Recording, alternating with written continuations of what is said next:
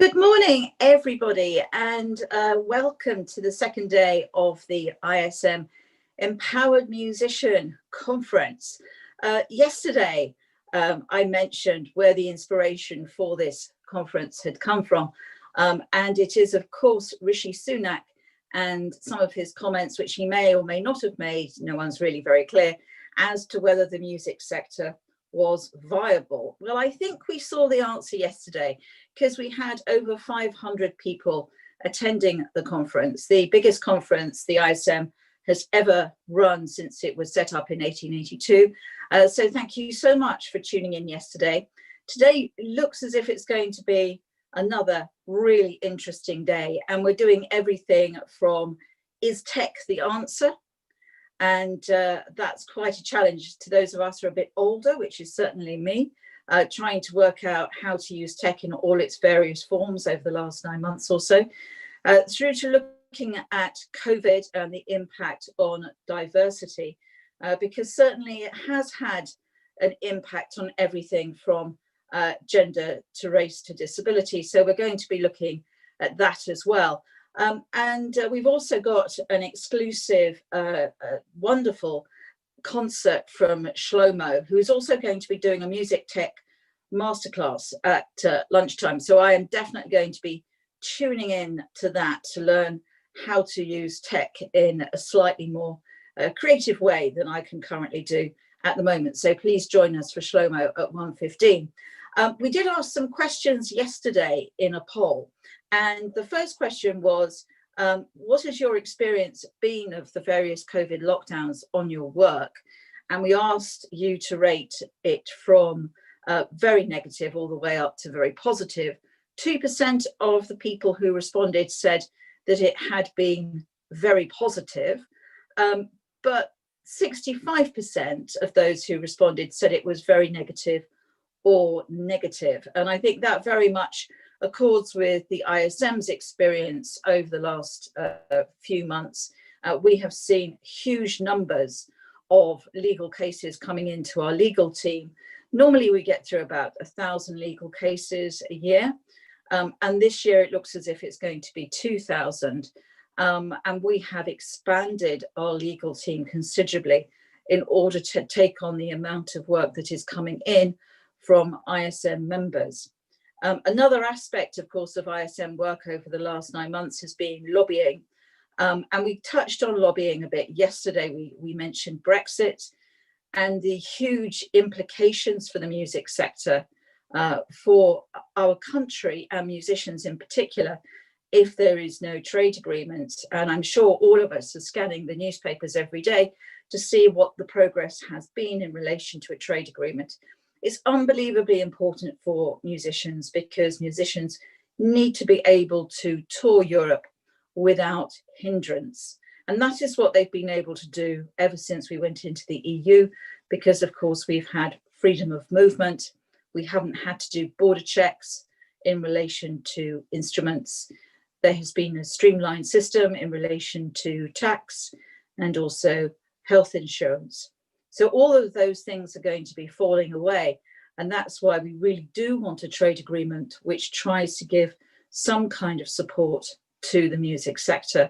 So I'm keeping all my fingers and toes crossed. But if it doesn't work out, the ISM will be there to tell you how you can tour across to Europe or indeed to Northern Ireland, which is going to have very particular challenges if there is no trade agreement in relation to traveling into Northern Ireland with your instrument. So do watch this space because there is a lot of change coming over the next month. We also touched on the various other aspects of COVID, and we're going to be looking at how to maintain resilience, which of course is an incredibly important factor. One of the aspects of this is change, and there has been a huge amount of change over the last 9 months. We've all been grappling with technology, and I'd like to just put a question to you, and you can answer using Slido, which is our platform. Hopefully you can all see it. And so if you could just have a think about this question, and we'll come back with the answer, I think probably for the tech session, which is, have you learnt new skills for work purposes during COVID-19 lockdowns. So have you learnt new tech skills for during COVID-19 lockdowns for your work? Now, I certainly had no idea how to Zoom until the end of March 2020. I've got a fabulous set of colleagues who have held my hand and taken me through the finer points of Teams and Zoom. So I'm sure the answer to that question for many of us is going to be yes.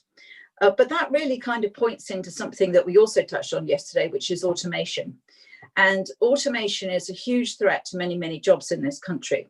But looking at the research that has come out of places like Oxford University, Deloitte, and also OECD, they all talk about how automation is going to affect things like clerical jobs, administrative jobs. But it's not going to affect jobs so much where the heart of them is creativity. And that is something that I think we've really got to hold on to. Performers are absolutely amazing at pivoting and exploring new skills, new ways of doing things.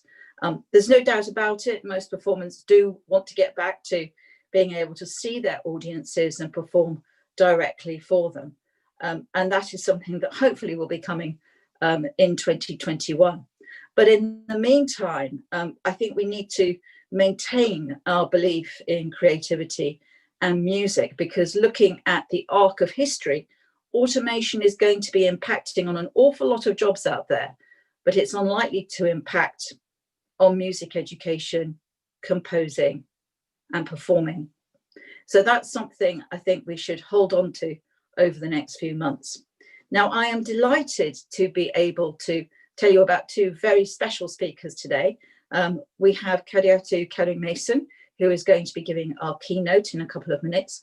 But we also have the wonderful Roderick Williams, OBA, and he is going to be doing an in conversation with at the end of the day. So please do tune in for Roderick. I'm sure that's going to be absolutely fantastic. And along the way, we have lots of music in addition to Shlomo. We were very, very keen to make sure that this wasn't just talking heads through the day. So you're also going to hopefully experience lots of diverse music as we go through the next few hours. So please stay with us. The weather is absolutely foul out there, so there's no point in going shopping. Stay with the ISM for the next few hours. So without further ado, let me introduce you to Kadiatu, who I think is probably well known to many of you. She has written a wonderful book, House of Music, Raising the Kanu-Masons, and of course is mum to an extraordinarily gifted and talented family who have been delighting us in so many different ways. She has 7 musical children, and just the thought of that makes me feel quite faint. I have no idea how you organise 7 children, but perhaps she's going to share that experience with us. And of course, Sheku is well known to us as the first Black musician to win BBC Young Musician in 2016, and he has gone on to absolutely amazing thing. But she is also a former lecturer at Birmingham University, so she's a bit of a superstar in her own right. So I'm really looking forward to hearing her keynote speech. So I'm going to hand over to you. So really looking forward to it. Hello, it's lovely to be here. I'm Kadiatu Kanu-Mason, and it's a real pleasure to have this opportunity to say a few words as part of this really important conversation amongst musicians in what is a turbulent and critical time. My perspective, of course, is not as a musician, but as the mother of 7 children and young adults who are musicians, or for whom music has been absolutely central to their lives since infancy. So we're a family for whom music is the center of our ethos and our philosophy in many ways. In fact, I struggle to imagine what we would be now without music.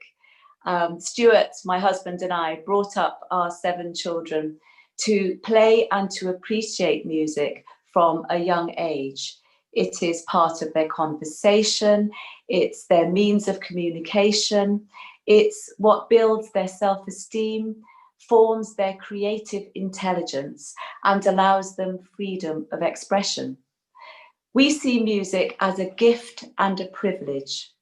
At the same time, it is a skill. It's an art form, and it's an education. And it's an education that should be open and accessible to everyone. This year, musicians have been placed even more firmly in the invidious position of having to make the case for music. Musicians are constantly having to somehow prove that music is viable in education, in the economy, and in our society. But the challenges that the music industry and musicians are facing are not due to audiences no longer desiring to hear music, or the quality of concerts and performances somehow lacking, but because concert venues have been forced to close. Travel has been prohibited, rehearsals no longer possible. However, this crisis did not begin in 2020. By that I mean the cultural crisis that music is in. Musicians have been increasingly having to make the case for the value of music in our society and for our young people over the last few years. My own children were incredibly lucky to attend state schools in Nottingham that put music at the centre of their curriculum and their ideology. Walter Hall's Primary and Trinity Catholic School, both city state schools in Nottingham, had head teachers and leadership teams who understood the importance of music and music in education and how it impacted on other things like academic learning.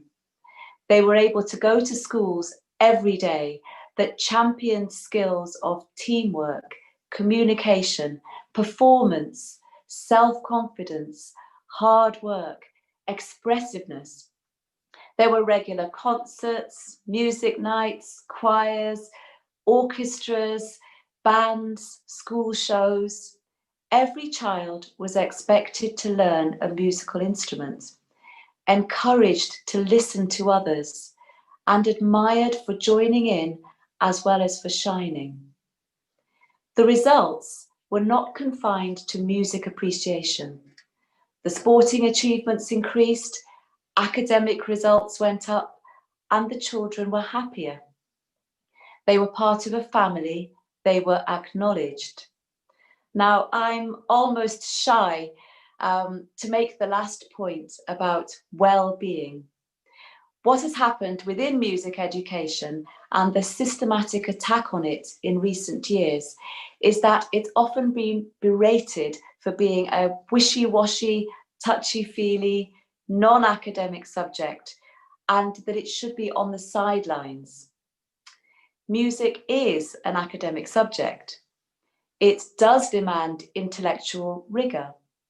Learning to read music, memorizing a score in order to play a piece, learning to play an instrument or to sing in harmony or in unison with others, knowledge of the history and types of music, being able to structure and deliver a performance.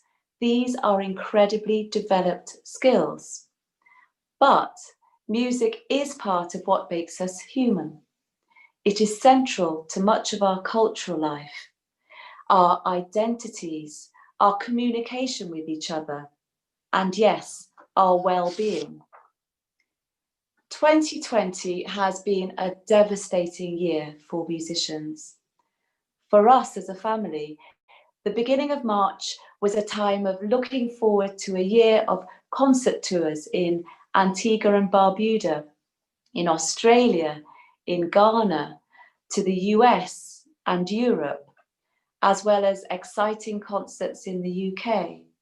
It was going to be a summer of 2 graduations, an honorary doctorate, an MBE, and our 5th child starting to study at a conservatoire in London. We had A-levels, 1 in music, teaching opportunities, and a chamber music residential for our 2 youngest children. It was going to be a year of sharing, teaching, traveling, performing, learning, and celebrating music around the world. Then, while Sheku and Isata were touring in Italy, the concerts began closing down and the tour was cut short. We naively prepared for our time of performing and coaching in Antigua, and a few days before this, the trip was cancelled. Everyone came home before the lockdown began, and international students were beginning to travel home. The Royal Academy of Music was closing its doors. The older ones brought home a fellow music student who couldn't get back to Brazil. And we were suddenly a household of 10 people who realized quite quickly that coronavirus symptoms were spreading undeniably through all of us. So by the time lockdown began, we had already spent a week together feeling ill, collectively stressed, confused, anxious, and totally despondent.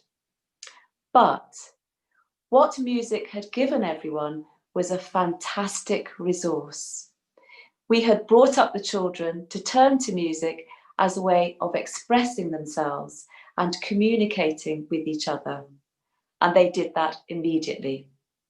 There was always so much to explore, interpret, and learn, and several chamber groups to do that with within the house. They were saved from isolation by having each other.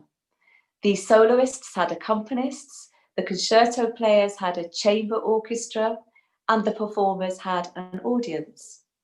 The twice weekly Facebook Lives meant that they were able to connect via Sheku's Facebook with a worldwide live audience, and with that adrenaline rush that live performance brings. So it was a real interaction with others. It became a mission and a goal. It constantly reminded people of the value, the solace, the excitement of live concerts. Connecting with those who were on their own and those who needed the congregation of live audiences.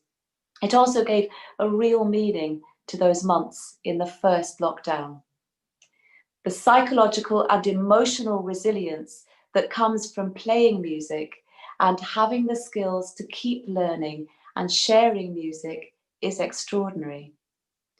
Having the opportunity to still hear and see music being performed online was vital. Of course, nothing can replace concerts in real life, tactile concert venues and performance spaces. The meeting of an audience together, the face-to-face interaction of audiences with performers, is something that is impossible to replace.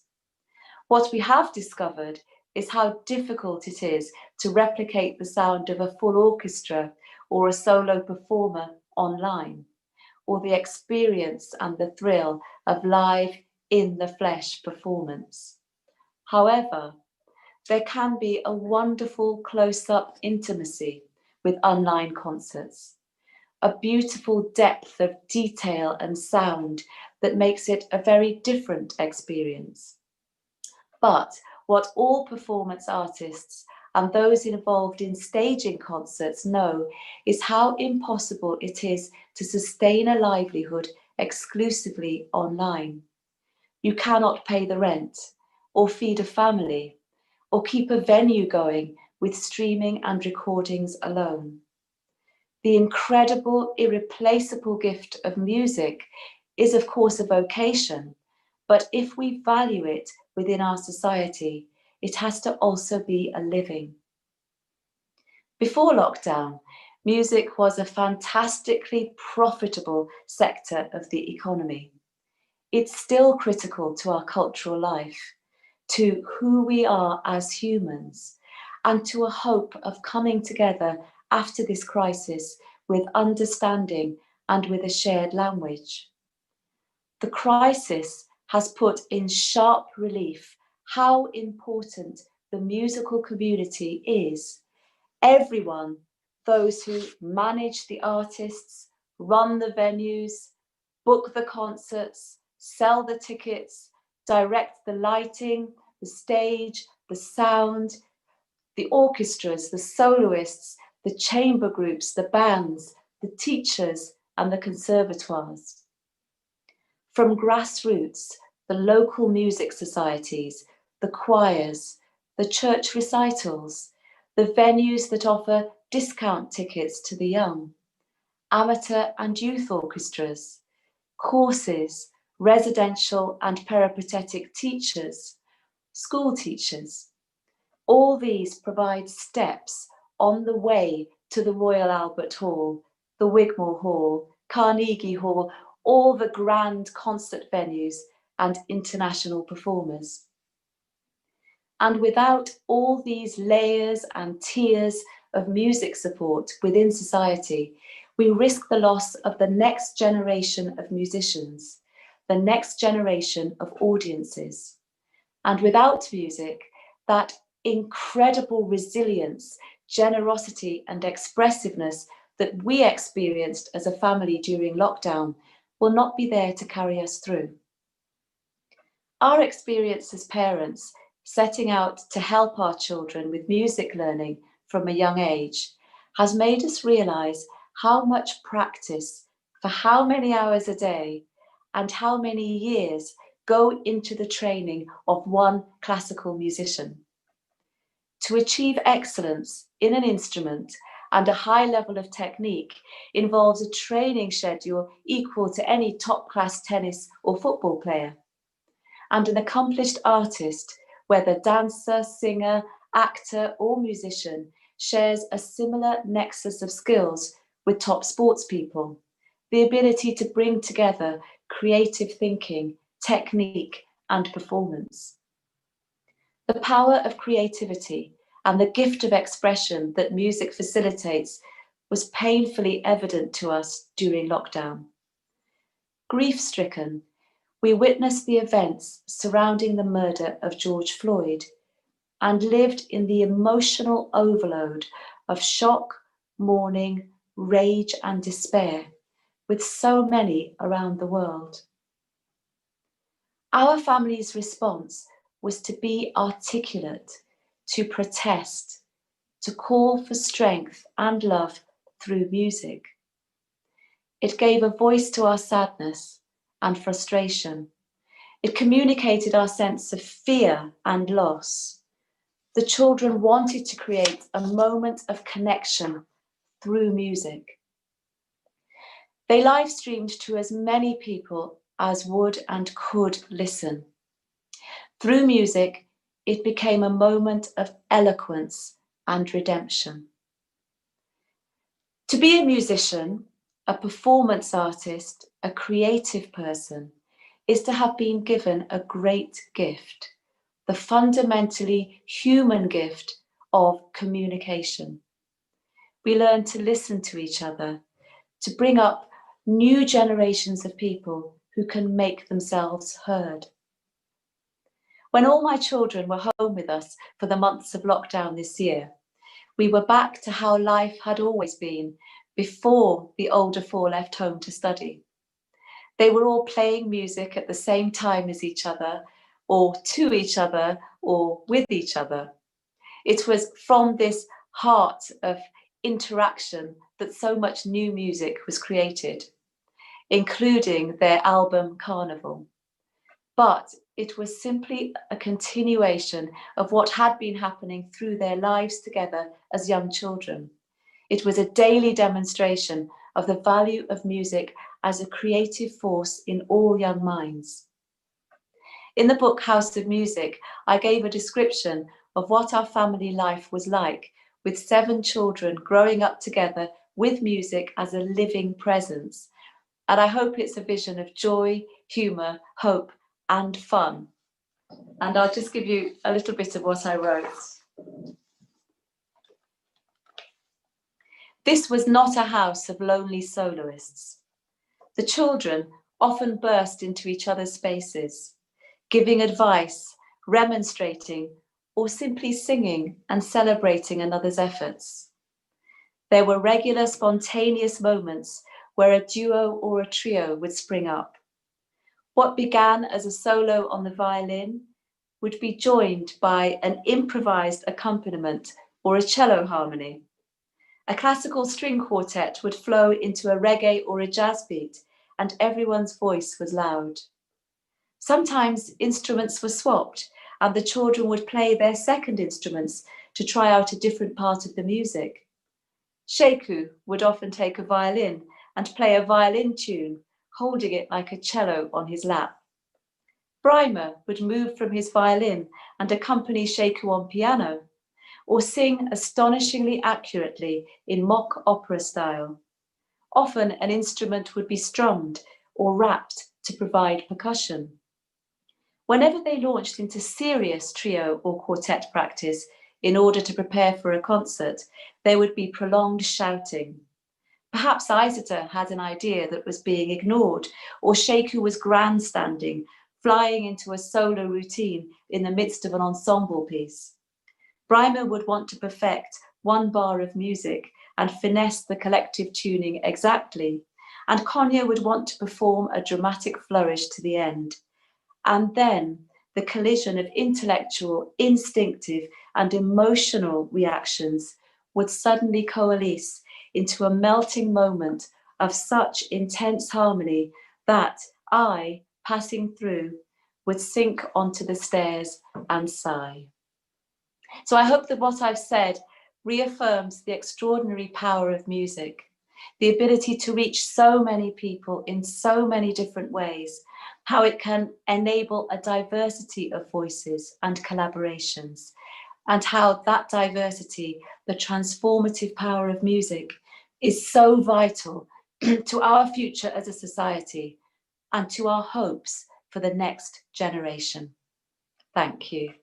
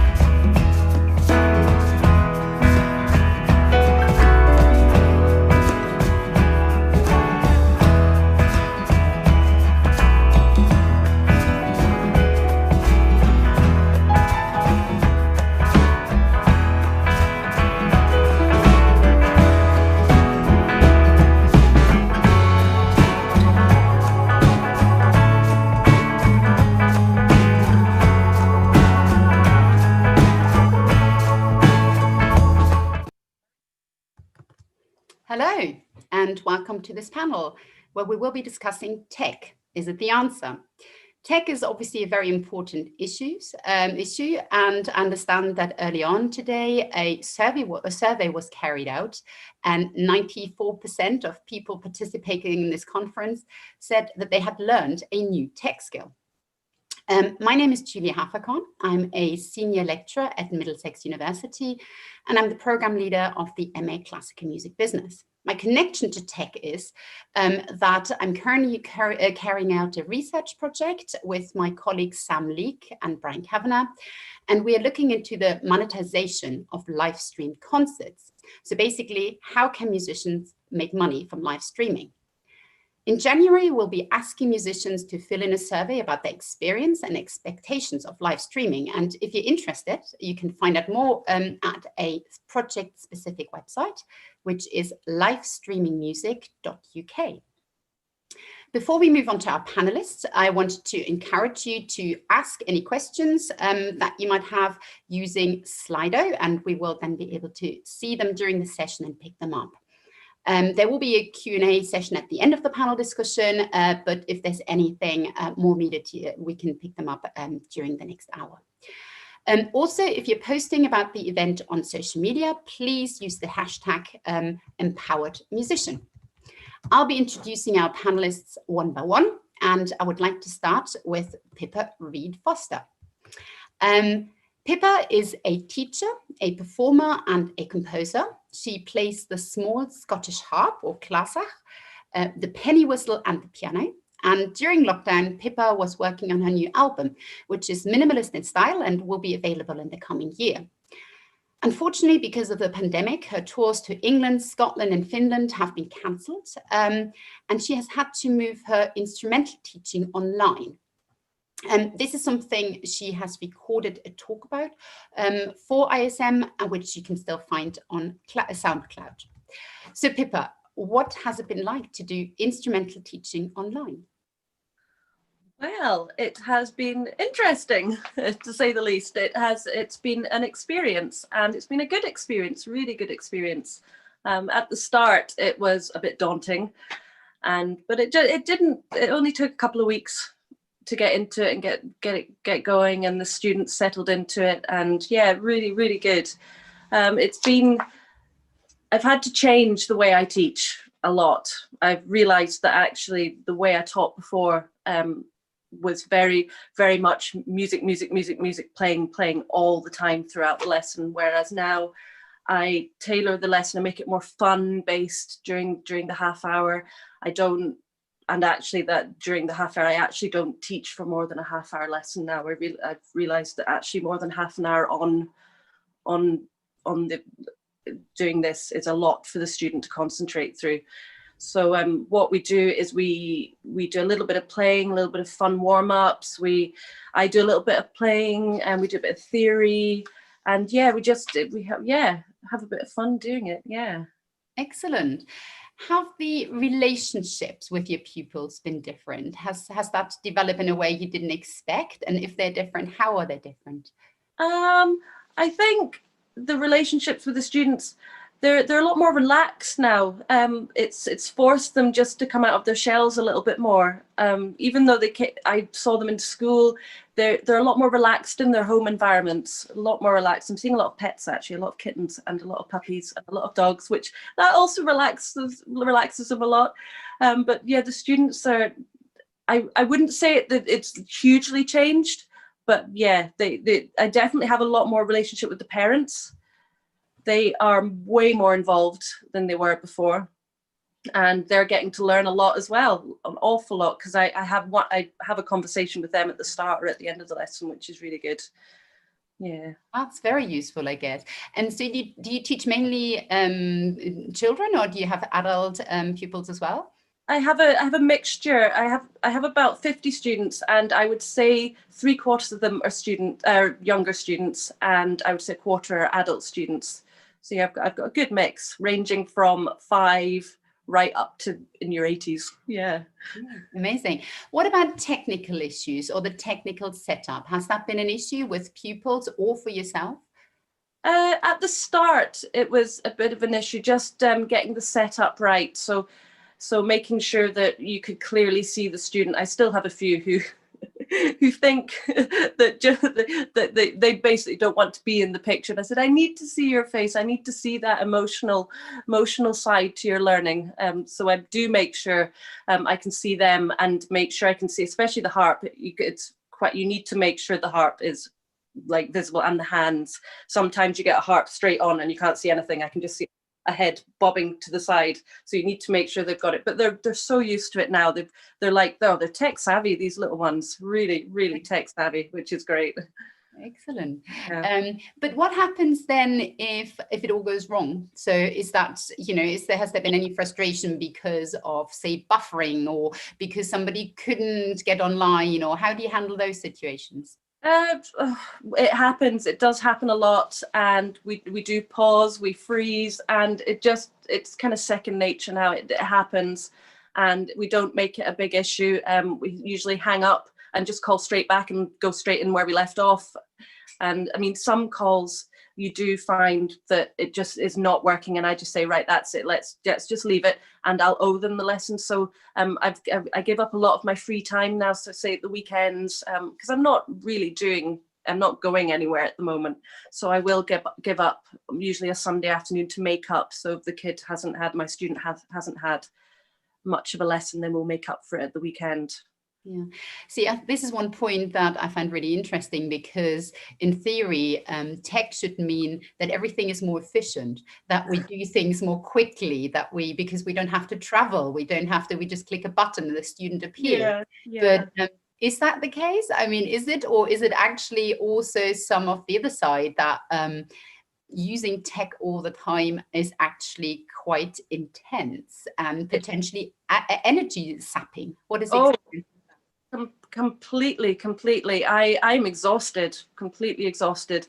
I'm a really early person. I always get up super early, but I don't actually start my teaching till mid-afternoon, and I don't finish till 9-10 o'clock at night, and that's hard work for me. And just being on the screen constantly. I mean, I have a few minutes between each student, but it is tiring. It takes a lot from you, an awful lot out of you. Yeah.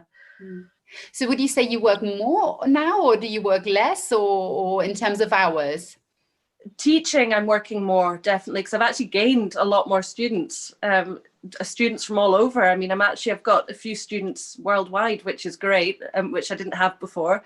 And I've actually got a lot more students who maybe just had a lesson once a month because they live quite far away, and now they have a lesson every week. So I'm teaching a lot more, and because I'm having to make up lessons as well, or I'm leaving a little bit of time between students, I'm finding that I'm working more, and I'm having to spread it out through the week a little bit more. So I'm working 5 days now, 6 to 8 hours a day, which is a lot. Yeah. Yeah. So I think this is one of the interesting points which comes up again and again in terms of the advantage of tech, is that you can transcend the geographical borders. So for a musician to potentially reach an international audience, but also for a music teacher to actually take on students which beforehand were just too far to travel if you had wanted to do the session in person. We have a question for you, which I'm just going to read out. It says, I'm a part-time peripatetic teacher and have been teaching online since the start of lockdown. I have found that students have improved massively. Have you experienced the same? Absolutely. Yes, absolutely. They are so much more focused, because you're forced to focus because you're really having to concentrate on the screen. And it's almost like they're enjoying their lessons more. They find it a really fun experience, especially the wee ones. And then the older students, because it's so intense at school at the moment, I don't know if other people are experiencing this, but my students have got a lot of pressure with schoolwork at the moment. They find their lessons just so rewarding and just so much fun, relaxing. And so they're spending a lot of time on their practice. And yeah, and I think the way I'm teaching now as well has changed, so it's making it more fun for the student, which is inspiring them to do more practice as well. And also exams, I don't push exams, but I have put a lot of my younger ones through because it's given them something to focus towards, and they really enjoy it. So it's really pushed them to practice. So I've put quite a few through this year during lockdown. It's been they've loved it. They've not even taken a blink. They've just done it on Zoom. There, boom, done. Amazing. Sounds good. And also another upside, I guess, of tech, the kind of focus then. I wanted to ask you, obviously you're a performer and a composer and a teacher. Has the pandemic allowed you to be more flexible, I guess, because of tech? So, and in terms of income as well, is it that you are potentially able to do more teaching now to balance income that you might have lost from the cancelled tours? Yeah, absolutely. I can do more teaching. I can, but then the children can only have lessons. There's only so many of the youngsters I can take on, because you can only teach them when they finish school, and then they can't have lessons too late, and then they generally don't want lessons at the weekend. So I can only take on a certain amount of the younger ones, but definitely the older ones have definitely taken on a lot more adults during this, which has been fantastic. I would definitely say, though, it's not covering the cost of the gigs that I've lost and the tour, and I've lost massively, but I'm so lucky to have the teaching. I'll never moan about how much teaching I do ever again. I'm really lucky. Yeah. Okay, good. We actually have another question.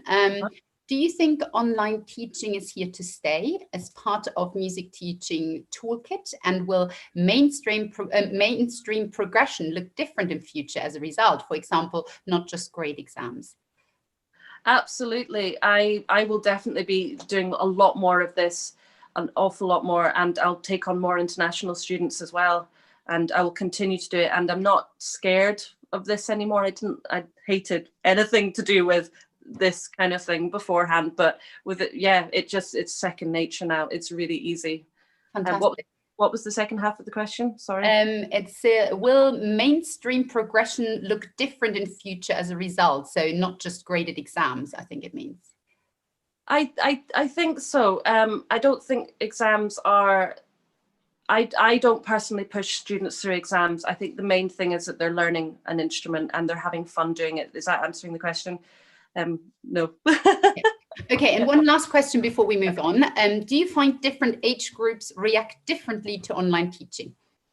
Absolutely. I would say the adults find it quite hard. They're quite shy, I would say, the adults, especially the older adults. The little ones struggle slightly because I can't physically show them. You need to put your hand here.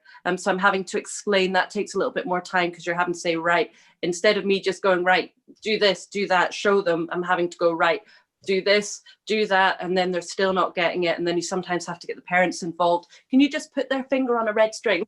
That's the one we want to be on. Yeah. But excellent.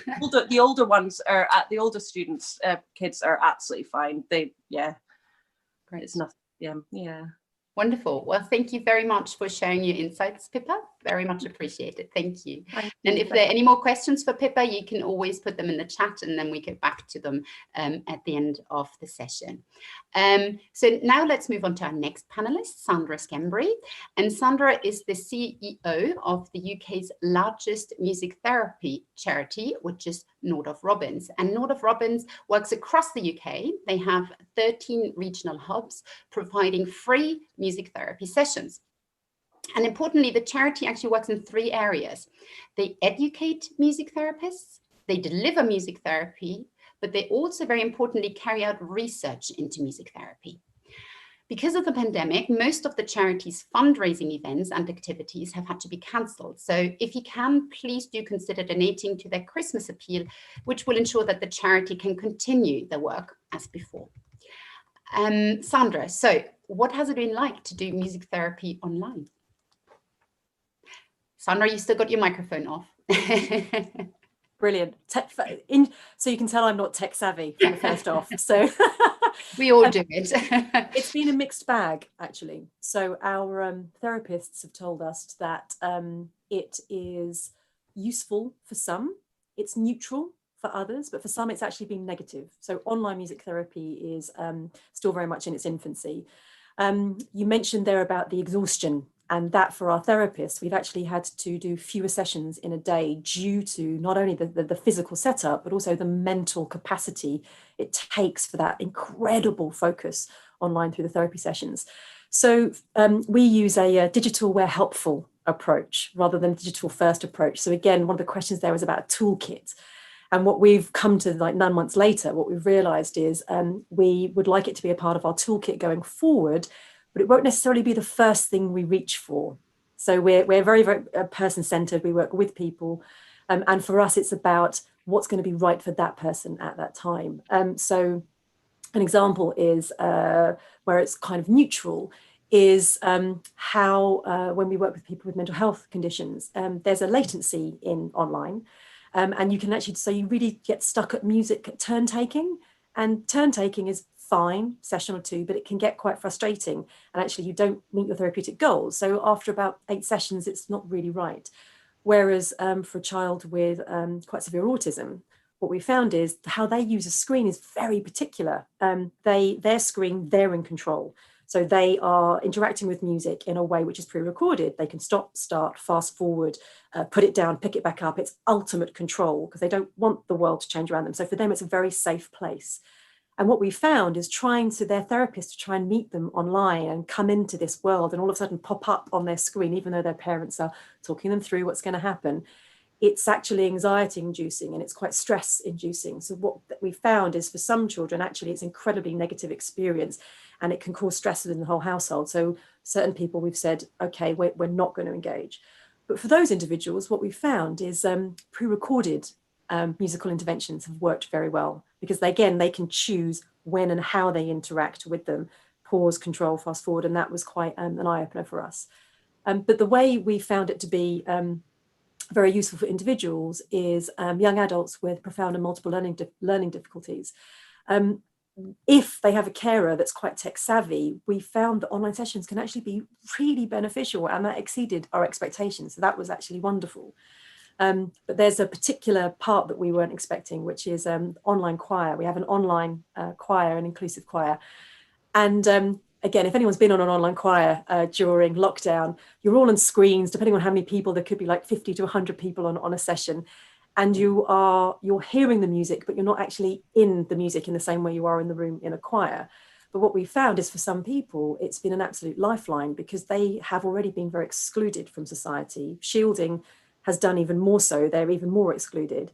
And they've been able to be very included in that choir by the way the therapist interacts with them. Yeah, so very much a mixed picture. And it sounds like you have to take a very nuanced approach to who it works for and who it doesn't work for.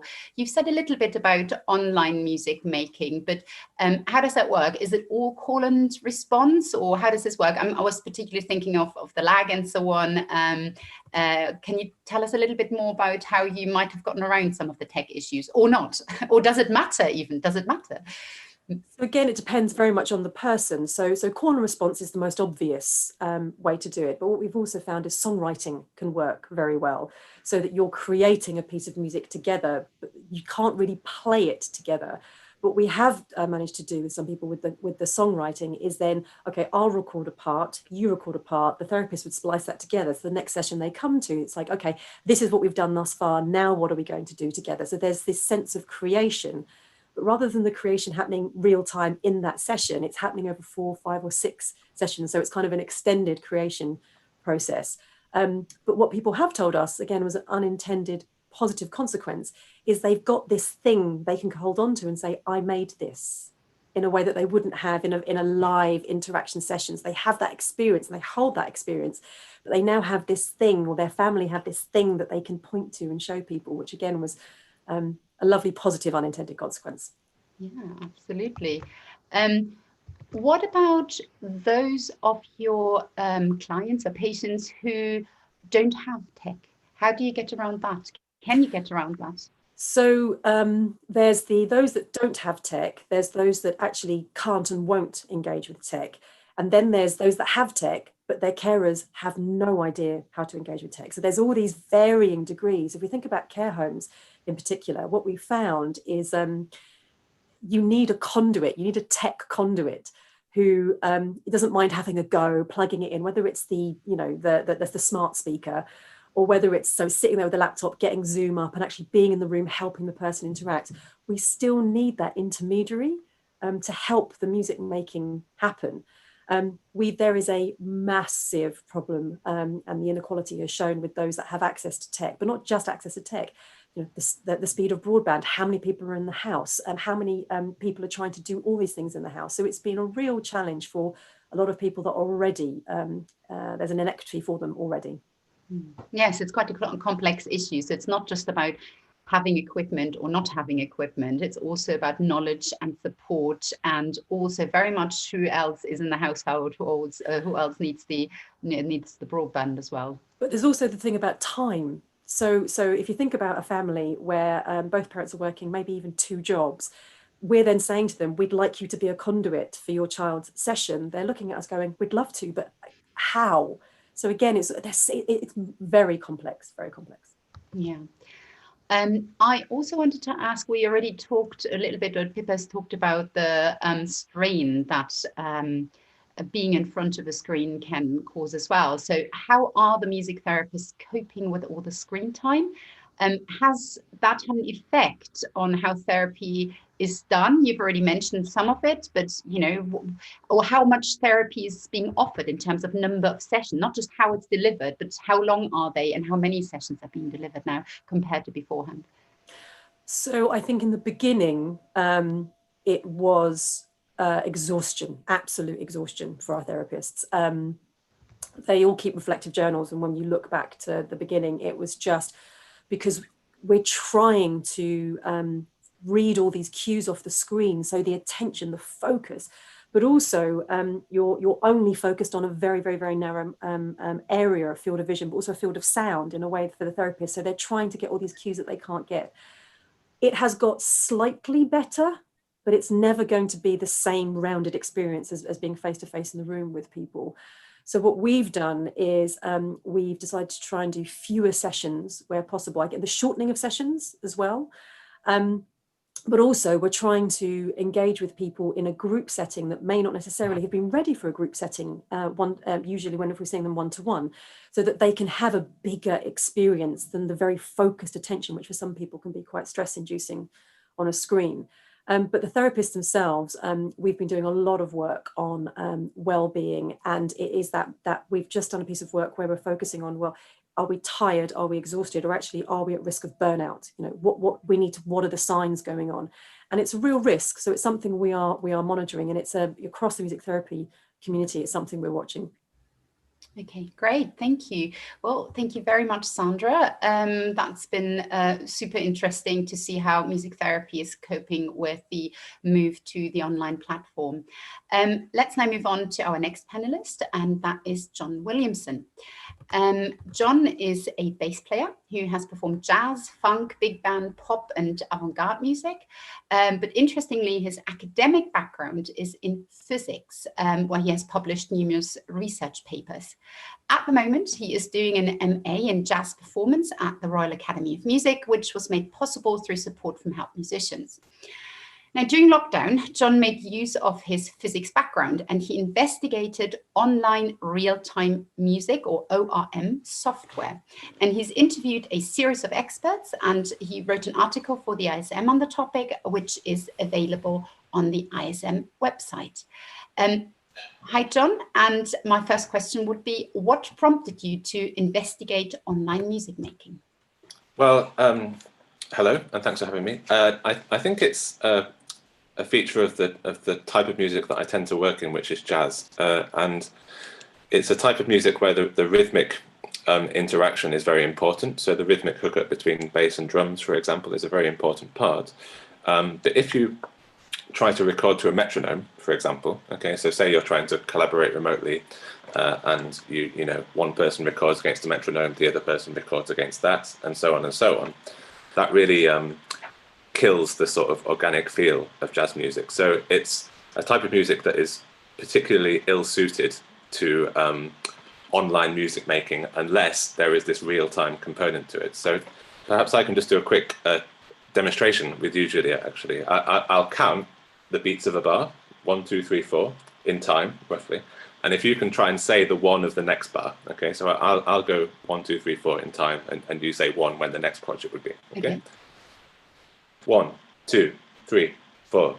1, 2, 3, 4. Okay, so hopefully, and I could tell, and hopefully those watching can tell, that the gap is nowhere near a crotchet. There's this inherent lag that's part of Zoom and Skype and all these other softwares that we tend to use. So when the lockdown started, lots of my friends in the jazz world would say, you know, can we have a remote rehearsal over Zoom? Can we have a play together? Because jazz musicians, more than any other, they love just going to each other's houses and having an informal play, you know. And so people tried to do it over Zoom, and it was impossible, you know. So I saw some videos from a guy called Dan Tepfer in New York. I spoke to Sam Leek, who's a friend of Dan's and a colleague of yours as well, and they brought to my attention this type of software that does try to enable real-time online music collaboration. So, you know, where I could count 4 beats and you would be perfectly in sync with me, and we can play in real time together, facilitated by that. And it turns out that it is possible with certain caveats. So I just thought it was really interesting to look into and to see what was possible. Excellent. So can you talk a little bit about what technical setup do you need to make online music making possible? Yeah, so I think you fundamentally on the audio side, you only need the kind of stuff that you might use to record at home. So you need a microphone or a pickup on your instrument, depending what it is that you can play into. You need something to plug that into on your computer. So a lot of people would use something called an audio interface, which plugs in via USB into their laptop. So on the audio side, it's identical to standard home recording that lots of people would have tried. The part that helps it to be real time is basically dependent on your internet speed. So that the real time aspect comes from the fact that, in contrast to Zoom, something like this, you know, we have a quite uninterrupted, clear conversation here, right? But that's because Zoom is doing lots of background error checking, okay? So if the data that represents, you know, my face and my voice gets lost, then Zoom is in the background, is waiting for that data to come again. It's doing lots of corrections in the background. So that presents a smooth experience, but the cost is that takes time. So that's where the lag comes from.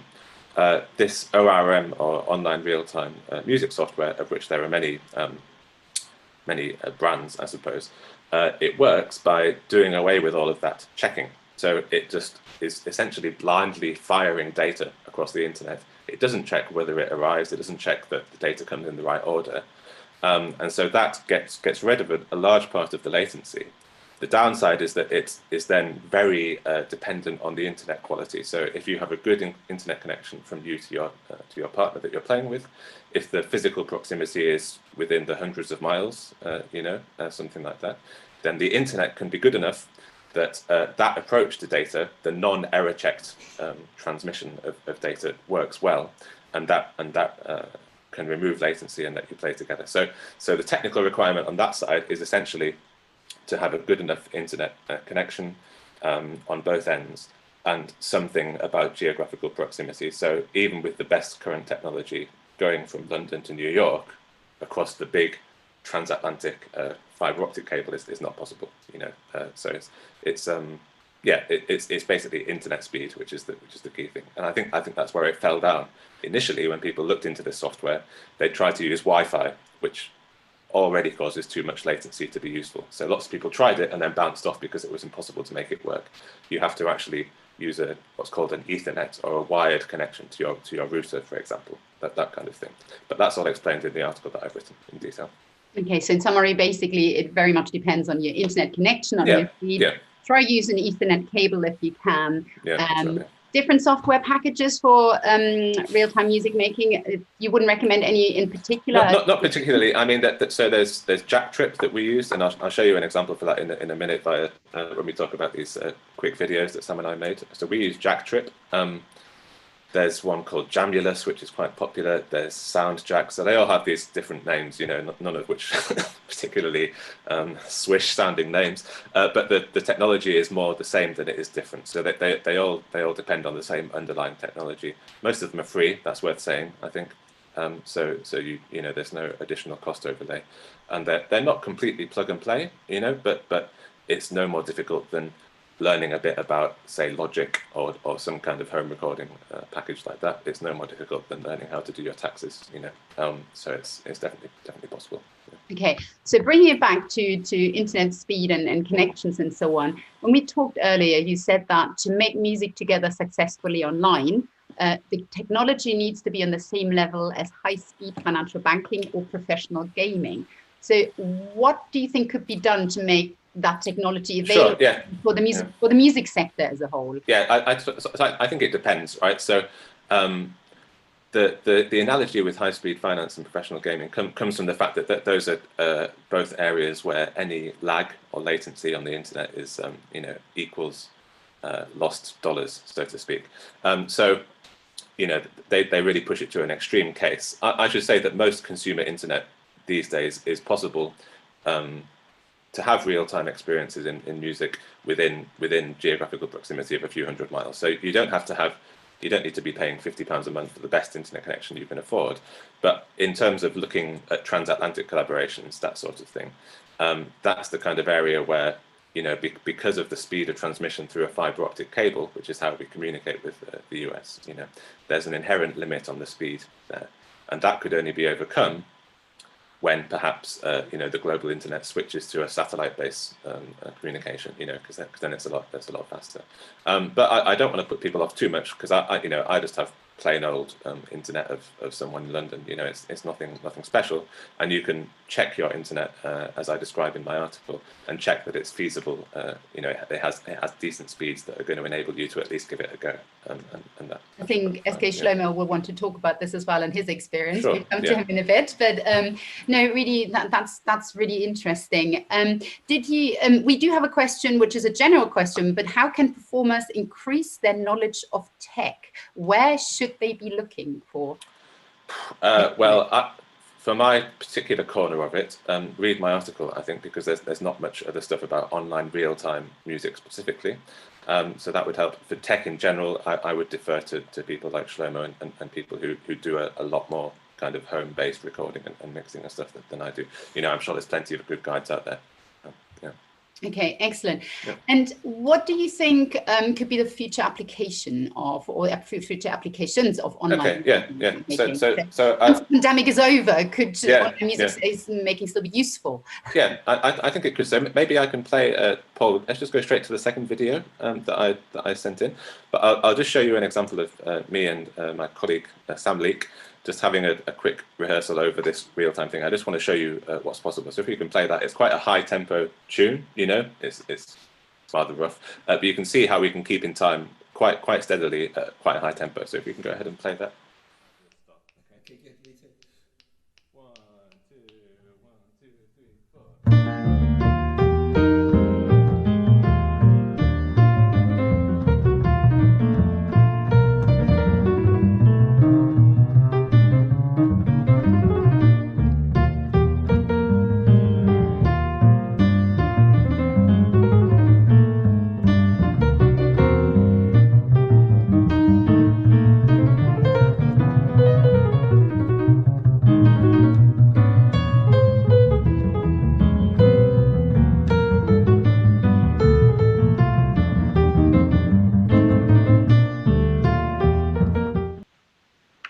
Okay, yeah, so that's an example of just, we were trying to push the limits essentially, because that's about 280 BPM, and that's as, you know, that's as fast as I can play, or faster, you know, depending on how my lockdown chops are. But that shows that it's feasible, right, to play at sort of any tempo you could want to in good enough for real time. So one thing you can use it for, and that we used it for during lockdown, is just to carry on playing with other people when you're not allowed to do it physically. So that was the core use that we used it for. And in that particular example, we were recording separately on each end of the track, right? So you'll notice that the audio, aside from Zoom transmission here, the audio is completely smooth. Okay, so it's possible to record really high quality audio on both ends, the same as you would record in your home studio. So that's something to say. So that opens up, for example, multi-track recording, but doing it at the same time. I've already spoken at the start about how jazz is not very well suited for multi-track recording. You have to use the metronome and it really sucks the life out of it. So that's one thing. You can do this kind of live multi-tracking. If I had a drummer that I wanted to play with, I couldn't be there in person, I and the drummer could record together, and we would hope to have a reasonably good rhythmic hookup. So that's one thing. I guess rehearsals is a good idea. So if you're on a tour around the country, but you have this kind of relatively complicated music you're playing, and you have to use a substitute bass player or a substitute drummer for one of the gigs, you can record, you can rehearse in real time, from a distance. So you don't have to wait for the person to get to the gig and then do a quick run through in the sound check, I think the teaching side of it would be really interesting, because obviously there's a limit on how you can teach if all you can do is play one after the other, okay? So it would be helpful to be able to click along like that and have someone play in time, or to accompany a student. So you're playing piano and they're playing their flute part or a clarinet part or something, you can accompany in real time. So I think those are all interesting uses. And then Sandra spoke about the lag time in music therapeutic applications. So there's all these situations, I suppose, where just getting rid of that lag would change the way that we can use the internet in music, and I think those would persist afterwards. From the software side, it's just a matter of one of these packages getting a big enough user base, or having some engagement and becoming easy enough to use. There's a guy called Doug Hunt who works in London, and he rose to prominence by live streaming a full 4-piece band. They did a whole concert and they recorded a vinyl record live. So he's a kind of sound man for this kind of online stuff. But he's interested in developing his own solution that is like Zoom, but for ORM. So something that really makes it plug and play, I think this is really the way it's going to go. It's sort of, the technology will have to be developed more, and we will have to see where it's all going to lead. But it's fantastic that some of the some online music making in real time is already possible. So John, thank you very, very much for your insights, which I'm sure are very much appreciated by all the viewers, especially those who have not done online real-time music making before. So now let's move on to the next panelist. We've got SK Shlomo, and Shlomo is a beatboxer. He's a producer and a live looper, and he has collaborated and performed with artists such as Björk, Damon Albarn, Lynn Ellie, Jarvis Cocker, and Rudimental, and he's played the main stages at Glastonbury multiple times. His latest project is called Rave to the Moon, which is an online rave and charity event on New Year's Eve. So welcome, Shlo. And my first question to you is about your live stream. So you live stream every Thursday evening at 8:30 on Twitch, on YouTube and Facebook. And how has that been going? Yeah, it's been really good. Like, there's something really special about live streaming, and I used to do it when I could, before, when I used to be allowed to go and do shows, and I'd normally be doing something like 140 shows a year, something like that. So I'm touring a lot, but I'd still try and squeeze in a live stream when I could. But and I always enjoyed it, but obviously now it's my only real platform to reach my audience. So I do it every week, and I absolutely love it. I love the way that I can express myself in a way that in any way I like. I don't have any kind of other stakeholders telling me how it has to be, or any other restrictions. And I also love how much I'm learning. Like, every week I'm geeking out and thinking, okay, how can I raise my game even further, make this more interactive, make it more in tune with the audience. And the final part of it is just, you are so in tune with your audience. Like when you go and do a show, if you're traveling around the world, you don't really know what's going to happen, who's going to be there every night, and you don't really know, they applaud. But with a live stream, they can control the show. You can kind of make it open and interactive and collaborative, and to me, that's really exciting. That sounds fascinating. So, in terms of interacting with the audience, how does that look? What does that look like? What do you do to engage your audience? I've been messing around with so many different ways. Like I tried to keep it really varied, but I mean, the first big live streaming project I did during lockdown, it was called Homeschool Beatbox Adventures. And we did this 5 weeks kind of mass beatbox lessons where we were trying to raise a load of money for the NHS. And we had loads of like famous people came on, and that kind of really helped elevate it. We had like Bill Bailey came on and Bastille came on, all these different people. And we had this 6-week course where we were encouraging families to learn beatboxing, but more importantly, to connect with each other and to express themselves. So we wrote this anthem over the 6 weeks. And then we released a charity single. We had over 100 families all performing on this video together. And that reached 200,000 households around the world, which was just at the time, like, was just absolute madness. And it was really interactive. So we used loads of ways to kind of keep people really engaged. Like I was set creative challenges every week. We had a Zoom room. So I had like an audience with 50 families on it every week. And we'd use like live polling all the way through. So it was always like, it was their show. It wasn't my show. It was a communication. And then off the back of that, I just started playing around even more with all the different ways I could interact. So like sometimes I just do quite a casual live stream, but on a Thursday, but I always try and involve other people. I've kind of done with just like live streaming on my own, just staring at a camera. So quite often I'll have a friend or another artist or another DJ or someone kind of jump on with me, and we'll make a tune together, or we'll have a jam together, and the audience gets to choose, you know, what music we're making or what style we're doing. And we're doing lots of these virtual raves, which is something that the demand for this is terrifying. I'm not gonna lie, it's just kicked off. Started doing these DJ raves, you know, remotely, and you know, people get dressed up like they're gonna go out. We've been giving away prizes for the highest step count, and on the last big one we did, someone did 17,500 steps, which is like it's all the way up Mount Everest and then almost all the way back down again in their house. So that's why we're doing Rave to the Moon, which to me is like the most ambitious project, one of the most ambitious projects I've ever tried to do. So on New Year's Eve, we've got this amazing lineup. We've got like Basement Jacks, Mr. Scruff, Radio 1 DJs, all kinds of people performing on this live stream. But it's really, really interactive, so people can step for charity. And the goal is we're going to reach over 500,000 steps in one night, which is the very, very rough distance from Earth to the Moon. And anyone can do it. Anyone can fundraise for any charity they want. It's kind of like a marathon, but it's a rave-a-thon. So yeah, for me, it's about, this lockdown has given my brain a chance to really have mad ideas, but actually pull them off really quite quickly, because people are around, people are excited, people want new ways to kind of connect with the world. Yeah, I find it absolutely fascinating because when lockdown started, what put off a lot of musicians is the lack of interaction and the lack of emotional response from the audience.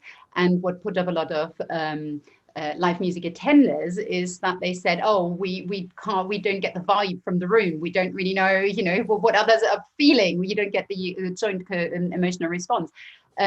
But it's kind of moved on from that. And I think you do that extremely well. And you take a very innovative approach in terms of saying, okay, so how can we engage? You know, what can we do to make ourselves feel connected, you know, amongst performers, but also within the audience? So I think that sounds absolutely fascinating. So when you, do you make a point out of always performing onto Zoom so you see some faces of your audience? Yeah. Right from the beginning, I decided I was done with, because I used to just live stream and kind of go straight out on, you know, YouTube or Facebook or whatever, and it would just be me with a camera, and then the only feedback I'd get would be the comments and the little stream of hearts that goes up the side of the screen, which is lovely, but it didn't really feel anything like being on stage. There's just such a dynamic when you're on stage and the crowd are there with you, and it's live and it's electric and it's so exciting. And so yeah, during lockdown I decided I'm done with just doing it solo. And I was trying to think of other ways that I could bring people on. So yeah, it started off with the Zoom room that we had for Homeschool Beatbox Adventures, and then it's kind of got bigger. So the last big rave we did, the last big rave from home we did, I was DJing in front of a giant video wall. We did it in this incredible studio called Subfrantic, who basically had to really pivot, and they've created this incredible like live streaming space.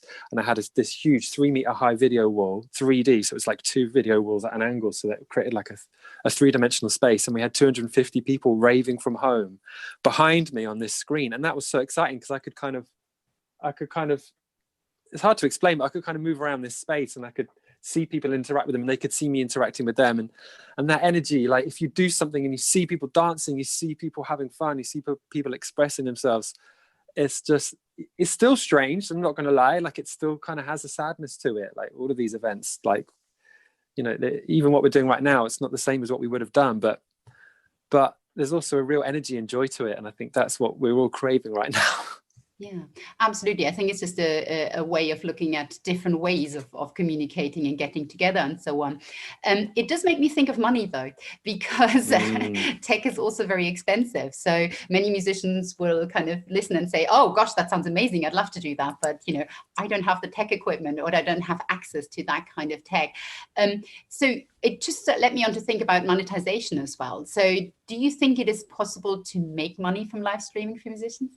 Well, I see different models. So I see you got your kind of your Sam Smiths and your kind of huge big name artists who do this big announcement saying, I'm doing a live stream and you can buy tickets and it's going to be a big event, and all of their fans just go whoosh and buy the tickets, and there's money, and then there's a bit of an industry there.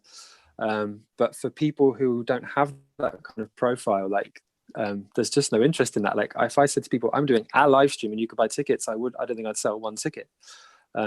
So for me, I've always tried to make the content completely free, make sure my audience is getting the content for free, because it's such a noisy atmosphere. Like, I watch a lot of Twitch. I love going on Twitch just to watch DJs and musicians and gamers, and but there's just such a noisy platform. There's always so much stuff happening live. I rarely watch a show for more than a few minutes because I jump around. So trying to get someone to buy a ticket for that, for me, that isn't going to work. So the way I monetize things is through partnerships. So I do like a monthly music tech live stream.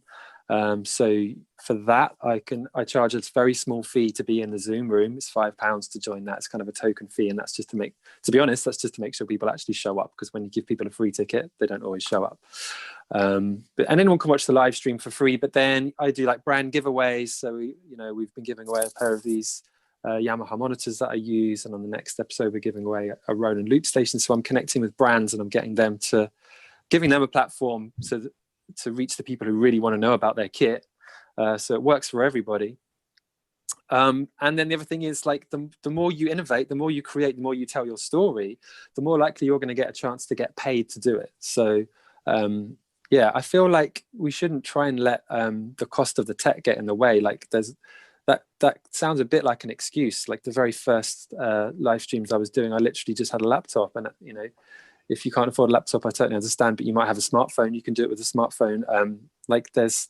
Don't let that kind of daunting cost or technicality of it put you off. The audience don't really care how shiny it looks. They just want to see you. They want to see you do your music. They want to hear you tell your story. And that is so much more important than how much it costs or how fancy it looks. Yeah, very wise words. I think it is ultimately it's always about communication, isn't it? And communication can be done via a phone. It doesn't have to be a very elaborate tech. So I think that's fair enough. That's really interesting. Thank you so much. I mean, so many very interesting things. I was going to ask you about lag as well and so on. I don't know if you want to say something about that, if that's an important issue to you or not. Yeah, I mean, I was fascinated to read John's article, so hats off to you, John. That was really great, just to kind of outline what you can do with ORM. I was in that category of people that John mentioned at the beginning of his talk there, about how a lot of people had a go and it just didn't work and they gave up, and I gave up on the idea of being able to jam in real time. However, there's some really great platforms that I've been experimenting with on my Thursday streams. Not the same as John, so not trying to do like a jazz thing where there's no grid and there's no metronome and you can hear each other at exactly the same moment in time. There's a few platforms I've been playing with. So one's called Soundtrap, which is more like a DAW, so like a garage band or something, where you can more than one person can work on it at the same time. Like, if you've ever used Google Docs or something like that, you know how other people can edit the document and you can see their edits, and it's really exciting. Like, that's been around for years. I still get excited about that, but we do that. We tried doing that on Soundtrap. That was interesting. There's another one called Splice, which means you can connect up Ableton or Logic or any DAW with someone else. So every time you make an edit, it appears on their side. So it's not actually real time as in at the exact same time, but if you're working on a track or making a remix we do this a lot in our live streams, like the audience chooses what tune we're going to remix and we just mess around and we just work together. That's really, really fun. And then the third one, I love to use this one, it's really exciting. It's called Endless, with 3 S's, and that's a live looping app. So I'm a live loop, my background is as a live looping beatboxer. I was a world looping champion. I'm very proud of that. Thank you very much. But we use this app called Endless, where you can jam with other people in actual real time. So every time you record a loop into the app, it pops up on your other people's screen, on their other people's version of the app, and you can have unlimited people join that. You know, when we've gone live and we've said, all right, everyone watching jump in, it very quickly turns into chaos. But what I quite often do is just have one partner and we're jamming together, and suddenly it just feels like you're not alone. You can really get into the zone. You can really lose yourself in music in a way where you're not just on your own, someone else is part of it. And that is massive to me for my well-being, for my mental health. Like it hit me so hard not being able to be up on stage, but really not being able to interact with humans musically, like, is part of what I do. I've done it every week of my life since I was a tiny child. So this is really helping me patch that hole a tiny bit.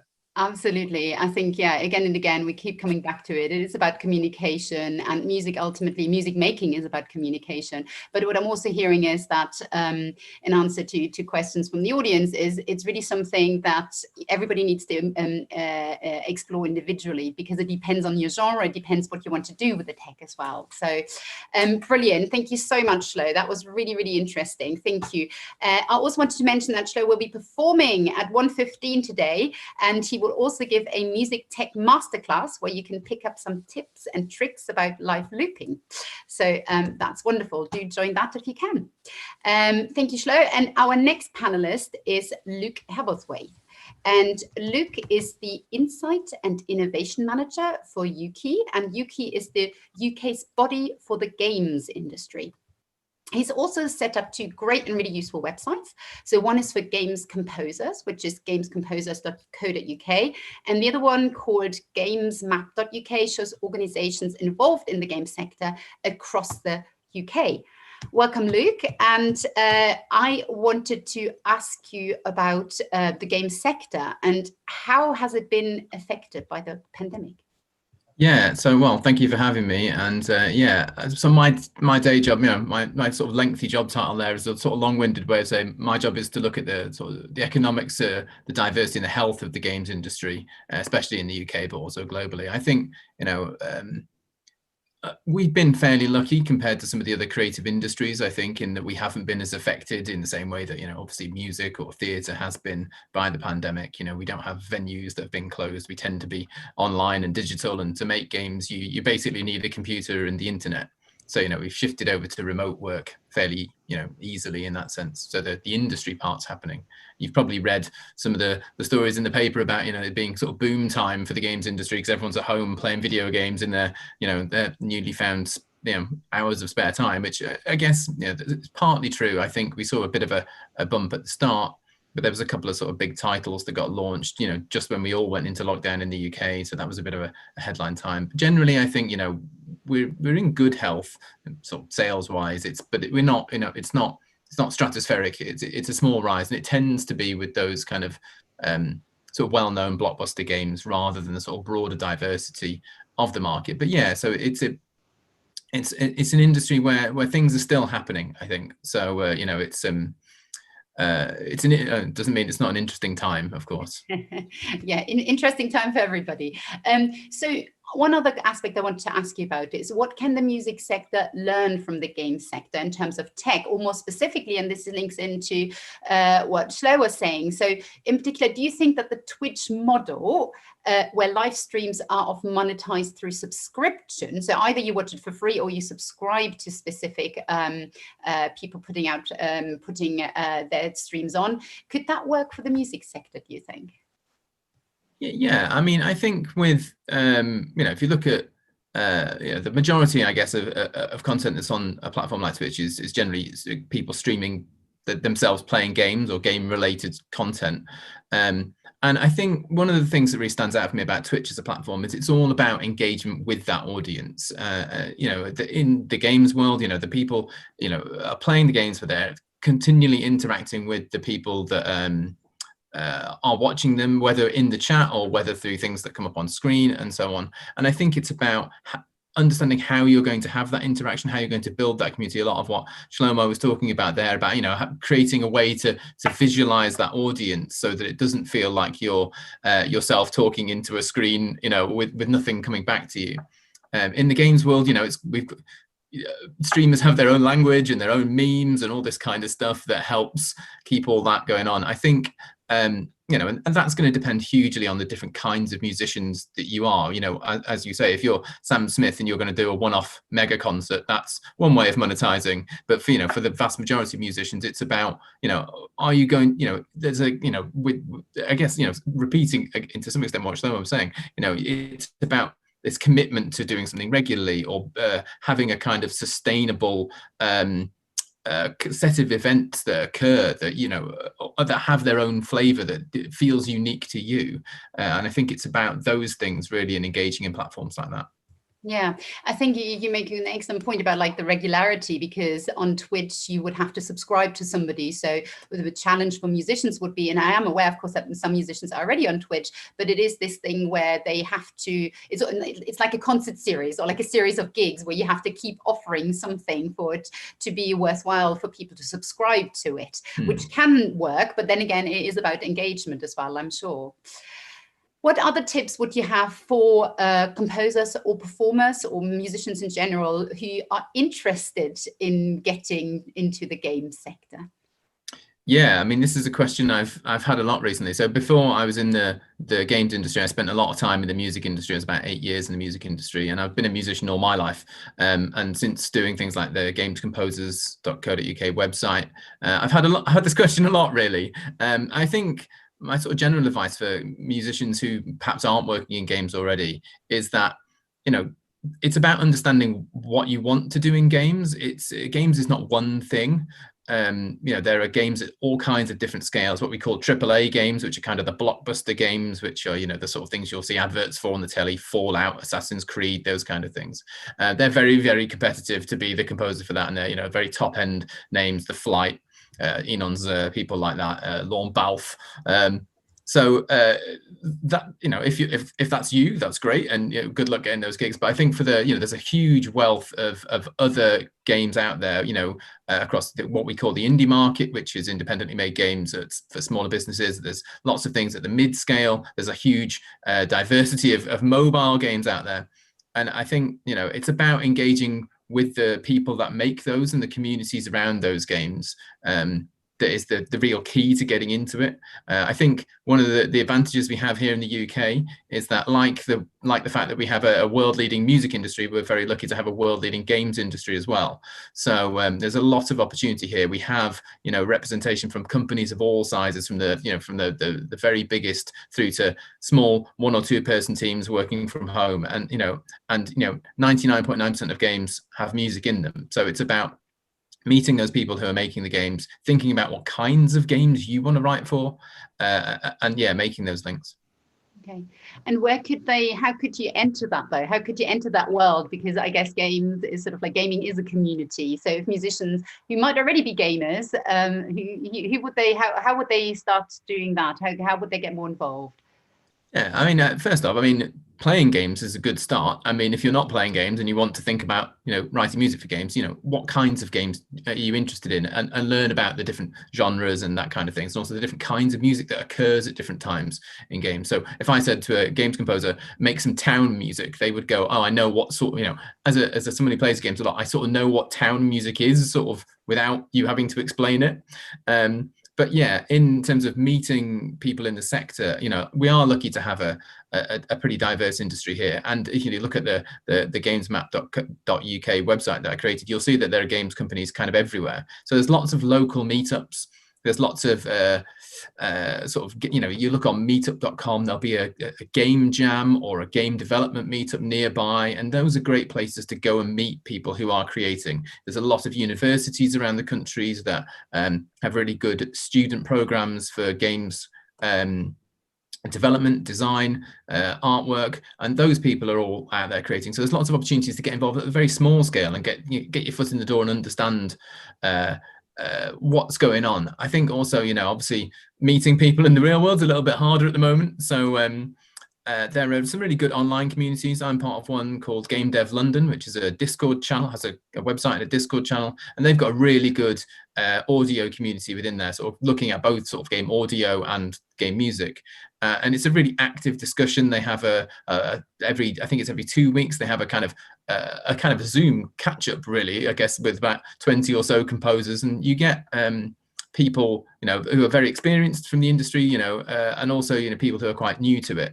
And I think I would also say, having worked in quite a few industries, games is very collaborative, really. People are quite open about their experiences, offering each other advice. You know, we're quite a friendly bunch. So yeah, get talking to other composers, people, you know, talk to them on social media, you know. Go on gamescomposers.co.uk, have a look at who's composing there, start following people on Twitter. Yeah. Excellent advice. I guess one difference between gaming or gamers and musicians are that gamers by default have to know about tech to an extent, at least, whereas a musician, you don't necessarily need to know about tech, but so maybe there's something where they can learn from one another as well. Thank you very much, Luke. That was absolutely fascinating. Thank you. I mean, we've had now the chance to talk to each one of our panelists, and we are here to discuss the question, tech, is it the answer? And I would say that it depends what question you are asking. So altogether, judging by panelists' answers, it's a very mixed picture. So tech can be the answer to some questions. So it can be the answer if you want to make some money through online teaching, or if you are able to monetize your live stream gigs. It can also be, very importantly, a question, an answer to a question about, can we communicate during lockdown? Can we communicate even though we're in different geographical locations? But at the same time, tech won't replace face-to-face interaction. I wonder, is that a fair summary, panelists? Would anybody like to jump in on that? I'm putting you on the spot. So if we don't have any immediate answers, then we can also go. Could you repeat the question? Sorry. Well, is it a fair answer? Would it be a fair summary to say that tech is not the answer to everything, but it can be potentially the answer to some things? Yeah, of course. Like, Yeah. nothing's ever going to replace getting back to real life music teaching, real life touring. But for now, like, it's a thing. It helps you connect to the world, and also we've learned so much from it that we aren't going to then suddenly forget. Like, for me, I love it that when I go live, I have people all around the world connecting, and when I start going back out to do real shows, there's no way I want to lose that. So I'm planning a whole bunch of hybrid shows for next year where you'll have people in the room with me having fun, but then we'll have we'll have that screen behind us with people connecting from all around the world, and that's magical. So tech's definitely the answer to moving forwards and expressing yourself. Whether or not it's the answer to being able to sustain a living as a professional musician during a long-term pandemic, we're trying, we're doing our best. Absolutely. Well, I think that's very much in development as well. How do you monetize it, and what are the different models? Definitely. We do have some questions. So anybody watching, please continue to put your questions in the chat. We had a question earlier for John, actually, and that question was, can online real-time music making work for a choir rehearsal online? Yeah, so I saw this question. It's an interesting one. So something I would say the technology for online real-time music allows, you know, multiple people. So I talked about duo examples, right? If you consider extending that to 3 people, okay, there's 2 ways of connecting. One of them is to have a triangle connection like this, where everyone is connected to everybody else, okay? So I'm connected to 2 people, the other person's connected to 2 people, you know. You can see how that requires 2 connections for each person. And if you extend that up to a square, you know, or more, suddenly everybody's internet needs to be fantastically capable. The other way to do it is to have a server in the middle where everyone connects to the server, right? So then everybody only needs 1 connection. So it is possible to extend it and scale it up to a lot of people. But I would say it gets more, you have to be a bit more careful setting it up, you know, the more people you add, and then you're also more reliant on each person having a decent internet connection. So somebody who's, you know, everyone would have to test their connection in advance, and of course you have to tell more people how to do it. But I think with certain of the more user-friendly examples of this software, they're perfectly capable of giving it a go like that. But you'd have to just educate the whole choir about what they can expect and what they can't expect, and how they should test their internet speed, etc. Okay, great. Thank you very much. We also have some questions for Luke. So, Luke, how do you get gigs performing music for video games? Well, I think it's going to be much the same as the answer I gave before. In terms of the performance side, I think obviously there's, if you're working as a sort of an orchestral musician and you're part of an ensemble that's going to be hired by a composer that or the games company via the composer who's written some pieces, there's plenty of that kind of work in there. I think also it's worth saying there's a huge diversity of music within games. It's not, you tend to think either it's all this kind of sumptuous orchestral stuff that you'll get in these big sort of role play games, or you get the Nintendo world where it's all blips and bloops and all that kind of stuff. But actually there's all kinds of music in there. I guess anything from across the world, whether, I can think of games with sort of Middle Eastern music or African music. So, whatever kind of instrumental work you do, or whatever kind of performances you create, there's opportunity there. And I think it's about finding those games, and I'm thinking about finding the companies that make those sort of things. I think if you're someone who plays, something from, I guess, a smaller genre of music, I think it's about finding the content and talking to those people. But there's definitely opportunity out there. Excellent, thank you. And there's another question which is very interesting. As some AIs, artificial intelligence, can compose hundreds of hours of music for games in far less time, is this a deterrent to try and break into the gaming composition sector at this point? Yeah, okay. I think my answer there would be, is it AIs any more likely to take over making music for film? Are they any more likely to take over making pop music? I mean, there's you can live stream 24/7 black metal that's created by AI online now, which is it's something I do if I've had a particularly long day. I think the real answer is, games are no different than any other medium. The music in them is created by people with an emotional content. It is there to be part of that experience. It tells that story. It's that narrative. I don't think that music created by AIs is going to fill that void anytime soon. It has its uses, and sure, maybe there's instances where it might fit in as temporary placeholder music or library music or royalty-free music at places. But I think for the vast majority of games, that human touch is definitely needed. Without the music, games would be a silent place. There'd be nightclubs with no music, in that sense. So that human part is essential. Can I jump in there, Luke? Sorry. So I would agree with what Luke just said, and I think especially in the game sector, it's especially the case because at the very high end in the AAA games, they have the money to have a big name composer, and it's part of the prestige of the thing. But the same at the lower end for the indie games market, and I'm aware of this area a little bit.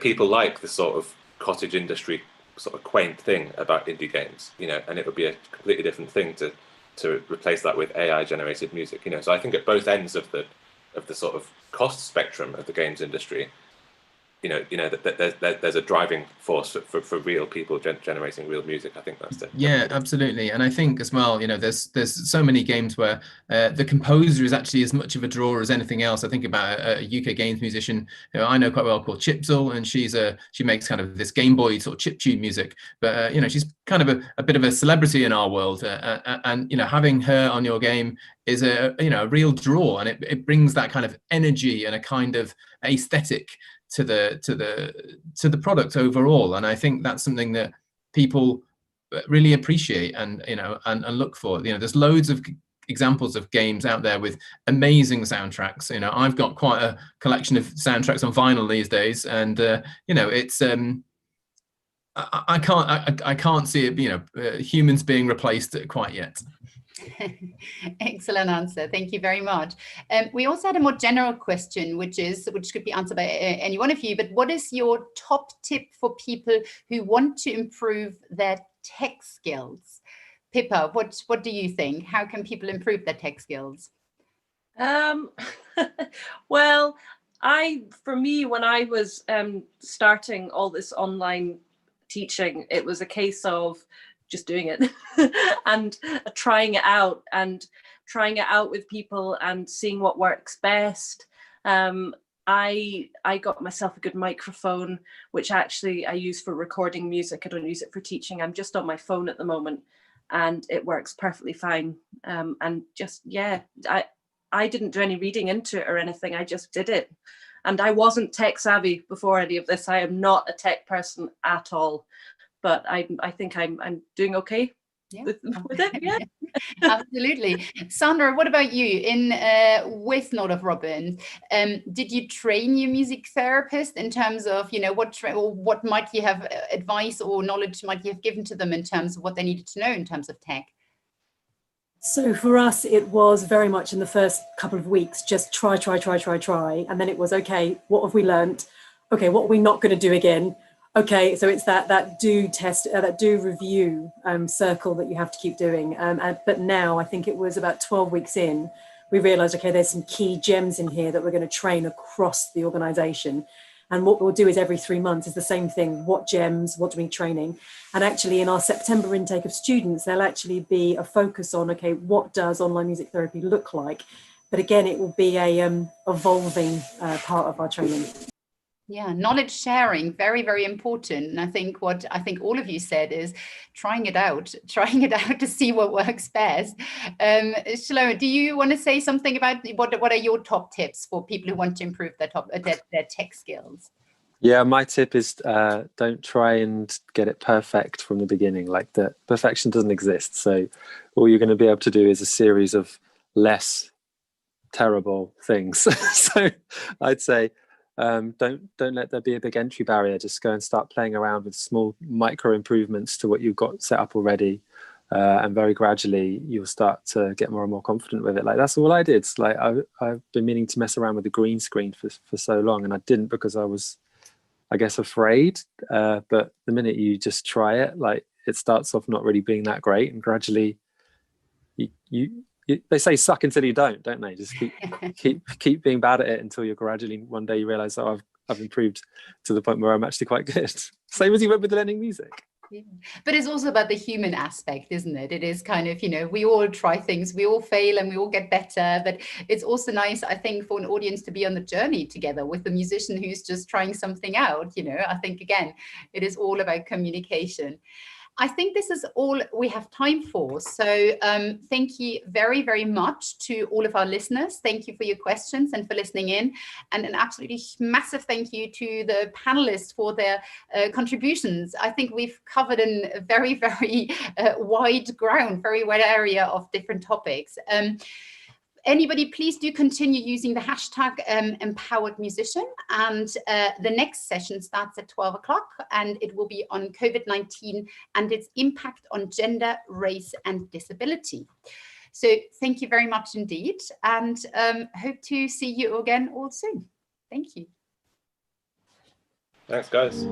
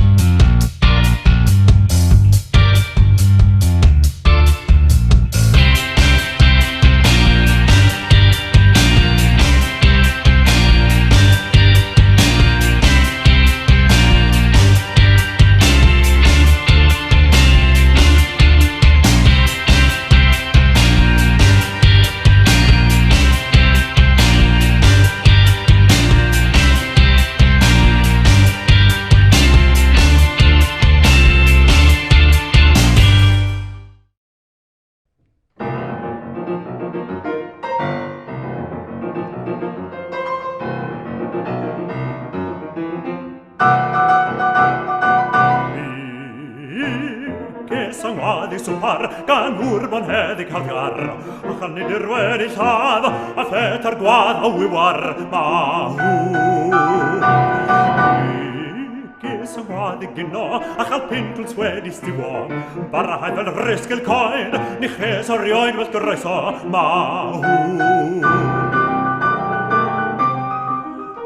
Trifedd sydd ag yn grotyn yw graig y tŷ yn werthyn a'r grochan bach yn berwyn ffrwd a llond y cwd o bwdyn mahw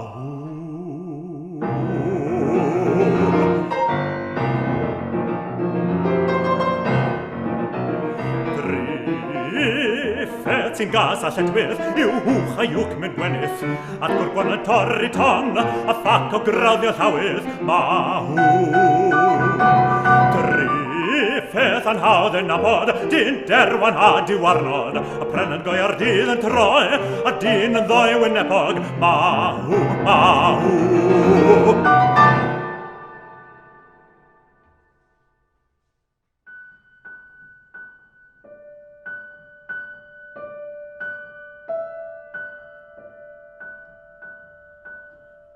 Farwel foelan gafel a chlon Ar merched ean gyd o'r bron Rwy'n mynd I dre a pa un sydd well A'n ngwlad fy hun neu'r gwledydd pell Ma'r to nes I anna blaen Nes I mi ddod I dre'r bont fain Ac an o'r oedd yn dan fawr sport Yn list your gwir at a Duke of York.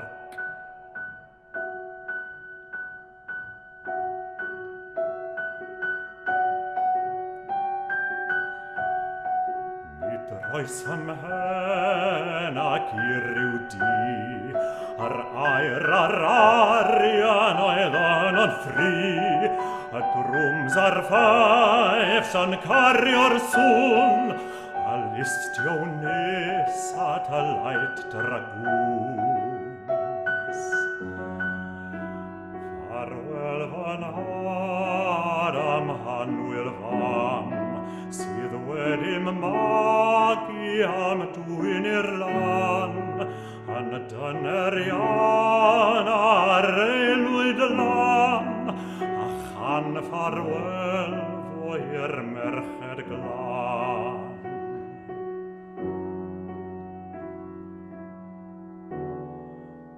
Os ol ar hai pwy wnaeth y gan, Tebwch hwy mae merch fach lan, sydd yn gweddio nos a dydd, a miw Hanwyl gariad gael dod yn rhydd.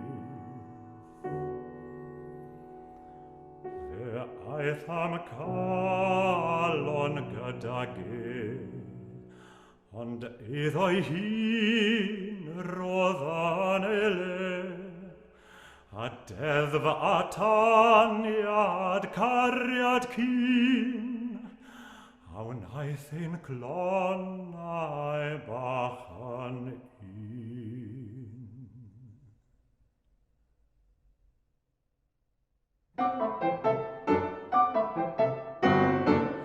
Mae'r ceil o coch yn canu, mae'n bryd i mynd â'i gwni, mae tarfa faith yn mynd i'r gwaith, ar fiwch ar tho yn brefi, mlaen.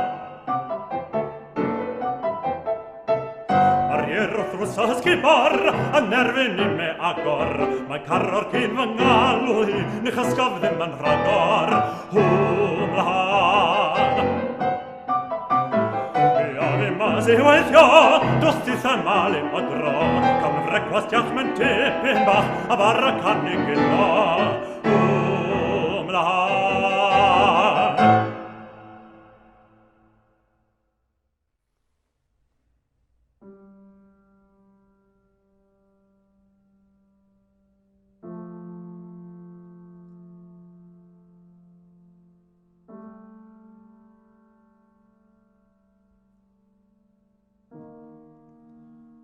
Am hont a prydd mae mwriad, am hont a prydd mae nghariad, am hont a prydd mae'r ferch fach lan, a'i chael o flaen a ffeiriad. A'i chael o flaen a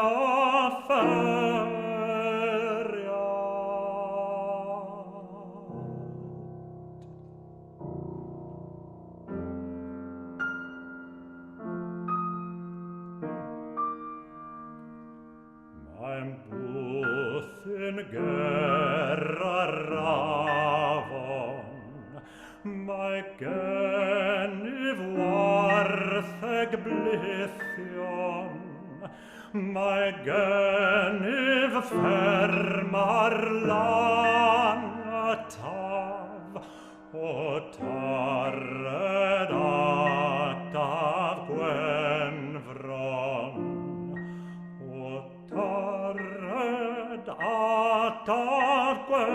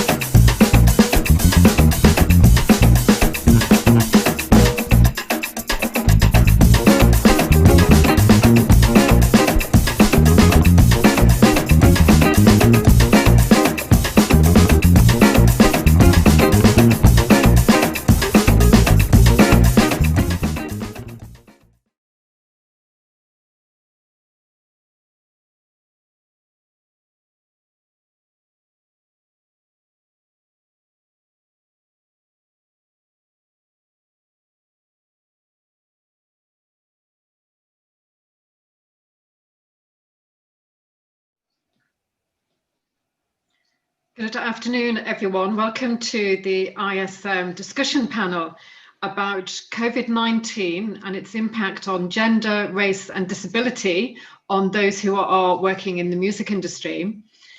My name is Vic Bain. I'm a board council member of the ISM. I've been a member of the ISM for a number of years now as a professional working in the music industry. But I'm also a music industry consultant on diversity in music and a PhD researcher looking at women's careers in the music industry. So the panel that we've got today is of real personal interest and professional interest to me. I also want to just say as well before we meet everyone, can all of the viewers out there, can you please ask your questions using Slido? And I've also been asked to say that if you are on social media, if you can use the hashtag empowered musician to talk about this panel as well. So I want to give a huge welcome to an amazing panel we have this afternoon, all with a particular professional interest in what we're going to talk about. And I'll just give a very brief introduction to them all, and then they can introduce themselves properly after that. So first of all, we have Mary Alice Stack, Chief Executive of Creative United. They've recently published or co-published a report called Reshape Music, which is exploring the lived experience of disabled musicians in education. And Keith Harris, OBE, Head of Promotions and then General Manager of Motown Records at EMI, Operations Manager for Stevie Wonder, Chairman of the Music Managers Forum and the Equality and Diversity Task Force for UK Music. Mahalia Edwards, a successful career as a violinist, educator, community music facilitator and advocate for music for social change. And finally, Mark Taylor, a senior lecturer in quantitative methods in sociology at the University of Sheffield, his research focus being inequalities in culture. So what an incredible panel. I can't wait to talk to you, but if we'd like to go around, you can give us some more information than the little headline that I gave there. And yes, I guess if we start with Mary Alice. Can we find out more about your personal and professional experiences in the creative industries? Sure, thank you. Yeah, so as you mentioned in the brief intro, I'm the chief executive of a company called Creative United, which is a community interest company with a focus on supporting arts and creative industries to develop and grow and to help them maximise their social impact within the communities that they're based. Our involvement in the music sector really is principally driven through a scheme called Take It Away, which was originally developed and launched at the Arts Council of England as an initiative to try and reduce financial barriers to participation in music through the provision of interest-free loans.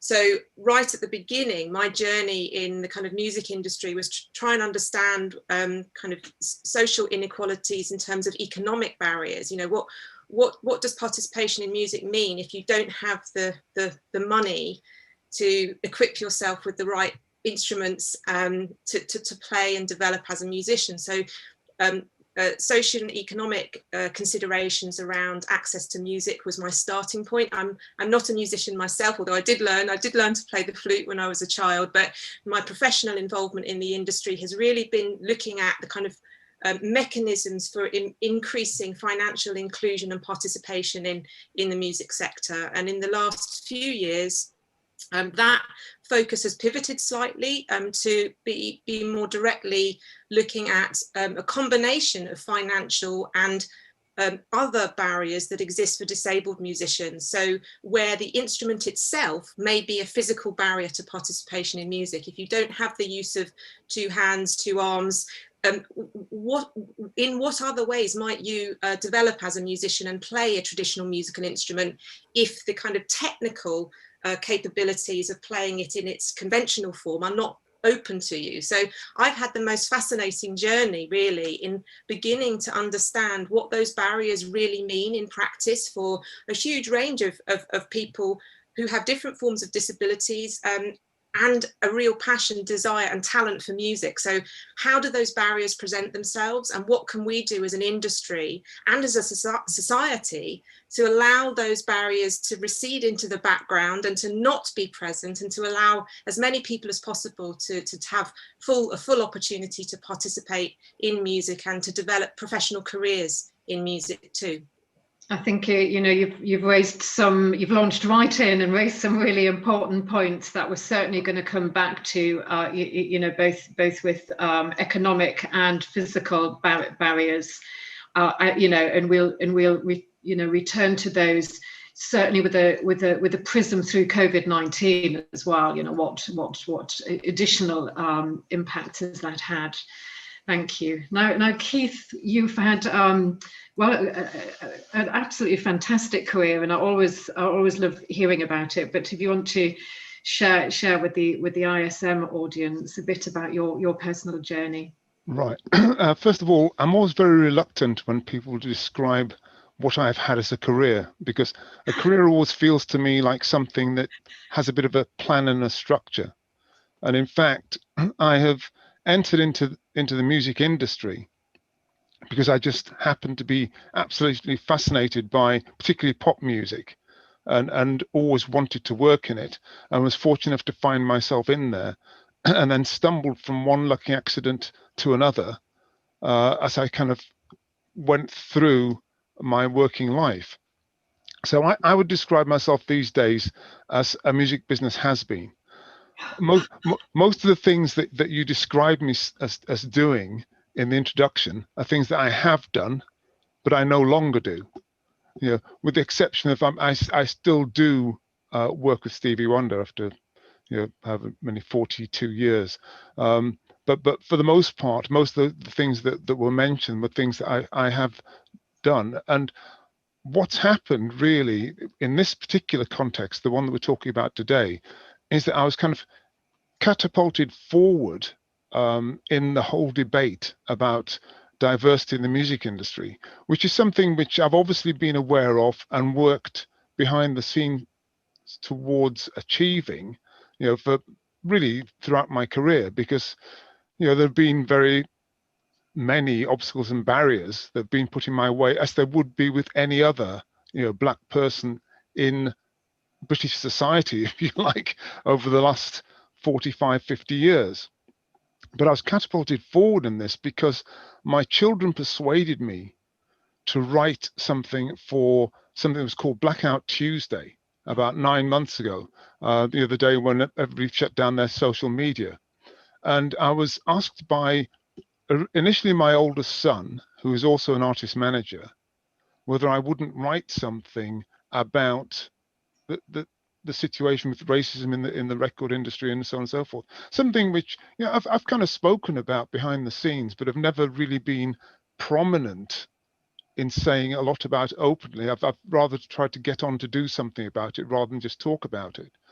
And at the time that he asked me if I would write something, my initial reaction was, I was really quite hesitant, on the basis that I felt that it would seem a little bit self-serving on the back of the serious events that had brought it about, particularly obviously the death of George Floyd and so on and so forth.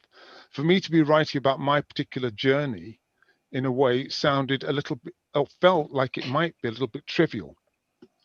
But then what persuaded me was that actually one of my other sons was around here at the time, and he basically said to me, come on, Dad, you're nearly 70. You've been in the industry for such a long time and through so many things. If you don't say something, who is going to? And I thought, you make a good point there. I actually have a responsibility to start to speak out about some of my personal experience because it's relevant to what's happening to people now.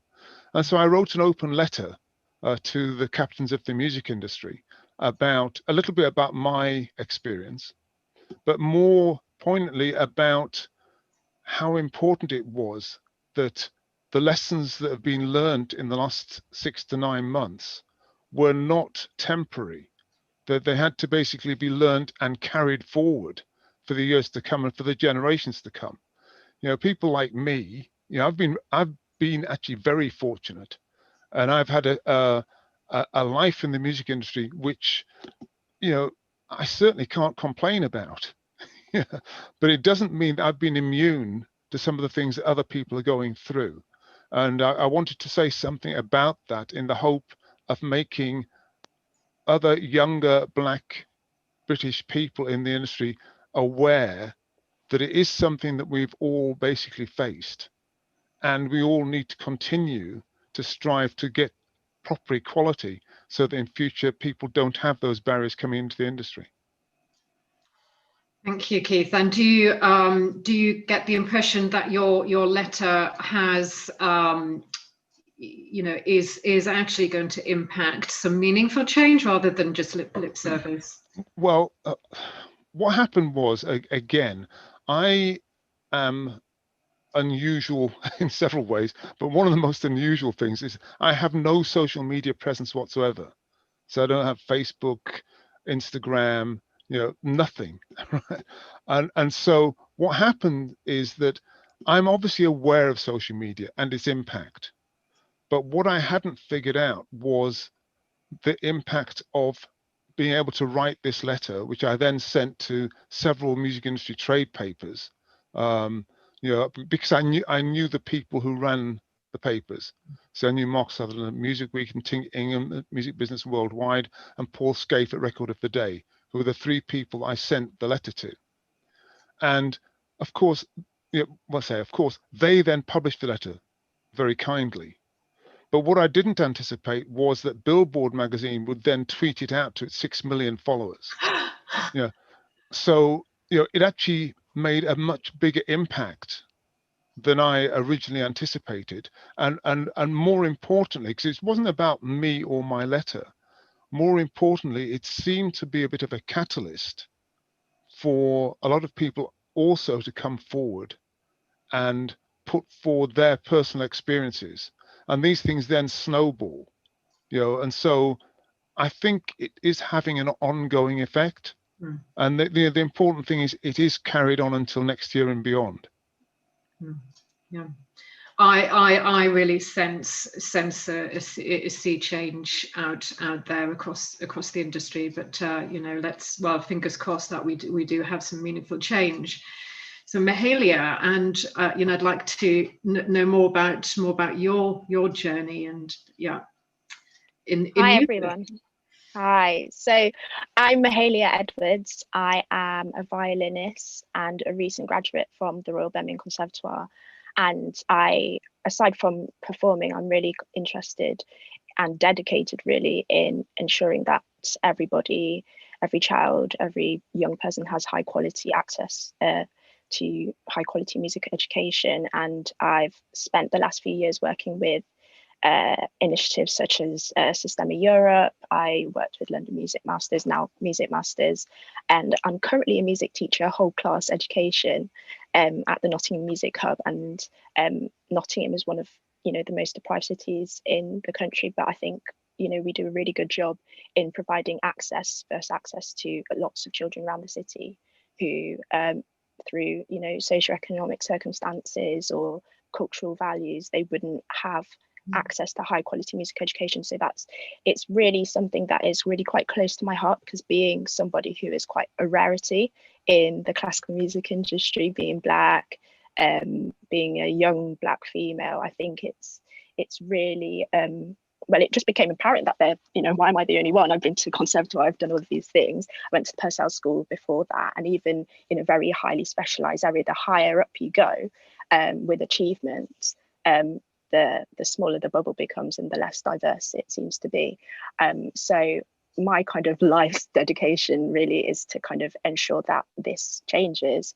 And for me, that lies in, like I say, access to education, high quality education. It's not just about being, is that equality versus equity? Yes, some people are getting an education, most children are getting an education, but what kind of education are they getting that will put them on a level playing field with their future peers at conservatoire? Or even if they're not aiming to be a professional musician, how can they still have lots of tools in their toolkit that can enable them to achieve just as much as the next kid who doesn't struggle economically, or whose family might value music in a different way to their own? So yeah, that's kind of, it's a big part of where I see my career going. Obviously, I'm still quite young, I've only graduated a year ago, but I think it's really important work. And I think a lot of professional musicians, virtuosi, maybe orchestral players, they see outreach and education as a sideline or something that isn't necessarily the most rewarding or the most viable. But I think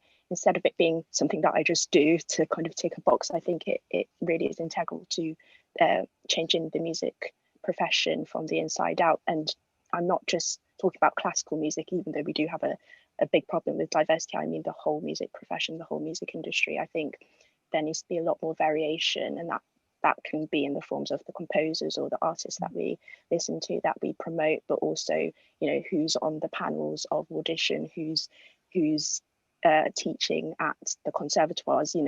I spent 4 years in a conservatoire where the most Black people I saw were cleaners. That sends out a subliminal message that I don't belong there. Not that I ever thought I did, but I'm thinking of the children that are coming up in the future generations. What message are we sending out? So through music making, but also mentoring, and I'm now trustee for Awards for Young Musician. They're a great charity that actually support young musicians with really great grants and opportunities to kind of further their musical journeys. So yeah, I've recently become a trustee for them, and they actually helped me out. I was an alumni when just after I joined the Purcell School. They gave me money towards a new violin, and that kind of changed the game for me. So I'm really passionate about giving back and making sure that the changes that we want to see are being actioned, not just talked about in a statement to say that we're standing in solidarity, but actual actions and mentoring and opportunities for young people in particular. Wow, that sounds like really amazing work that I'm sure is going to start to make an impact. But could you say the name of that charity again? Sorry, I missed that.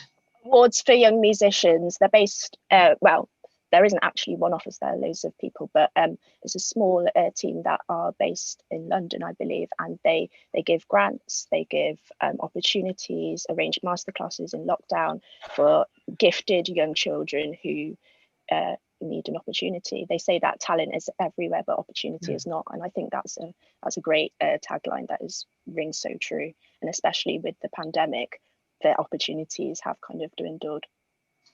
That's certainly true. And I know, Mark, this is in in your research area. Could you tell us a bit about your career and academic work in this area? Yeah, thanks very much, Vic. So my name's Mark. I'm based at the University of Sheffield, and I'm not a musician. I don't work in the music industry, and I never have. I think the reason why I'm part of this conversation is that I have been researching questions around what you might call inequalities in cultural and creative work for quite a long time now. And so a lot of the work that I do is quite macro in its approach. So, you'll notice that I said culture and creative industries rather than music in particular. And, some of the work that I do involves sort of like quite large scale quantitative work about things like the makeup of different occupational sectors. And these introductions have been great because I think a lot of what people have been talking about has really fed into some of the things that me and colleagues have been trying to understand ourselves. So to give a little bit of context, I have recently, with Orion Brooke and Dave O'Brien, published a book called Culture is Bad for You, Inequalities in the Cultural and Creative Industries, which was originally going to come out in May. And when we got to March, we realized that a lot of the patterns that we were talking about, some of the inequalities that we were describing, were things that the response to the pandemic was only going to make worse in a lot of different ways. And so some of the things that we talk about include sort of like quite macro level inequalities, things like the dominance of white people, people from middle class backgrounds and so on, working in these kinds of jobs, but also consistent with what Mahalia has been describing, how these sorts of inequalities get more pronounced as you go up the pole, if you like, as people get more senior, as people get further into their careers. And there's a number of ways through which these inequalities manifest themselves. Some of them are sort of obviously financial in their focus, you know, people's abilities to work for nothing or work for sort of risibly low pay. If you have significant money behind you, then working for free for a couple of years might be viable in a way that if you have to pay your own rent and cover your own expenses, it wouldn't be. But it's not just about money. It's also, we saw quite pronounced patterns around parenting, the number of women who were getting squeezed out of work. I mean, actually, whether they were having children or not, the expectation in a number of sectors that, you know, as women working in creative work, you'd have a nice time in your 20s, but really by your 30s, you should be doing something else, which was a set of expectations that we didn't see for the men that we were working with. But also, when we think about social class, for example, it's not just about money. Some of the people that we were talking to, some of the people that we interviewed who were telling us about how, for example, people that they had been at college with, people that they've been at conservatoires with, you know, they would have a dad whose friend was an agent, or they would have a dad who would know somebody who could maybe hook them up with an internship for a month or so where they'd be able to get great contacts. And so the pandemic will potentially only make this worse.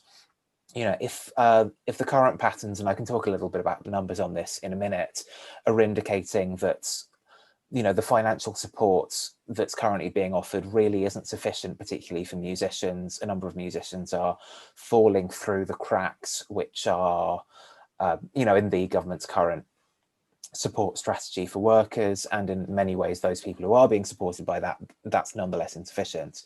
If you are the kind of person who can afford to work for nothing for a year, you're more likely to still be doing the work in a year's, 2 years, 5 years time.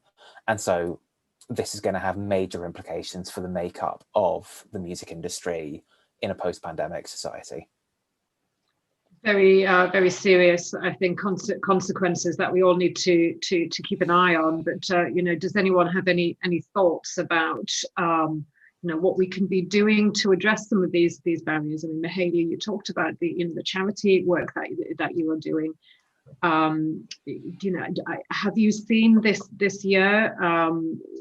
You know, you were saying the impact of young people being able to access music education. How are they accessing music education right now when everyone's in lockdown?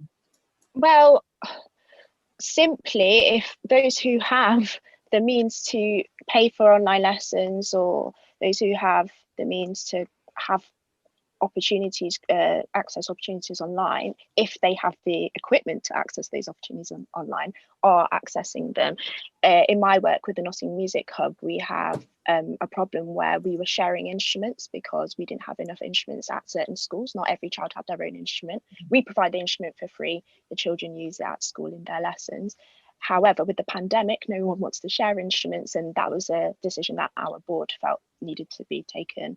And that means that many of our children across Nottingham City schools aren't having their usual music lessons with their instruments. So we've, you know, thought outside the box, devised a non-instrument curriculum, a scheme of work that we do. However, it's still not the same as learning on their instrument. And sure, we can say, well, you can buy your own instrument and then take part in music lessons, but that's not inclusive.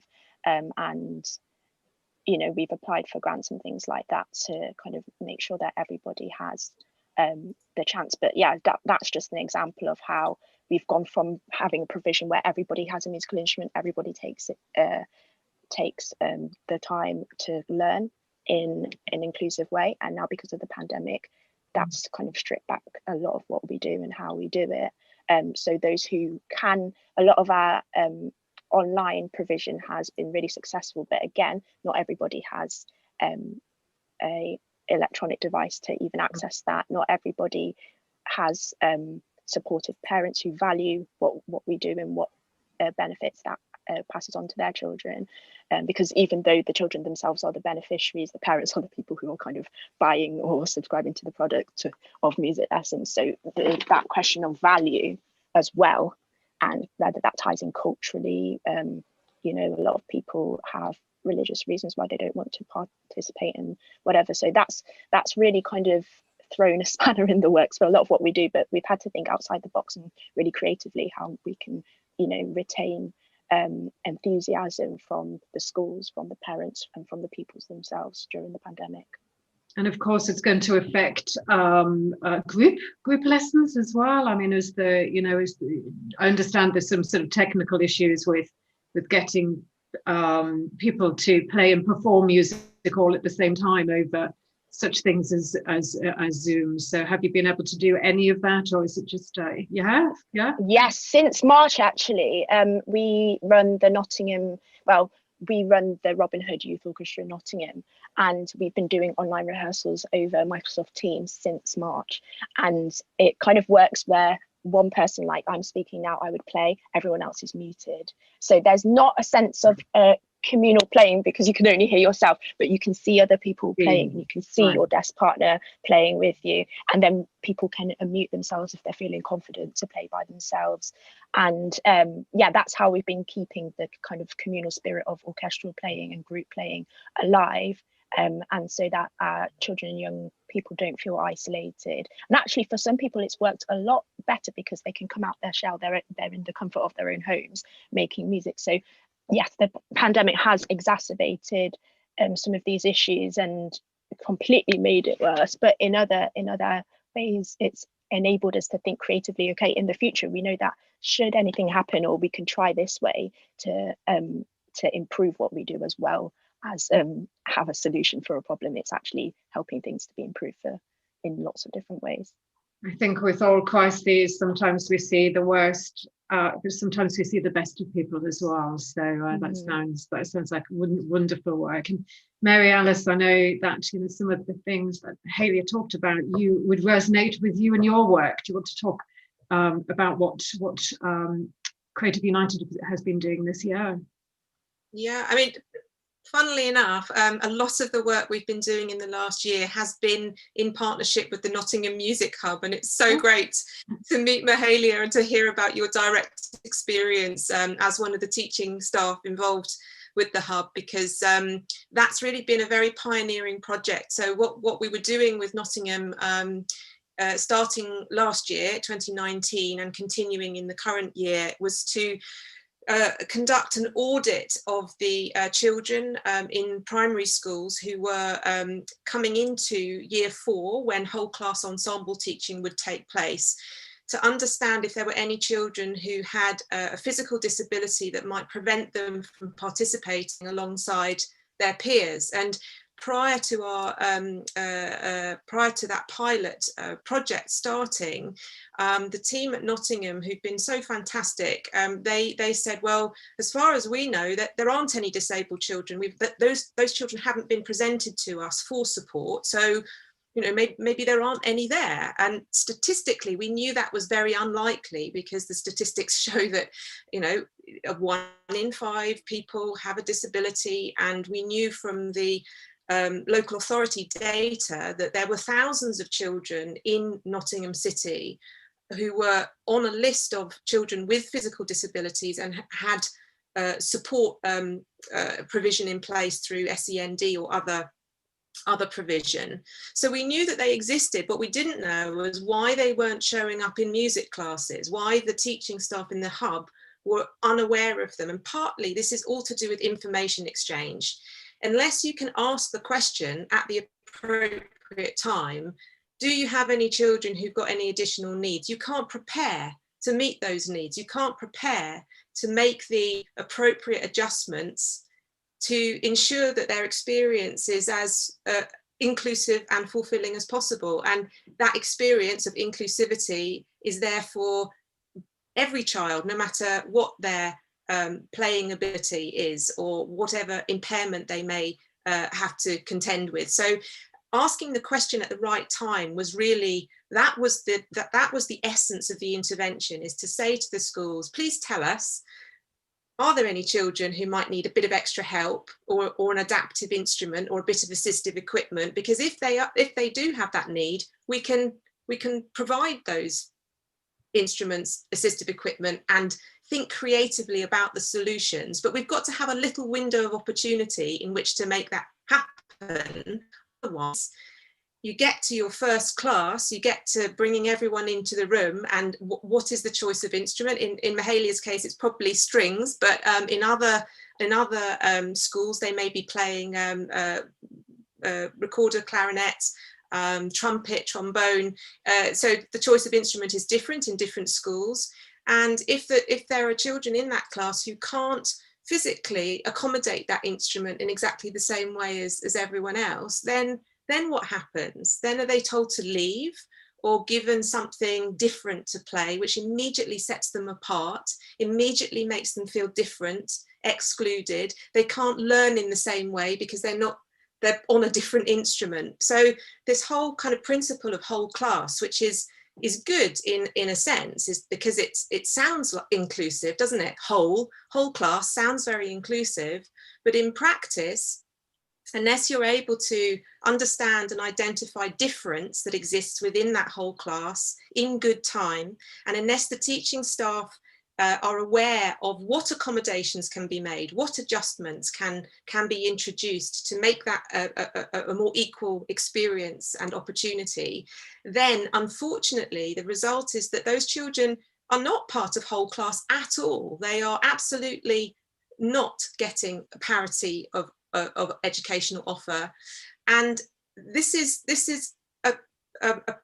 it's a problem right across music education, is that there is not enough awareness and understanding of adaptive instruments, of assistive equipment, of the ways in which we can adapt music learning around the needs of the individual child, rather than saying it's whole class and it's going to be like this. You know, that is not a terribly flexible and inclusive way of conceptually delivering music education. And so, although I say these things, you know, with confidence and commitment to making change, I also recognise just how difficult that is. And so the work that we're doing, and the Reshape Music report, which you mentioned at the beginning, Vic, which was published jointly with Youth Music and was based on research that we did in 2018 to try and understand exactly what these barriers look like for disabled musicians or disabled children, and what is their direct experience, their lived experience, and what is their desire and ambition in music, and how can we try and align those two better. It won't happen overnight, but information exchange is so critical, and allowing the people who are most affected by these problems to guide the thinking and inform the solutions is also absolutely critical. And if anyone hasn't read the Reshape Music report, it's not a long read, but it's such an informative read. I'd really, really recommend it to everyone. It's published on the Youth Music website, and it gives you a sense of that lived experience of disability and how it's impacting on lots of different music learning and performance experiences.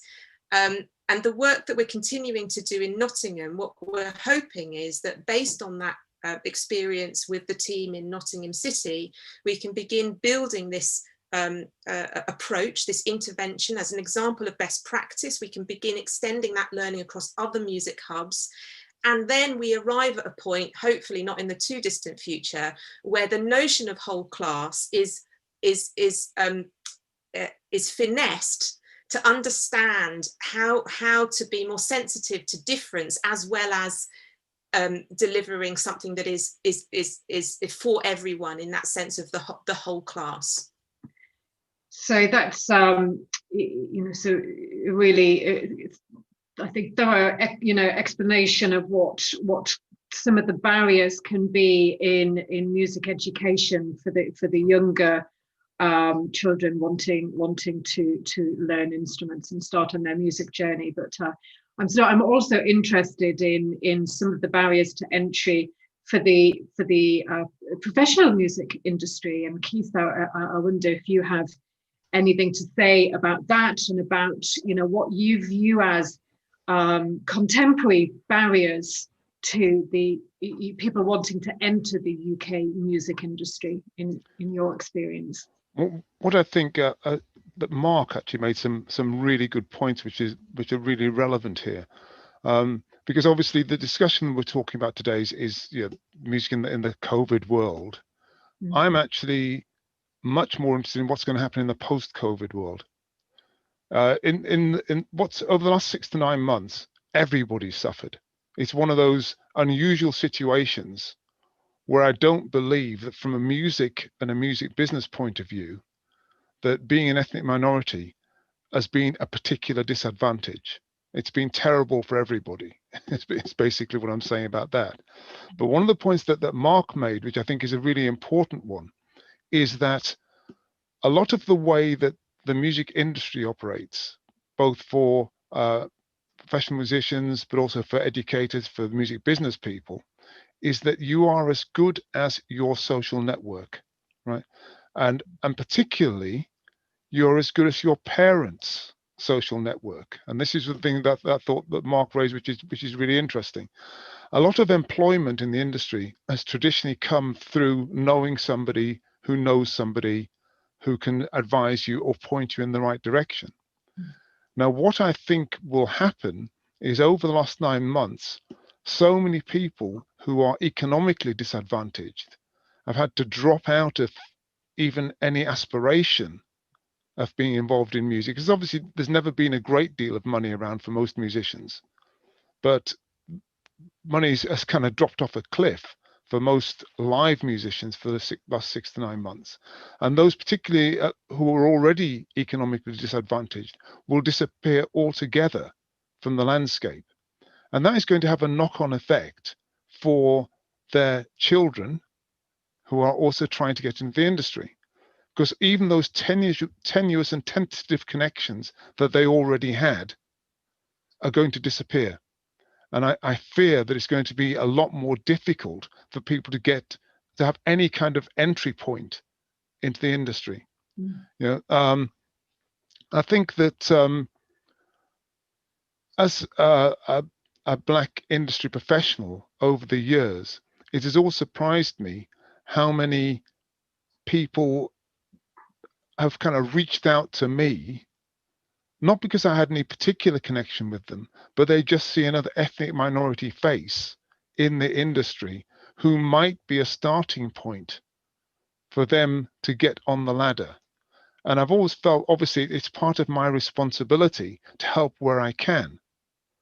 Now, the point is that I think that over the last 6 to 9 months, although there's been massive progress, and I mean actually in some areas, pretty massive progress in terms of improving the diversity of the workforce in the music industry, there is going to be a significant step backwards in terms of people getting that initial point of access just because they can't afford it.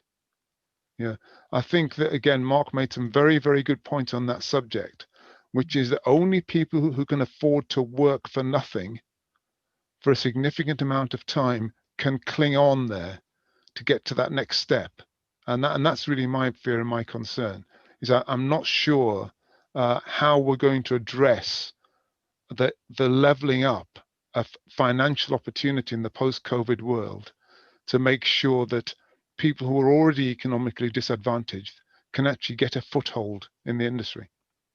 I wonder if Mark, if you've got any thoughts about that. I think you know, I understand it's often referred to as cultural capital, this sort of network in your family background, but it's very closely aligned with economic capital as well. Have you got any thoughts about how we as a music industry can be aware of this and try to help people who maybe haven't got these backgrounds?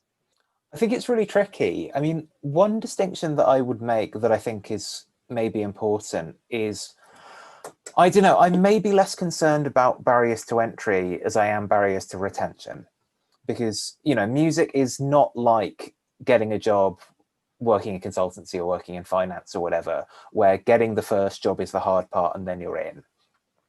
You know, like a lot of people might have had a single piece of work in the music industry, which might have gone okay, but then going from that first piece of work into something like, you know, a stable revenue source where this is definitely something that people can do is much more of a challenge in music, I think, than it is in other lines of work. And that's worth, I think, flagging fairly explicitly, because there's a danger where we think, oh, okay, well, this person has had some work, you know, they've had a paid gig, okay, they're a success, we can start thinking about the next person.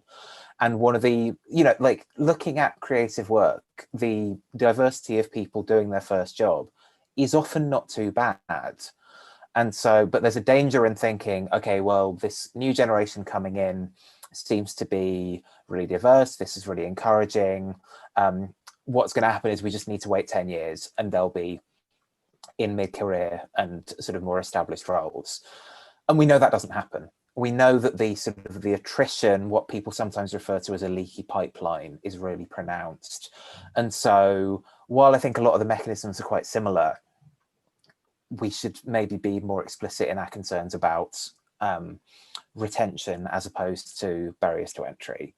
But in terms of your question about how the music industry can be more alert to more sort of like slightly softer cultural barriers, it's difficult because being aware of them isn't the same as being able to do anything about it.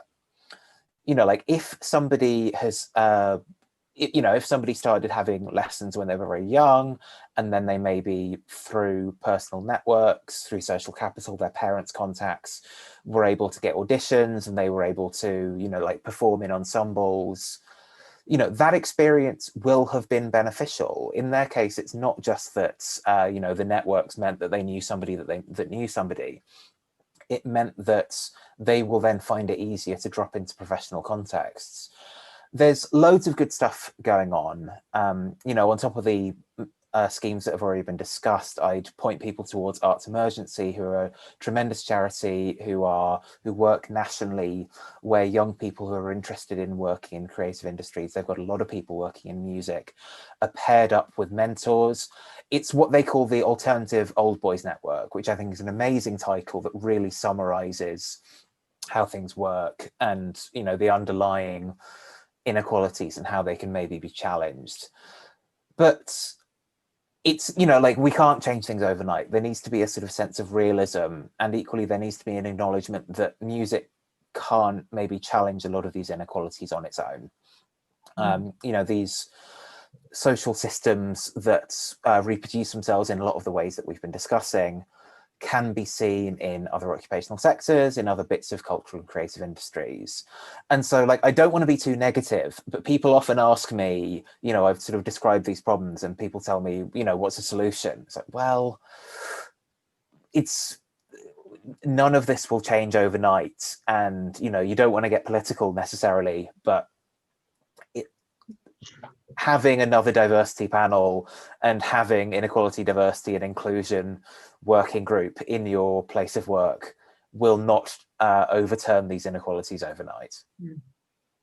But it's I think, you know, it's better than where we were 10 years ago. I know Keith, when you helped establish and chair the UK Music Diversity Task Force, you know, when was that? 8-10 years ago? I mean, you know, there was no data, there was no research, there was not even an acknowledgement. In fact, I think there was a lot of denial that there was a problem in the music industry.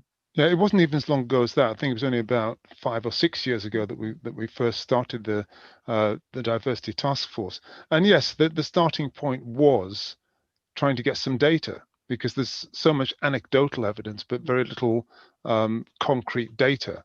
And as you rightly point out, many people were in denial. They said, well, I can't see there's a problem. And that was the overall reaction from the industry. And I think that when we started the task force, we actually started with two things in mind. One thing was that in order to give a sense that it's not all hopeless, you generally need a few quick wins, a few things that actually happen, that people actually can see significant change. And I was very fortunate at the time to be helped by a gentleman who's the chairman of the BPI, British Phonographic Industries, Jed Doherty, who at the time decided that he was going to completely revamp the Brits Awards panel, because the Brits Awards had really kind of fallen into disrepute, because the artists that were being chosen had lost a relevance to the contemporary forms of popular music. And so Jed completely revamped the Brits Awards panel, and that was a very high profile thing. And the press wrote about it and so on and so forth. So that was kind of on the quick wins side. But for me, what was much more important was the longer, more structural change. And that takes a lot longer time, and people have to be a lot more committed to it. And I think that obviously it got a massive shot in the arm this year because of Black Lives Matter. But I do start to get the sense that a lot of the change is irreversible, which is pretty important. Because what I usually say about this whole debate is it's a bit like watching your children grow. You sit there and they're in the house and they're out, and then all of a sudden, they're bigger than you, and they're leaving, and you actually haven't noticed the progress. But I talk a little bit about say my tale, and one of the things that I quite often tell people is that in the first 18 months working in the music industry, I drove nearly 90,000 miles on UK roads, going around radio stations plugging records. And people say, wow, that's but then when I tell them the reason why I drove 90,000 miles, it puts things in context and makes people realize that actually some progress has been made. I think it's quite important that people actually get the sense that some progress is being made, otherwise people think it's hopeless. The reason why I drove 90,000 miles is because the first record company I worked for, which is called Transatlantic Records, you mentioned in the introduction, was a very small independent label without a great deal of resource.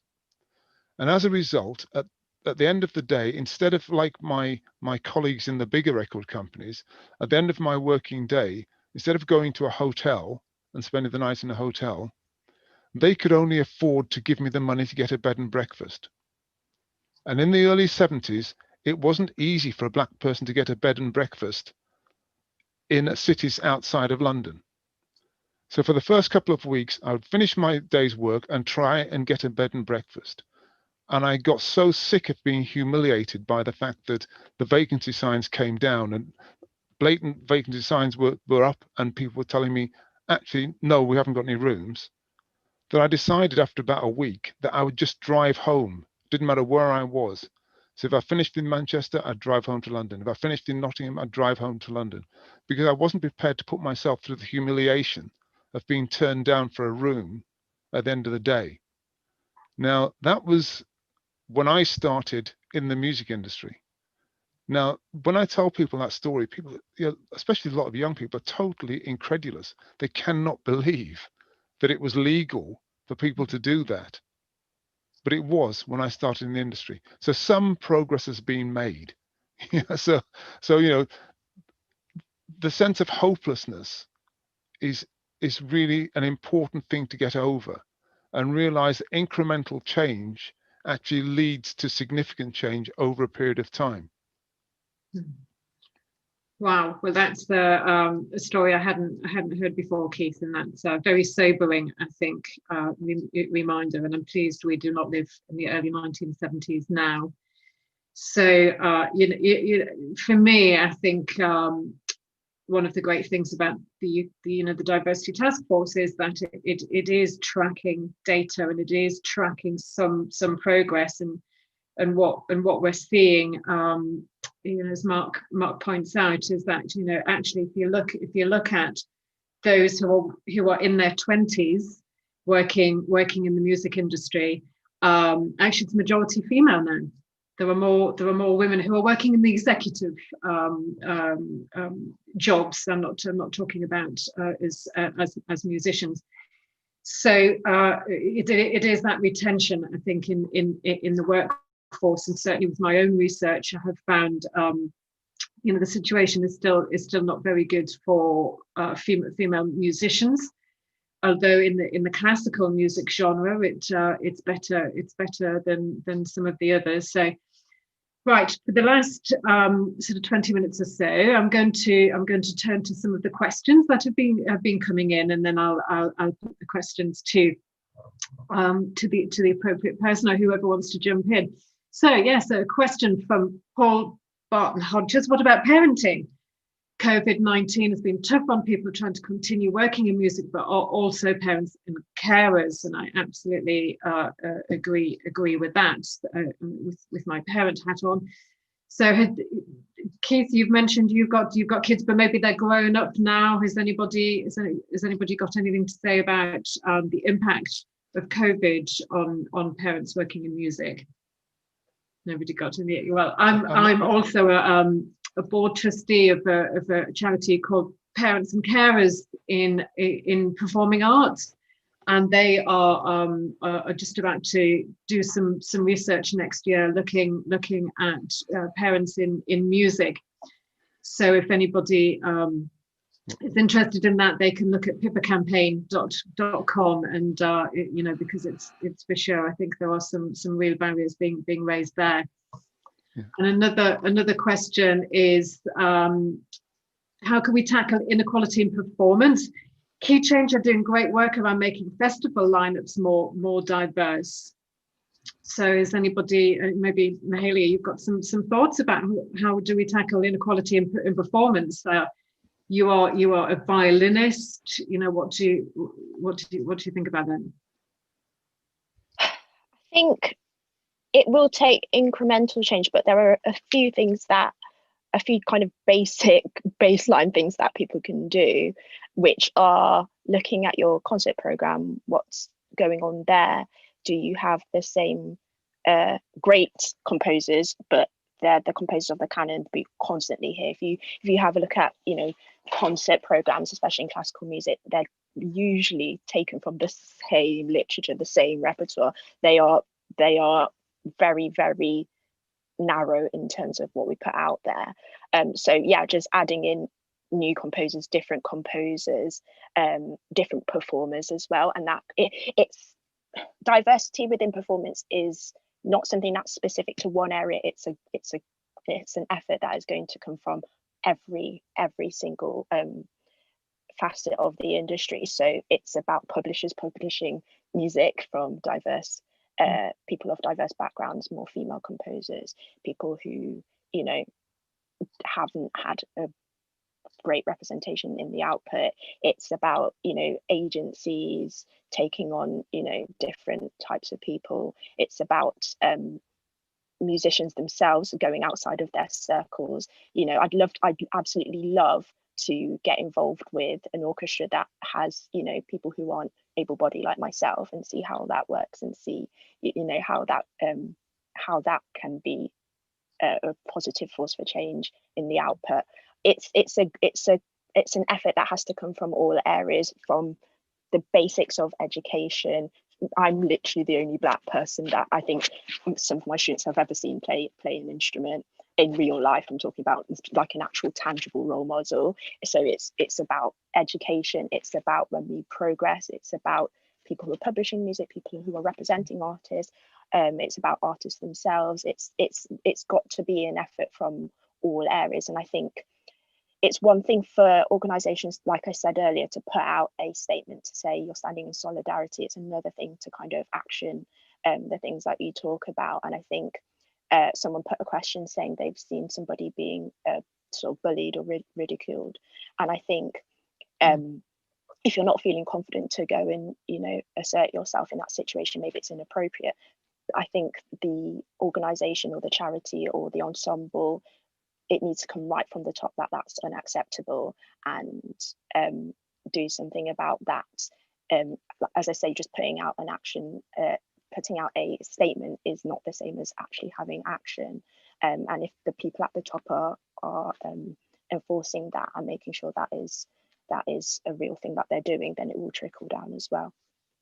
I think it's absolutely has mirrored my personal experiences. I've worked in various parts of music for 25 years, and in my research as well, it all keeps coming down to the leadership, the leaders of the organizations. They set the tone, they set the culture, they have the power and authority to be able to enforce change on their organizations, and maybe remove those who aren't in living up to those ideals and values. And it needs to start at home. It needs to start at home. Don't leave it to somebody else, because you think, oh, but that's not really my bag, or oh, I'm not really someone who's represented. It's amazing to see Mary Alice say, I'm not a musician, I am able-bodied, but I'm still putting in the work, and I think that's the kind of stance that everybody needs to take. It shouldn't have to affect you directly for you to try and make a change, and it's contagious, so start now.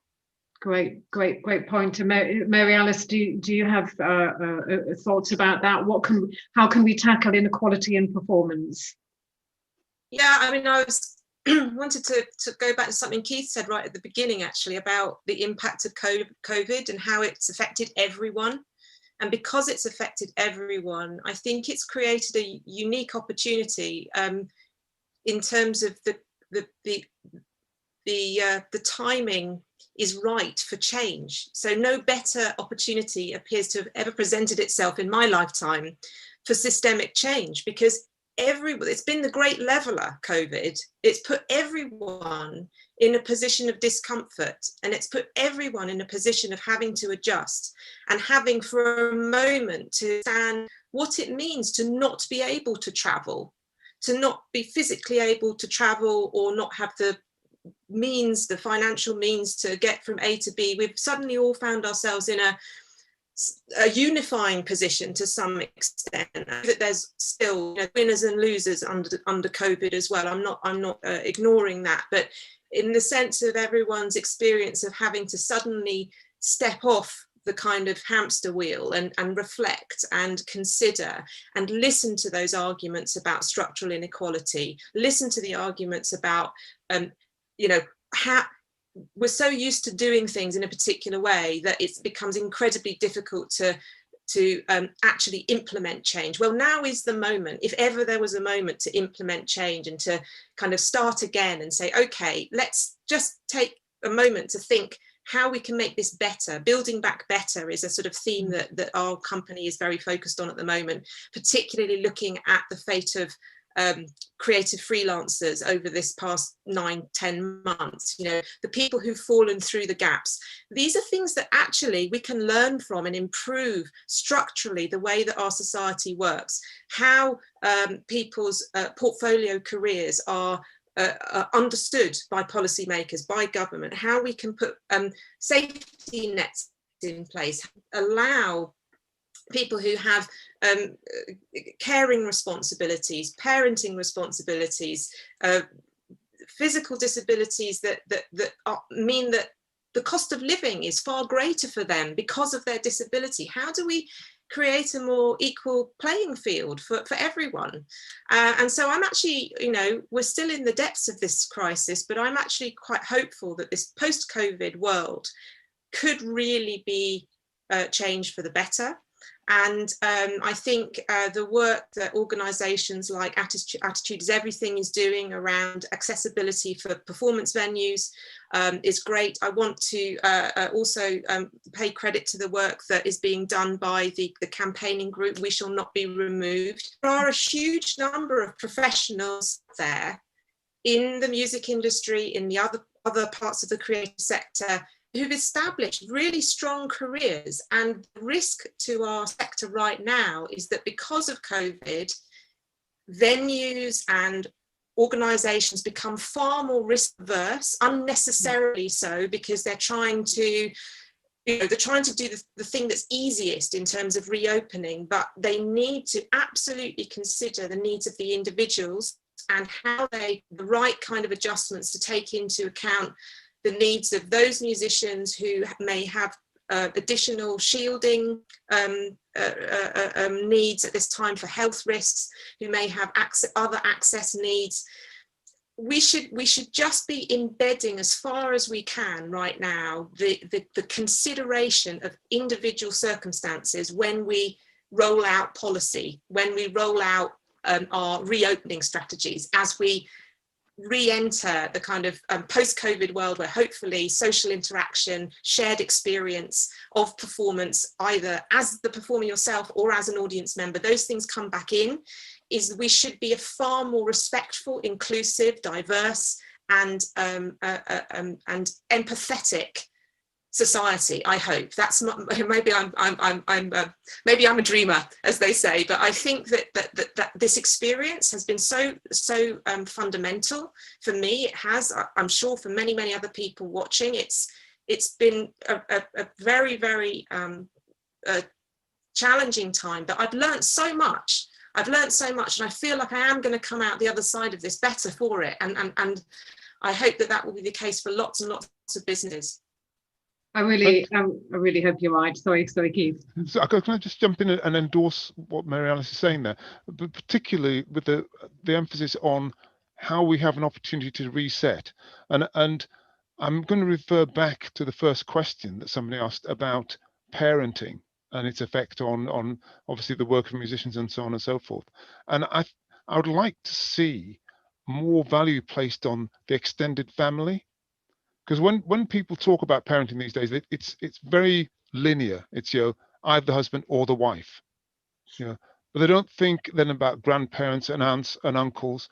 And actually, I think that one of the effects of COVID has been partly because people have been keeping in touch with wider family circles and so on and so forth, that people actually start to realize that actually the caring for children and young people can be extended to a wider range of people, but government policy needs to enable that and needs to enable a recognition of that, and not just for children, but for other caring needs.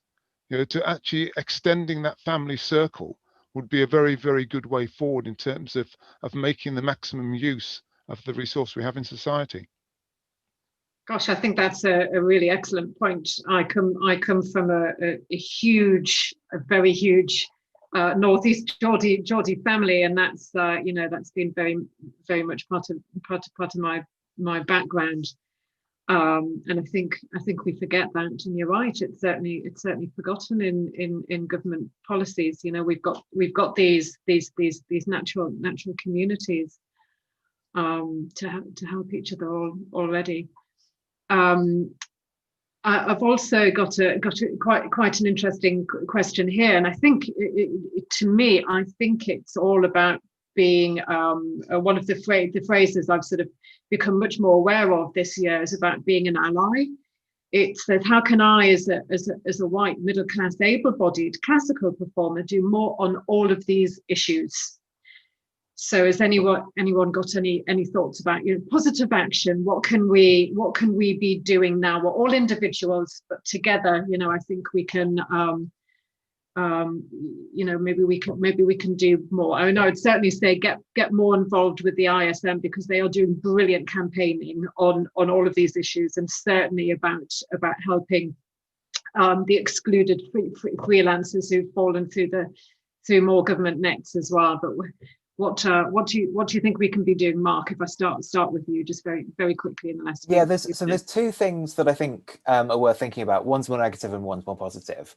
If you are a person that people take seriously, for example, you look and sound like a lot of people in the industry, then you can draw attention to bad behavior. Like people might be more willing to do things like make transphobic jokes around you, and you can draw attention to this and flag that you think it's unacceptable and it shouldn't happen. If like a lot of the high profile examples of like really bad practice and like bullying and abuse in creative industries in the last few months have often been from people who conform to this kind of stereotype, and the people around them not necessarily doing anything about it. So if people take you seriously, then drawing attention to bad behavior is a really positive thing that you can do. The other thing that you can do is, and again, I'll just refer to one specific example, but there's loads of things like this. You can volunteer as a mentor for Arts Emergency. You can work with young people from backgrounds that aren't like yours to engage with them directly on support in getting into and staying in the industry. So there's just two examples of, I think, fairly straightforward. It'll take time. It's not sort of an overnight thing again, but these are things that you can do personally that will help individuals and organizations. Brilliant. Thank you. Mahalia, what are your thoughts? What can we do? Positive actions, be better allies. Well, I looked up once the definition of allyship, and it was something like a lifelong process of building relationships, trust, consistency, accountability. And the two things that stick out to me are accountability and lifelong. So, being an ally, it's not just for the rest of this year saying, oh yes, I'm going to post about a Black performer, or I'm going to work with somebody one time to make sure I draw attention to them. But it's that consistent kind of learning and that consistent search for knowledge and awareness and actions that can be done to not just to appear to be somebody who is not racist or appear to be somebody who is accepting, but actually actioning that. So an action can be to connect with a musician who you think is really great, or somebody who hasn't had much traction. You respect their art, you respect their creativity, and pull them into your circle. That might be performing. At the moment we can't do much performing in person, but that might be a Zoom rehearsal, that might be a jam session, that might be just bringing them, taking them enduring as a mentor, or even the opposite way around, seeing what you can learn from them. I think that's cultural exchange is really important. As a teacher, I'm always thinking, okay, what can I learn from my students? And I think we can do that together as adults, thinking, okay, I'm a white male.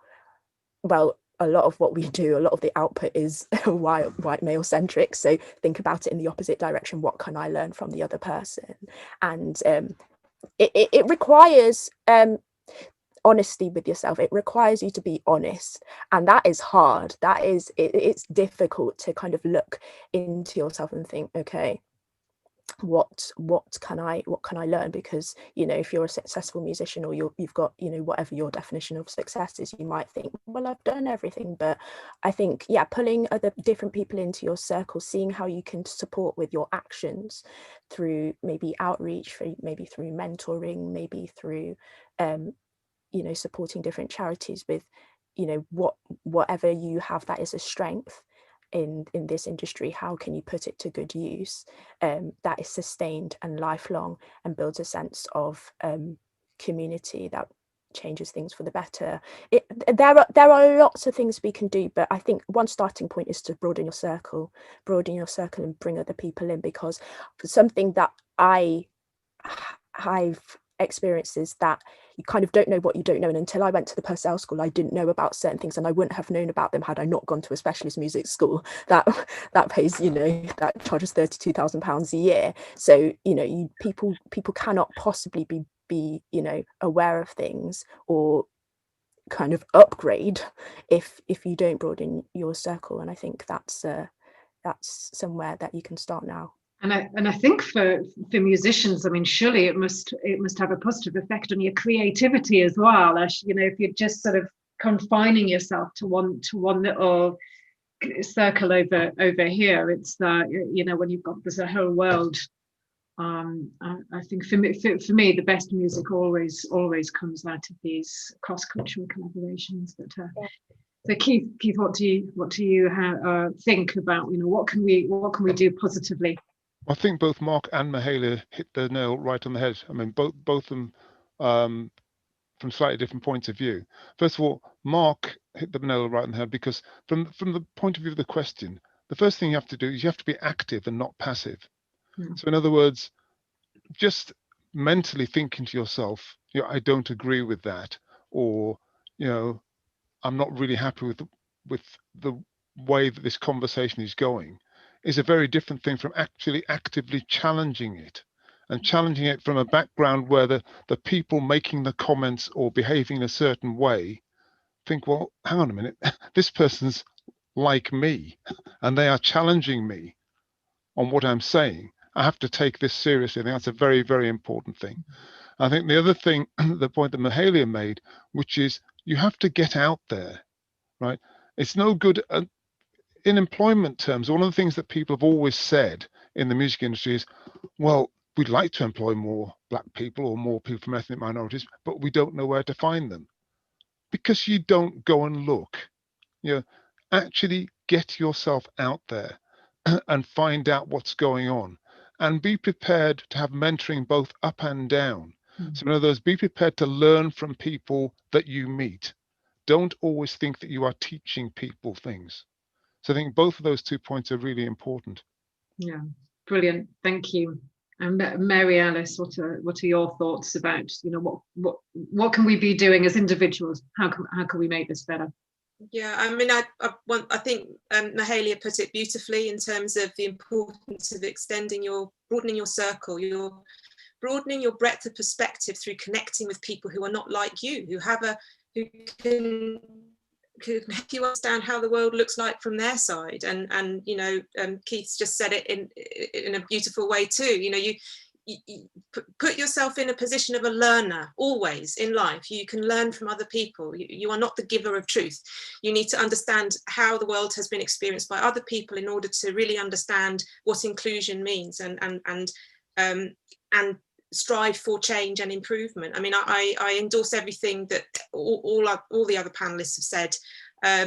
You know, if I was to try and kind of boil it down to something pithy to end with, I think it's educate yourself. So being knowledgeable and having an informed perspective allows you to advocate for change in a powerful way.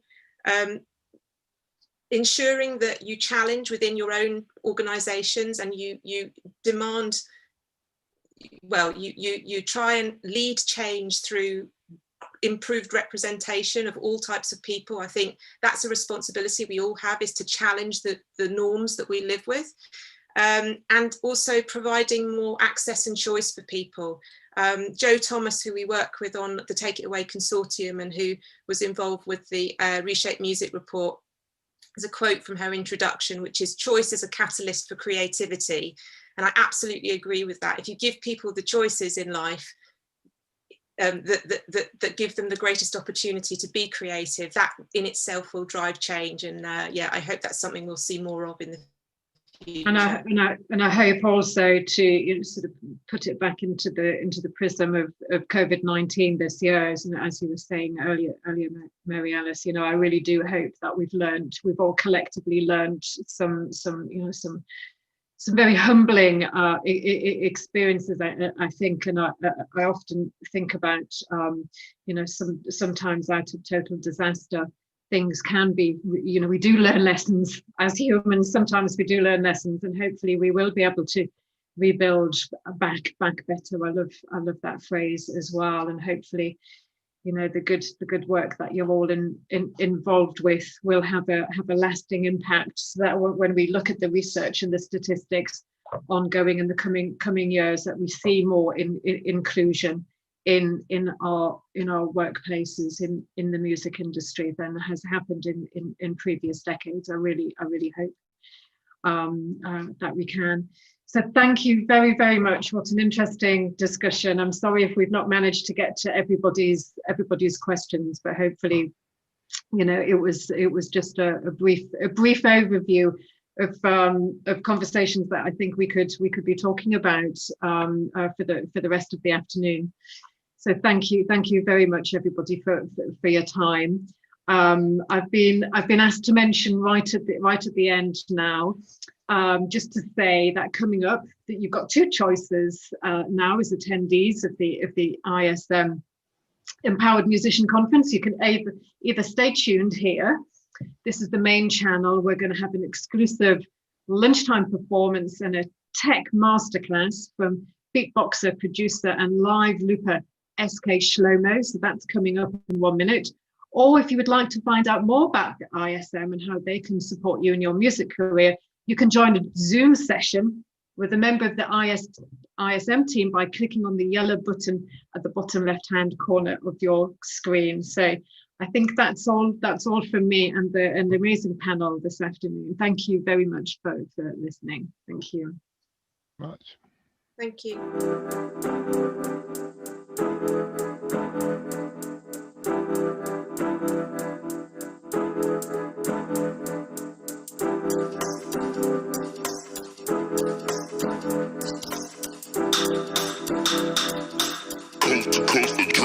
Next level.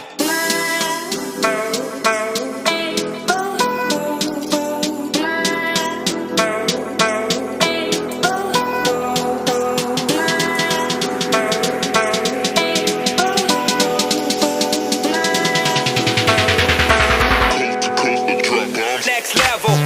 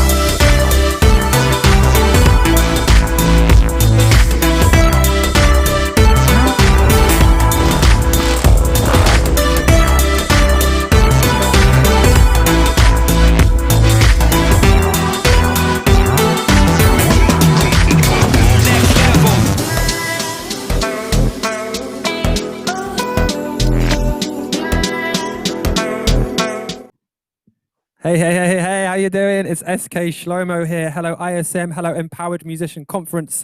What an amazing day this has been, what an amazing 2 days this has been. So massive thank you to everyone who's been part of this, all the organisers at ISM, all of the panellists, and of course you, the audience. How are you guys doing out there? I'm SK Shlomo. I'm going to give you guys hopefully what could be a really fun session. We've got 45 minutes, and in this session, I'm going to do some performing. I'm going to tell you my story, and I'm going to take a load of questions from you about tech, because I am one tech nerdy, geeky lover of messing around with things, and I hope there's some people out there who are too, who might have some questions. So before we start, I'm going to jump into the story in a minute, but before we do, I want to ask you guys now, I think you can communicate to me using Slido. So if you use Slido, it comes into Maria from ISM, who's then going to be able to read those questions out to me. So I want to ask you, first of all, before we start, I want you to tell us, first of all, where you're watching from. And the second thing is, what would you like to get out of today? It might be that you just want to chill out and just watch some music and enjoy yourself and not really take that much part. That's fine. Or you might have some burning questions about, the question is, what would you like to get from today? I'm a world record breaking beatboxer. I'm a live looper. I'm a live streamer. There might be some questions you have that you might want to ask somebody like me. So they're the first two things I need you to put on there. Where you're from, where you're watching from, and what would you like to get from today? In a minute, I'm going to start my story, and I'm going to take you through my world and my life and my music and my technology. So have a little think. As any questions come up in your head as I'm performing, please pop them in there, and then we've got some time at the end that we're going to go a bit deeper on the technology. And if you want to go even deeper, I do lots and lots of this. So you can watch me live stream every Thursday night at 8:30, and I even do very, very specific music tech masterclass live streams every month, and there's one of them coming up on the 17th of this month. So you can even tune into me again tonight because it's Thursday. So are you ready? Are you guys ready to start this show? I said, are you guys ready to start this show? Oh, okay, that's more like it. Cool. I will tell you guys a story. My name is SK Shlomo, and this is my story. So this right here is a loop station. A loop station is a very simple device. Well, that one, particularly that one on the screen there, is a very simple device that enables you to loop any audio. I've just got to figure out why Keynote has gone crazy before we've even started the show. Keynote, what are you doing? Oh, there we go.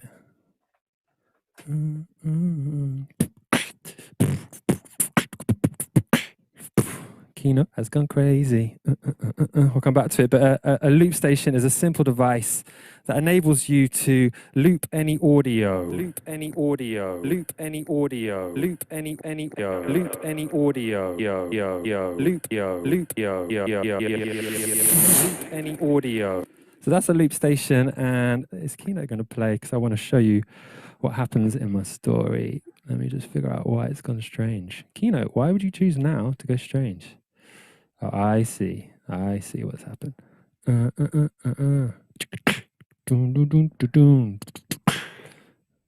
you guys see that? Oh, that's Zoom. Keynote, here we go. Boom, there we go. There we go, we're back in the game. So this is the finals of the first ever World Looping Championships in Los Angeles. And I'd only entered the UK heats for a little bit of fun, but here I am on stage at the World Finals in Los Angeles, waiting to hear who was about to be crowned the World Looping Champion. But before we get there, I think I'm getting ahead of myself. I feel like we should start the story right at the beginning.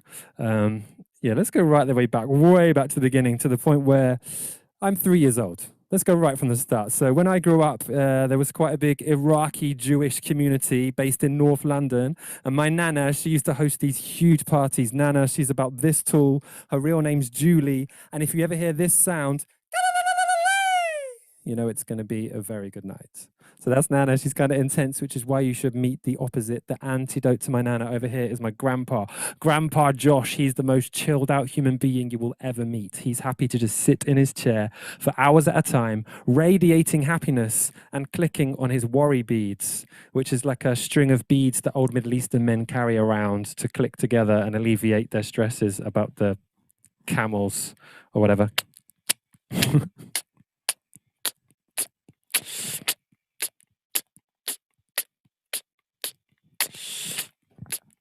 So there's Grandpa Josh, and I remember one of my earliest childhood memories sitting watching Transfixed whilst Grandpa Josh used to play this one rhythm over and over again on a small handheld Arabic drum called a dumbuk. I'll show you how it sounds.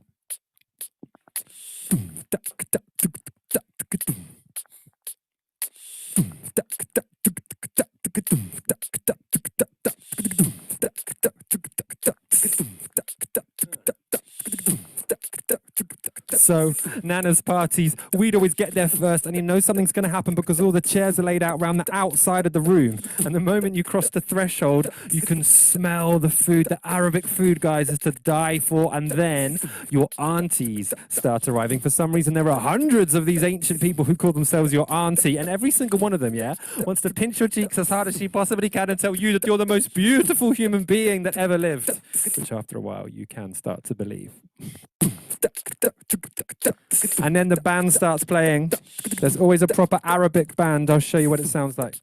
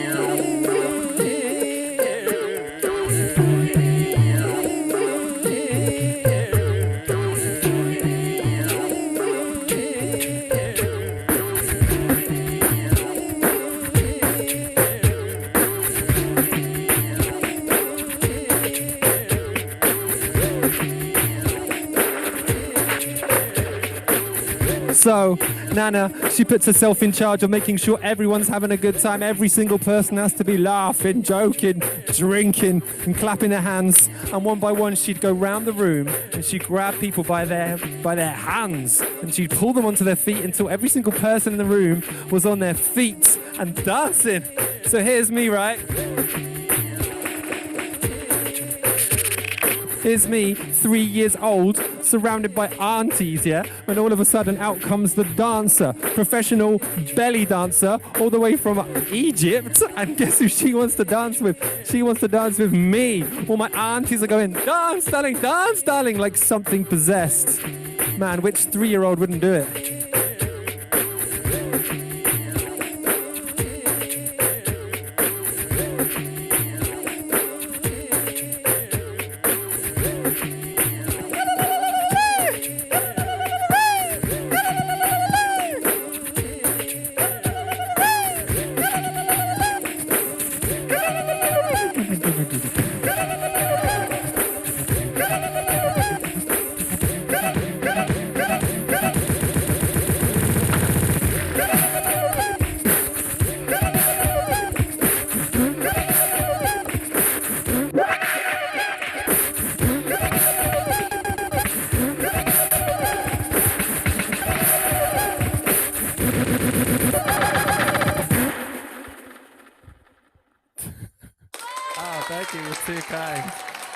I'll stop. You're too kind. So that's how I remember it anyway. There might have been a few less prodigy beats when I was 3 years old. But yeah, that's how it started. And soon after that, you know, I realized from the age of 3, I realized I was a performer, a born performer. And I believed the aunties telling me that I was beautiful, telling me that I was center of the world, because I was center of that world, rich with vibrant colors and rhythms and imagination, until I got to school.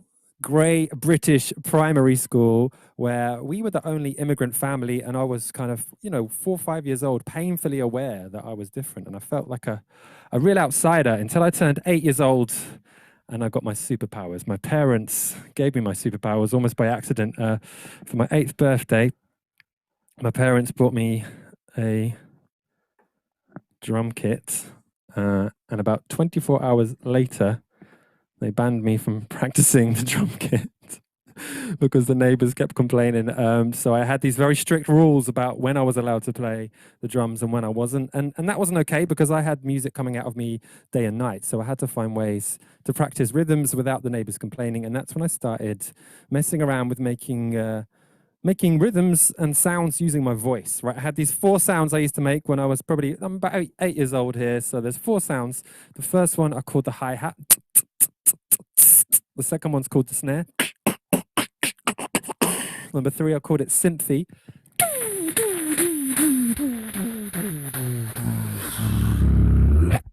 I had quite a deep voice for an 8-year-old, okay? And then the 4th one is called the kick.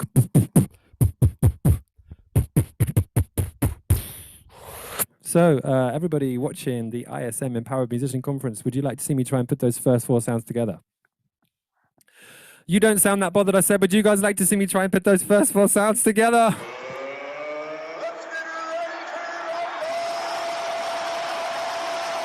Oh, thank you. Let me try. So it's 4 sounds. The first one's the hi-hat. 2, snare.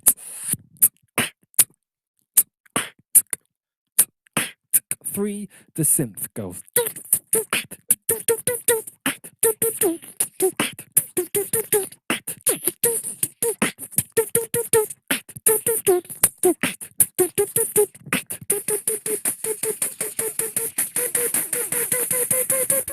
4, the kick goes.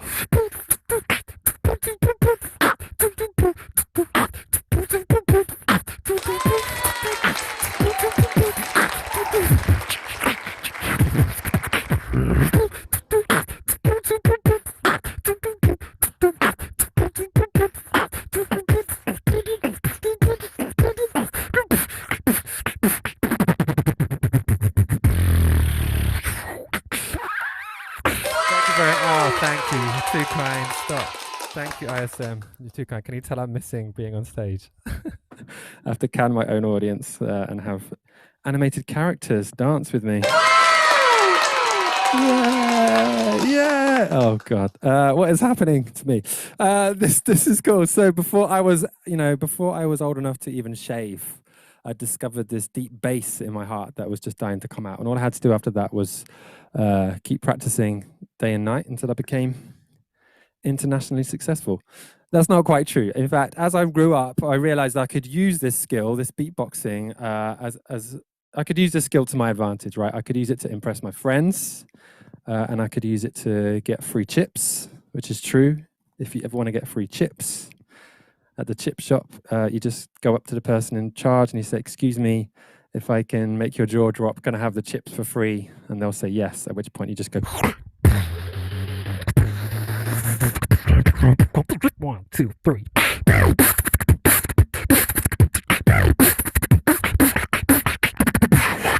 Chips, please. Yeah, it's true. Anyway, so I'm now 18 years old. I left home and I joined a hip-hop band. I joined a hip-hop band at the age of 18. And back then I was all about hip hop. And every night they would bring me out. We went on tour all around the world, and every night they would bring me out and I'd perform a load of kind of covers, hip hop songs like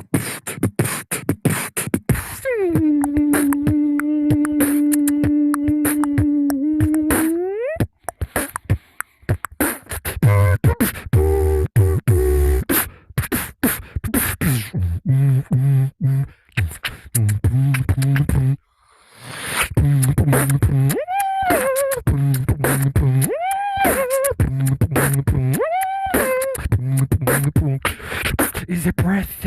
Can I work? But you bang down, but I'm reverse. Also do the Zambiet. Also do the Zambiet. Is it breath? Can I work? But you bang down, but I'm reverse. Reverse. Reverse. Also do the Zambiet. Also do the Zambiet.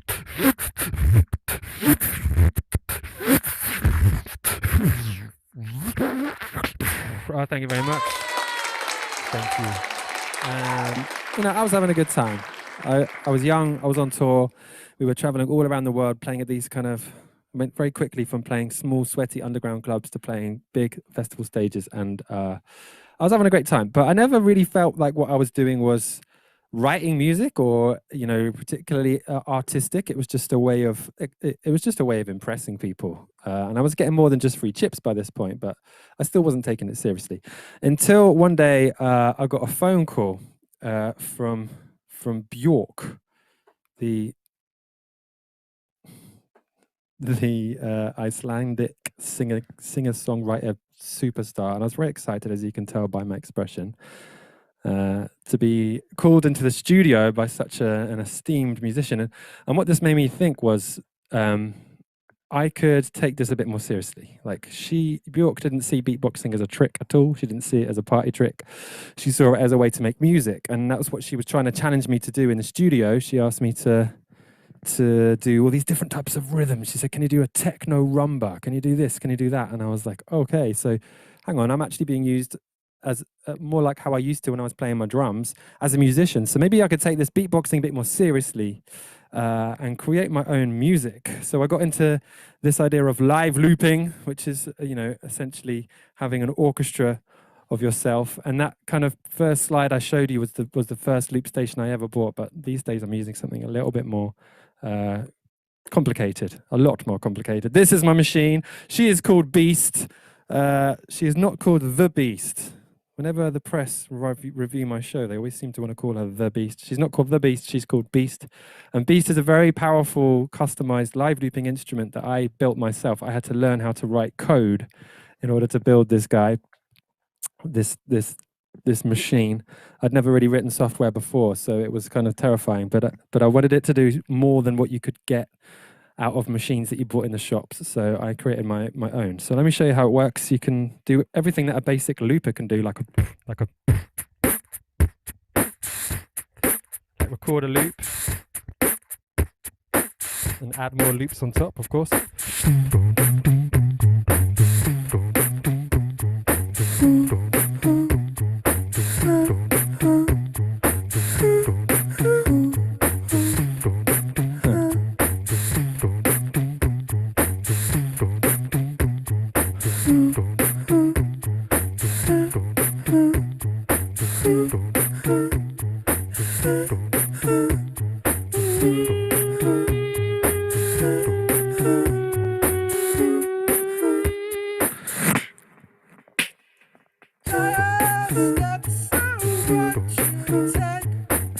Walking on the moon. I hope my legs don't break. Walking on the moon. Feet don't hardly touch the ground. Walking on the moon. My legs don't make no sound. Walking on the moon.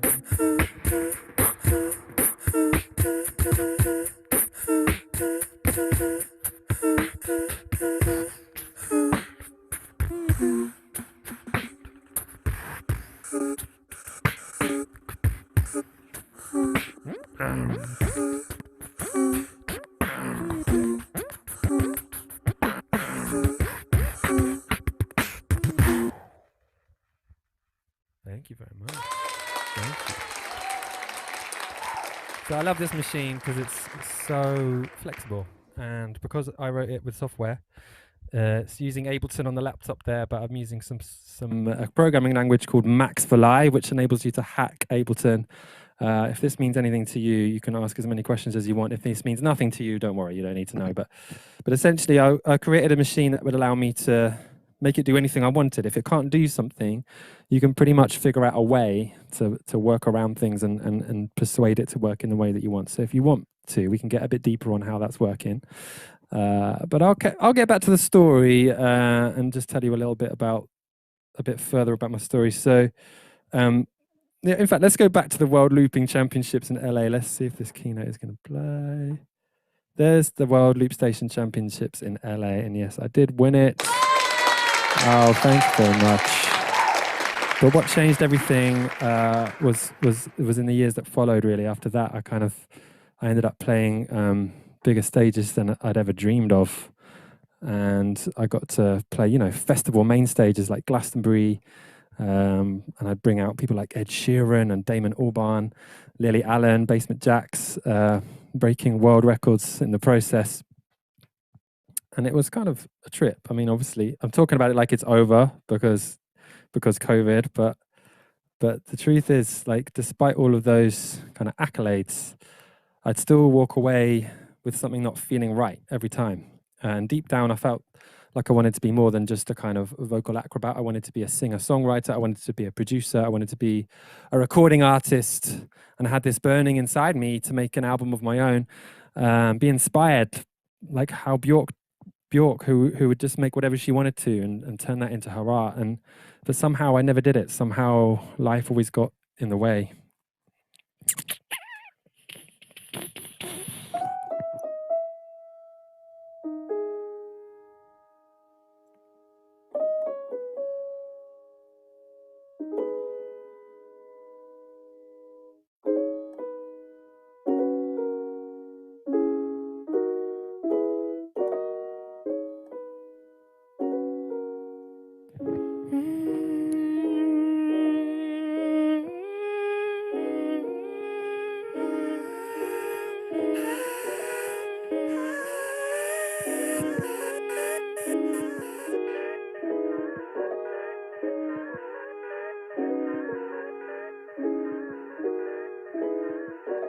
So yes, since I'd worked with Björk, I dreamed of making this solo album.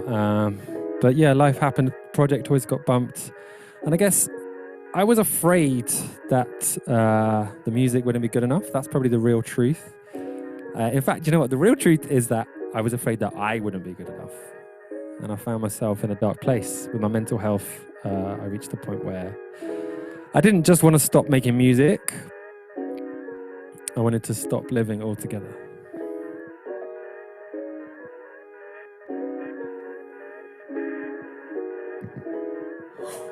Yeah, yeah, yeah, yeah, yeah, yeah, yeah, yeah, yeah, yeah, oh yeah, yeah, yeah, yeah, yeah, yeah, yeah, yeah. Oh, they want me. Yeah, they want me about you for the first time.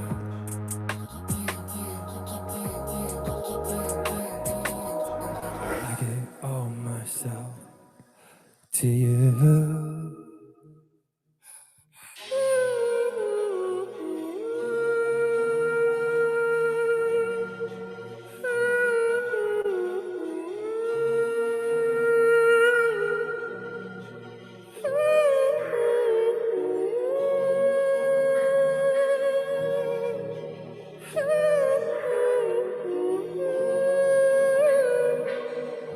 For the first time, I couldn't hold back. Blind to the cuts, blind to the cuts. I couldn't hold back.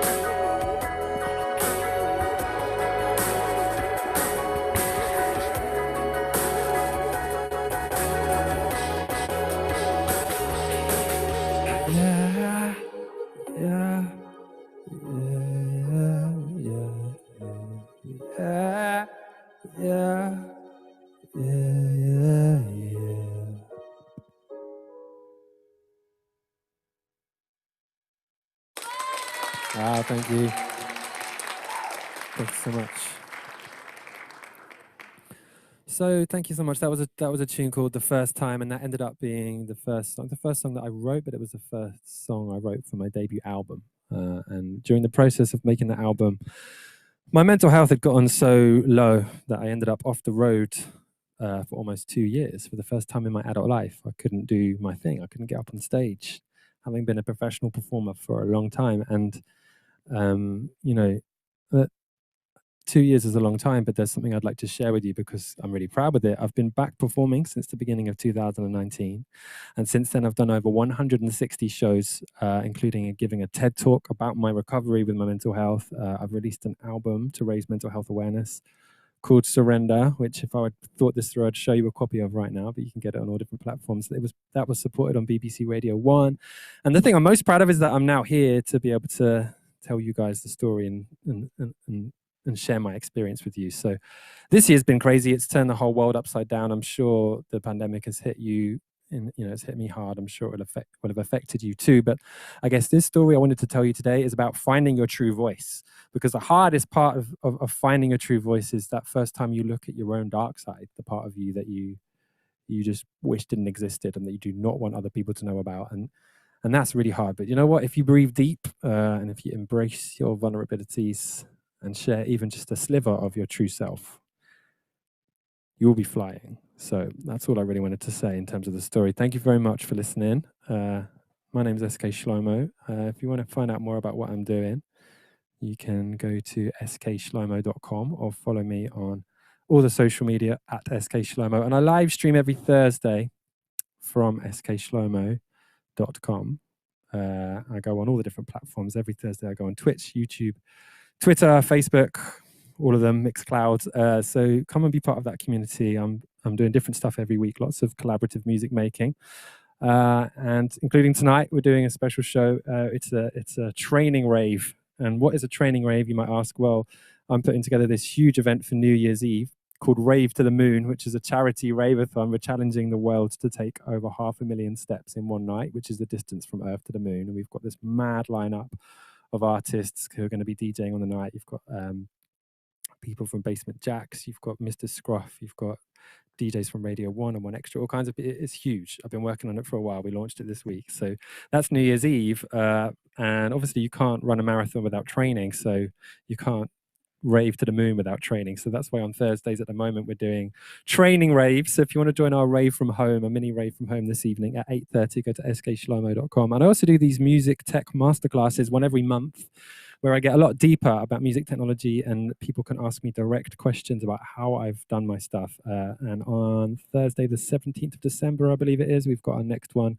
We're going to be doing a deep dive into live looping, live streaming and live performing. So if you go to this URL, bit.ly/slowclass, you can find out more about that. And on this month's episode, we're going to be giving away a Roland loop station. So if you want to learn how to live loop the way I have, you can come and learn directly at that class. But yeah, I wanted to ask you guys if you had questions, if you had thoughts or anything you wanted to cover. We've got a little bit more time left. Do we though? Yeah, we do. We have another sort of 10 minutes or so. So if you have questions, Maria's here from ISM. I don't know if you guys can see her though. Can you guys see Maria? Oh, there's Maria. How are you, Maria? Hi, I'm good, thanks. Thanks for a brilliant, inspiring performance. It's been really energizing. I hope it energized everyone else watching. Thank you so much. I've got lots of questions for you. Have you? Okay. Okay, so let's start with, what's your favorite bit of tech? Oh, that is a good question. That is such a difficult question to answer. But one of my favorite bits of tech is probably this guy here. If I can try and show you this. Let me just take those URLs away for a second. This guy right in the corner. Can you see this? This is a little infrared sensor. It's called a Leap Motion or something. Leap Motion, I think it is. It's just a bit of consumer tech that gamers use. And it basically maps where your hand is. You can't see my hand, but it's waving above it. And it's doing nothing at all. But let me try showing you what it should do. So if I loop up a beat.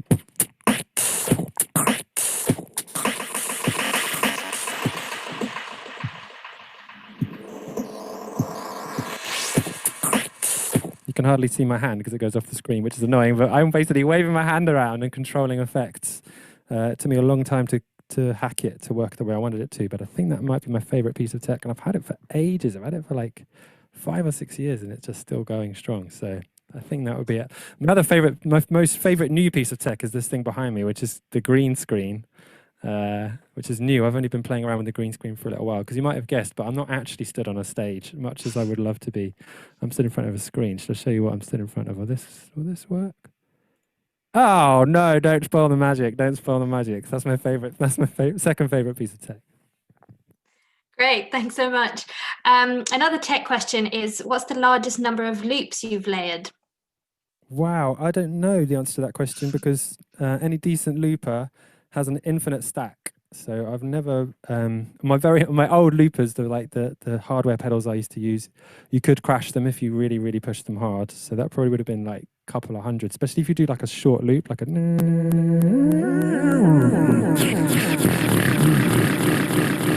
can very quickly, like every one of those is another layer, so you can stack like hundreds. Why you'd want to do that is another question, but you can if you want. Cool, thank you. You're welcome. Do you prefer collaboration or solo work? I prefer collaboration. Like, I hold myself up and went solo to do my album, and it was a really, really hard process. And I was kind of doing it as a punishment to myself, just to prove to myself that I could do that. And now I've done it and it's been a success and all that. I feel like, I don't have to do that anymore. I much prefer to collaborate. When I live stream every Thursday, I always have other people working with me, like using like remote collaboration apps, or there's so many ways you can work with other people, even during a pandemic. So I prefer to collaborate every single time. It's so much more fun. You're bouncing off another human. It's just easier and more fun and better. Like, I probably will one day go back to writing a purely solo project, but I feel like I'm done with that for a while. Super, thank you so much. What's the best mic for recording trained voice to GarageBand? The best mic for recording trained voice. By trained voice, I'm assuming you mean something like classically trained or something like that. But it doesn't really matter like whether you're trained or not.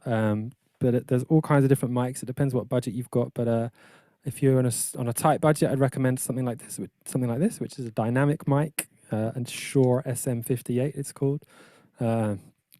Which will cost you like 60, 70 quid, and it's indestructible. It will last you forever. If you want more, and the other good thing about dynamic mic is you can use it on stage once we're allowed to do that again. But if you want to get super crisp studio sound, you would want to get something called a condenser mic. And some ones I'd recommend are by Rode, R-O-D-E. I think it's the NT1A, something like that. They've got a really quite cheap one. It's about 100, 200 quid, but it's really, really good. Great. Someone is saying fab sounds, awesome skills. Lots of great feedback, by the way. Thank you. Have you considered the use of silence within the mix?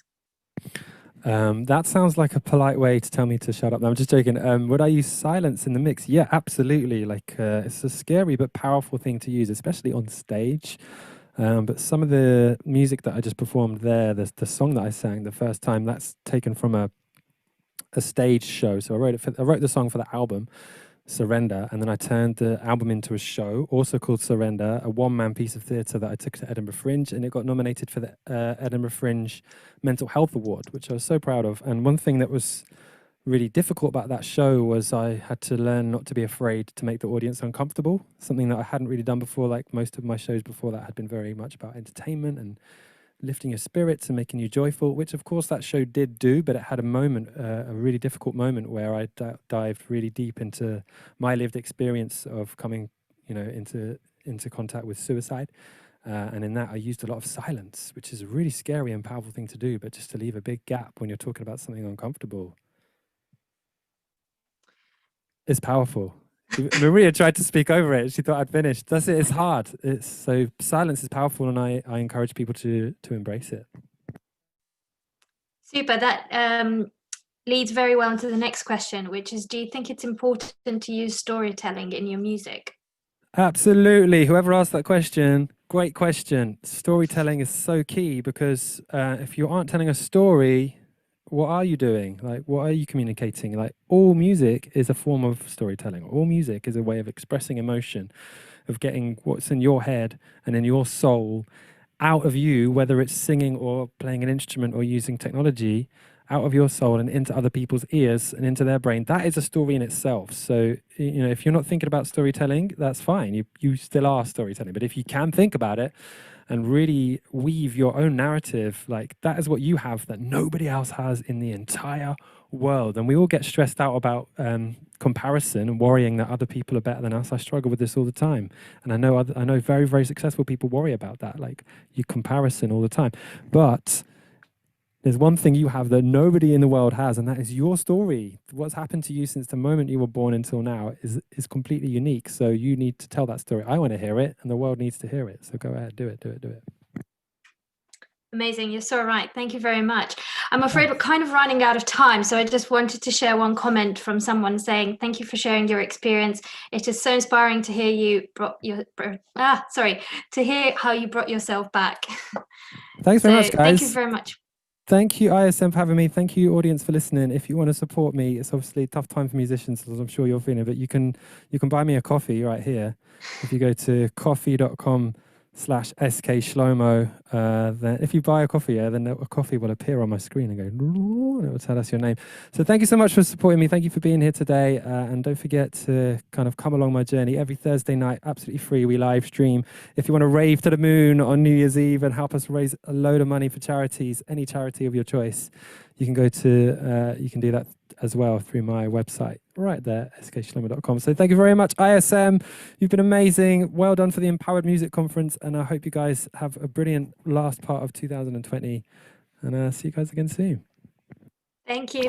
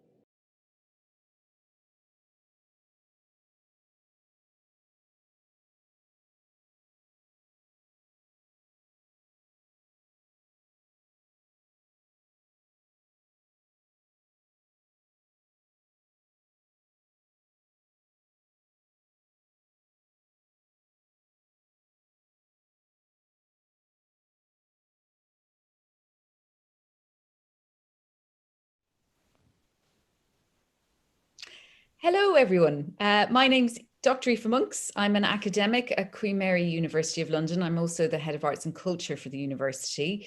And so I'm thrilled to have been invited to chair this session on staying resilient today. Thank you all so much for joining us. I'm going to say something very briefly about resilience before introducing our fantastic panel. But I wanted to start just by encouraging you all to begin to add the thoughts and questions you'd like to contribute. So what would you like to find out? What kinds of advice or insight would you find useful? We'd like to use those questions to guide us for the rest of the day. So please feel free to keep adding them now on Slido. Don't feel like you're being rude, because of course we can't see you doing it. So it'd be great to pool those questions and also maybe give us a sense of who you are. So what's your context? What are you coming to this discussion from and with? Also, what have your experiences been, and what kinds of insight or advice would you like to offer us? So please do contribute those questions, and I'll have a look at them and help to sort of shape the conversation that we then have with the panel. So before we move to introducing each speaker, I just wanted to raise some thoughts or questions about the question of resilience and to think about what that word might mean to us. It's a term that's become very current in medical thinking around well-being, and of course is actually part of the structures of the idea of social prescribing, which uses art practices as a means through which resilience can be kind of, can develop and can thrive. One of the key traits of resilience in medical terms is, in fact, creativity, interestingly. So the ability to take risks, to experiment, to be curious, to solve problems in unexpected ways is actually seen as a feature of being resilient, which of course would suggest that artists should be good at that. However, what's very interesting when you do a search for research and literature on questions of resilience in the arts, you see a lot of papers written about using arts methodologies to promote resilience in others, in vulnerable groups, in young people. But there's far less literature on resilience in artists and art workers more widely. And it does raise the question, who cares for the artists? How do artists stay resilient, particularly in the face of such catastrophic moment like the coronavirus pandemic? And I think this then might raise some questions we might have where we might want to challenge the idea of resilience. where sometimes the concept starts to devolve to ideas of self-reliance and self-help, which became very current really in the past 10 to 15 years, aligned with the sort of positive thinking movement. The idea that huge structural issues, inequalities, can somehow be resolved simply through positive thinking and individual action. And we might then be very critical of the idea of resilience if it's a way to suggest that it's up to every individual artist and arts worker to somehow resolve huge catastrophic issues like the pandemic. But there are also really positive ways we could think about the term. We could think about it as a collective act, not an individual one, where it's not simply about a question of self-reliance, but a question of mutual solidarity and mutual care, the ways in which a profession, the arts sector more widely, can advocate for itself and care for each other and find creative solutions to these very difficult challenges. So I wanted to open that out because there's some really interesting kind of questions that this issue of resilience raises. And we have some brilliant speakers to join us in trying to tackle those. So what we're going to do, this is the way I'd like the format to work now. I'm going to talk to each speaker in turn. I'm going to give a very, very brief introduction to who they are because you have all of their biographical details online and I'm assuming you're able to read those. So we'll leave you to look at those. But what I'm going to ask each speaker in turn is to talk to me about what insights they've had into examples of resilience since March and what that term means for them in their work. And they're going to speak very briefly about that. And then we'll all get together for a big discussion, which will hopefully start to feed off the questions and issues that you're contributing to us. And I'll keep an eye on those over the course of the discussion. So I'm going to ask James to join me first, who's the Chief Executive of Help Musicians. James, let me ask you, very nice to meet you and thank you so much for joining us. Talk to me about your sense of what resilience means in relation to the work that you do and what examples you might have seen of resilience or the need for it since March. Yeah, no, great questions, and thank you for the privilege of going first. I'm not sure that's a good thing.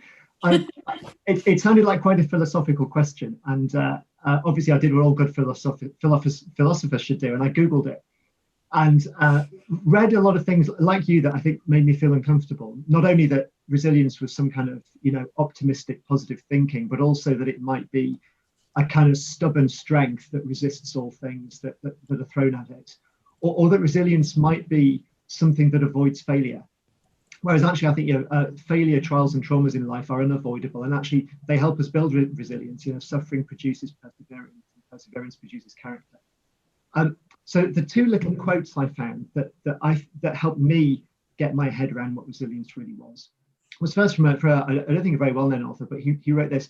He wrote, the oak fought the wind and was broken. The willow bent when it must and survived.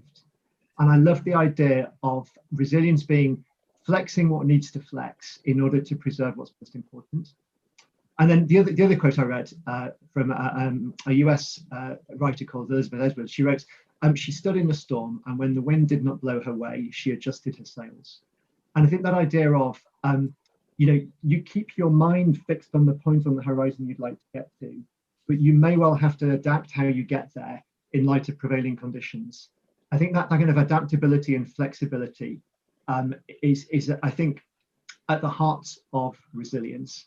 And if you take that picture of the boat and actually picture it as a boat full of sailors, not just one lone sailor, I think that really plays into your comment around working together as a team. I'm not sure if that helps. It really does, John. Thank you so much. That's brilliant. And actually, just to come back to you about, I think what you've said there is so profound, that resilience can somehow be falsely imagined as a kind of absence of failure. It strikes me too that there's ways in which it sometimes gets framed as the absence of any negative feeling.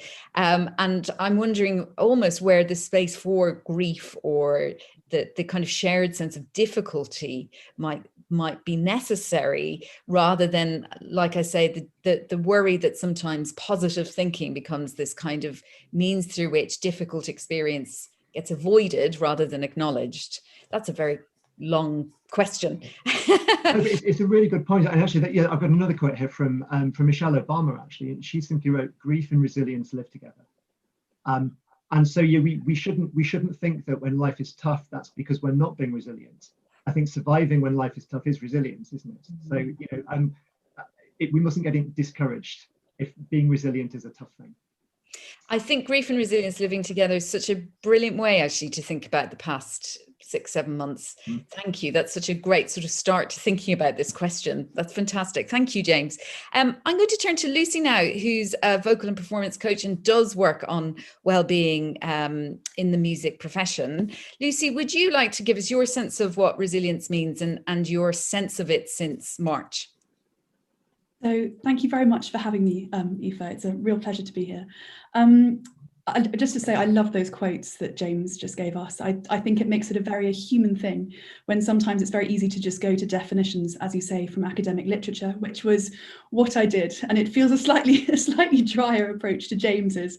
But obviously, Aoife, as you said, we've got personal resilience, we've got collective resilience, and there are so many different definitions. But to me, they all seem to center around the idea that we are able to cope and to stay healthy throughout periods of prolonged stress and also after periods of stress. But to me, resilience is very much linked up with stress, coping, support and well-being. And I think how we cope with stress, I think, is something that is sometimes not that discussed. I mean, personally, when I'm going through a very difficult time, I tend to shut down, which is not a helpful way of coping. And actually that can lead to further problems down the line. And I think being very self-aware and actually knowing, how are we coping is actually helping us in the long run. What support do we need? Where can we access that support? For me, all of these things are integral to resilience. That's fantastic. Thank you so much, Lucy. And what's really striking to me in what you've said is that events such as these run by the ISM are actually part of the solution. They're offering that collective sense of what we are individually dealing with. And I think should acknowledge how fantastic it is that the ISM is hosting this conference for that exact reason.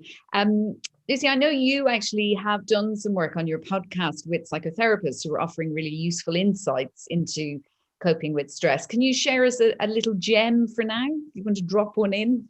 Yes, they were very, very simple things, actually. I mean, I think the first thing that really struck me was actually accepting and acknowledging what we've all been through this year. I think we're all very aware that other people have probably had it worse than us in other ways. And, we've heard a lot of people saying, well, I'm incredibly privileged, I've got a garden, or, I've actually been able to do a little bit of work or whatever. And one of the psychotherapists, Whitney Schauler, said, actually, we first need to acknowledge the huge amount of loss that we've all faced this year. As musicians, it can be in terms of actually loss of work, loss of identity. A lot of musicians actually identify themselves as musicians. It's not just a job. Financial loss, personal loss in terms of, bereavement and things. And actually, to start off with that acknowledgement, we can only be resilient, as James was saying, grief and resilience really go together, but by first acknowledging how difficult things have been. So there was that. The importance of things like journaling. Again, as I said, self-awareness is very important, but actually taking the time to check in with yourself. How are you feeling?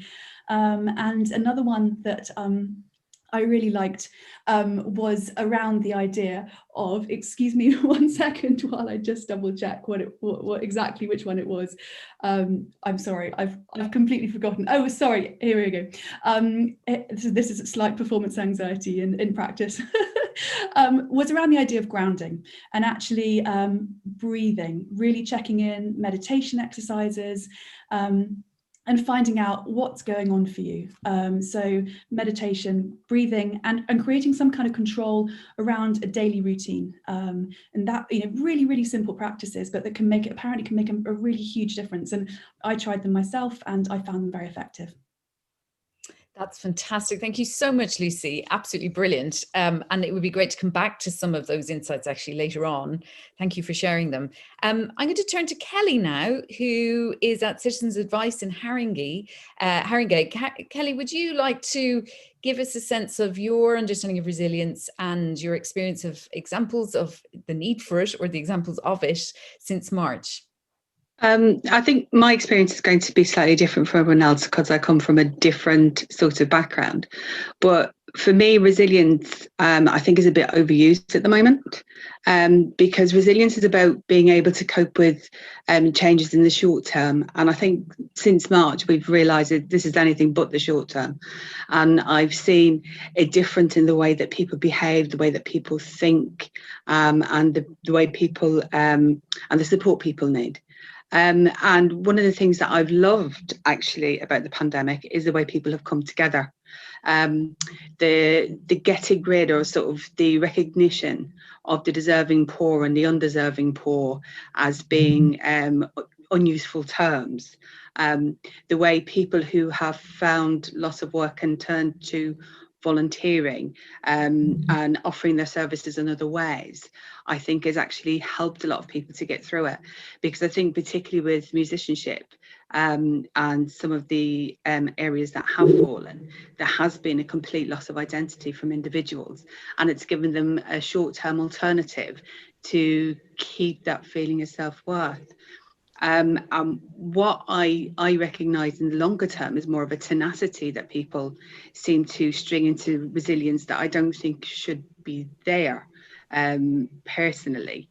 So, and I think for me it's useful to separate out the two and to know that we all need extra support during this time, because it's an extra particularly difficult period. But there's nothing wrong with getting help, whether we're going through a pandemic or we're not.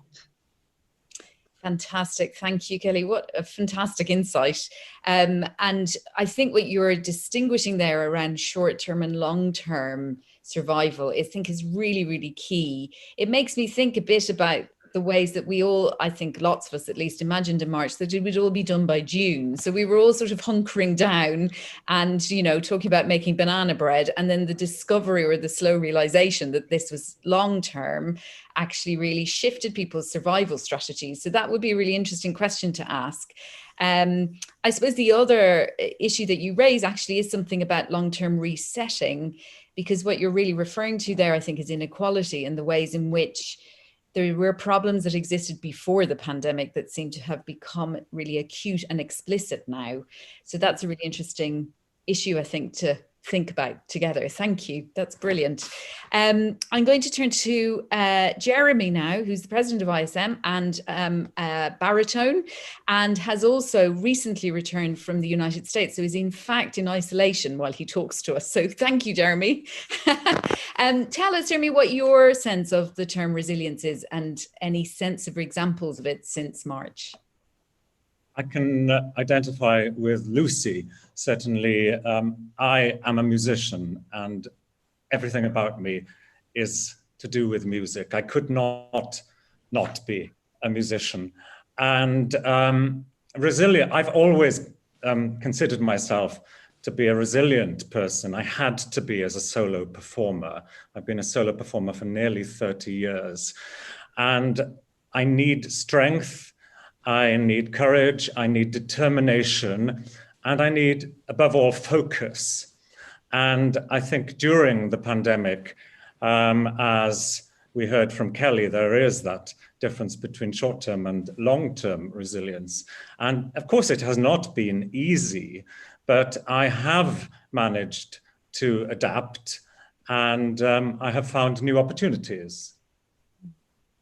So, Jeremy, what's really interesting is a question has just come in from the audience, which I can now ask you, which is brilliant. It's very well timed. So thank you again to the audience. Please do keep sending them in. I feel slightly like I'm on the shopping channel, but I really want to encourage you to contribute to the conversation as we go along. So the question is how musicians have dealt with the stresses of not being able to play or teach, and what it feels like not to be able to practice your art.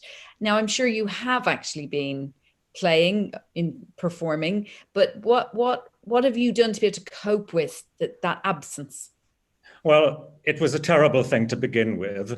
First of all, my work disappeared for, well, the first month disappeared. I actually went to the United States, and little by little, it all disappeared. And I spent a month in the States back in March and April doing nothing except enjoying the fine weather, of course.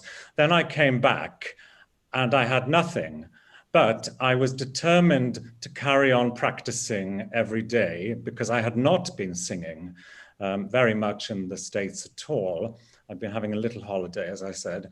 But it's important for all musicians, and perhaps especially singers, because we are like athletes, and if we don't sing, it all turns to mush.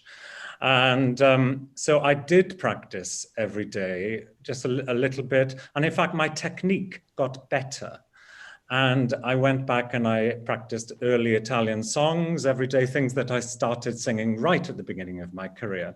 But then opportunities did arise, albeit virtual, and through grants and through sponsorship and through in-kind provision, I was able to start recording. And for those of you who saw the recording, which was posted in this conference about an hour or so ago, that was recorded in June through the medium of several grants, sponsorship, and in-kind sponsorship.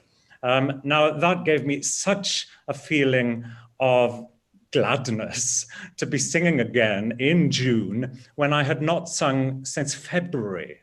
And I was determined to carry on, and I have carried on. I've just come back from the States, as you said, where I have spent a very, very busy 2 months recording and performing to empty halls. So that raises, of course, the interesting question of even when practice becomes possible, it's in very different circumstances. The loss of audience actually is another kind of loss, isn't it? That shapes practice. So that's really interesting. We should return to that, I think. Thank you so much, Jeremy. I wonder, could I turn now to Katrina, our final speaker, who I think will pick up very much on what Jeremy's been talking about. She's a violinist and composer. Katrina, can you tell us your sense of the word resilience and how you've seen that play out since March? Yes, hi everyone, and thanks so much to ISM for having me. What a brilliant event.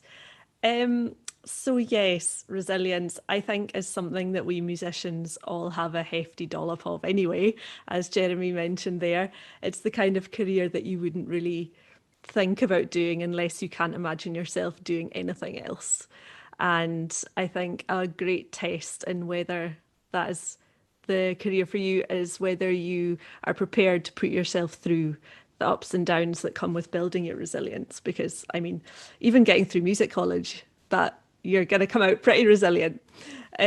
So for me, I think 2020 has given us all a chance to grow our resilience toolbox, and we're used to finding ways to keep our career going anyway in normal times, but through this time we've really had to bring that innovation and initiative more than ever. Can you give me some examples, Katrina, of that innovation and initiative? So what have you witnessed people doing to cope? Well, I mean, from my own perspective and my colleagues and friends, I guess we've just, at first, like Jeremy said, all our work was just gone. And it was like, what do we do? But personally, I am really lucky because I've got a colleague, Esther, who I work with, Esther Swift, who I work with in our group 12th Day. And we put our heads together very early on and said, right, what can we do to turn this into a positive? You know, how can we use this time? Because we're never going to get this much time at home ever again. So we started doing various things. We started a podcast. We started a Patreon page. We started doing little gigs online and stuff like that. And it has actually been incredible to see from the artistic community all of the innovation and all of the amazing ideas that people have had to keep themselves busy and to keep their audiences engaged. Brilliant. Thank you, Katrina. What's so interesting, what you say about an artist having to be resilient anyway in order to forge a career, I think is so interesting, because are there ways in which that idea of resilience actually enables people to be kept in a state of precariousness where they don't have any kind of security, where it's assumed that they will just keep coping no matter what gets thrown at them? And how might we push back at that while at the same time really recognizing those amazing kind of emotional skills, reserves of resilience that musicians and other kinds of artists own. There's a really interesting kind of challenge there where we don't want to perhaps get too invested in the idea that artists can cope with whatever is required of them, so that we can also push back at practices which are unfair or exploitative. I'm very struck by the story that just emerged in the media that a group of musicians playing for Strictly were being asked to work for free by the BBC on the basis of that amazing fantasy of exposure, for example. So how much does resilience sort of become a way in which not paying people becomes justified? So it's a really interesting kind of tension there, isn't there? Thank you all so much to the speakers. This is a great start. And again, I will encourage the audience to keep adding their thoughts and questions to the speakers, whether they are very practical ones or wider, sort of more philosophical ones. Of course, there's different kinds of resilience that have been required of musicians and music professionals more widely during this period. And maybe we could take them in turn just to think about possible responses, practical solutions, and also forms of support and services that might be of use to people.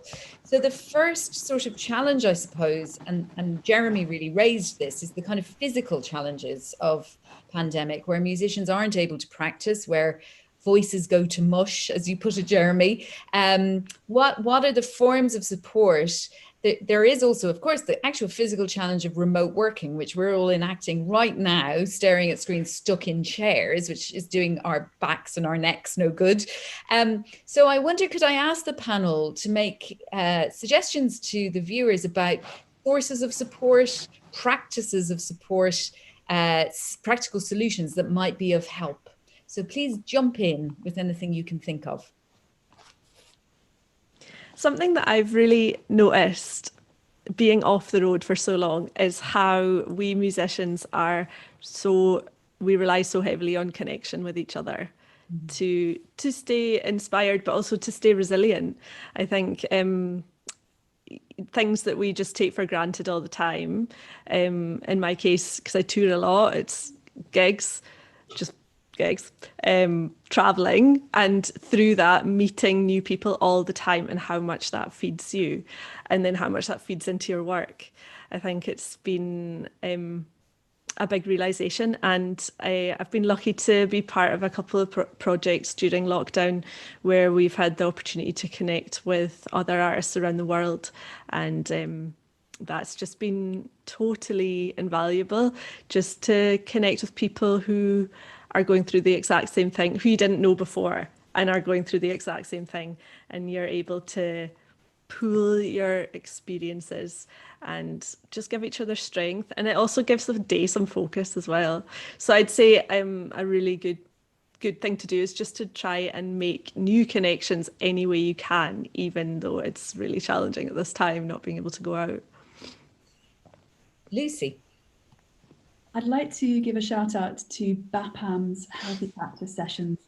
For anyone who doesn't know, BAPAM is the British Association of Performing Arts Medicine, and throughout the period of this year, they've had weekly check-in sessions with musicians on lots of different topics, and it's been the most amazing place of community for musicians to come every week and check in with various aspects of things they're finding hard, and these ranged from everything to physical health, as you said. So I think Sarah Upjohn was talking about physiotherapy.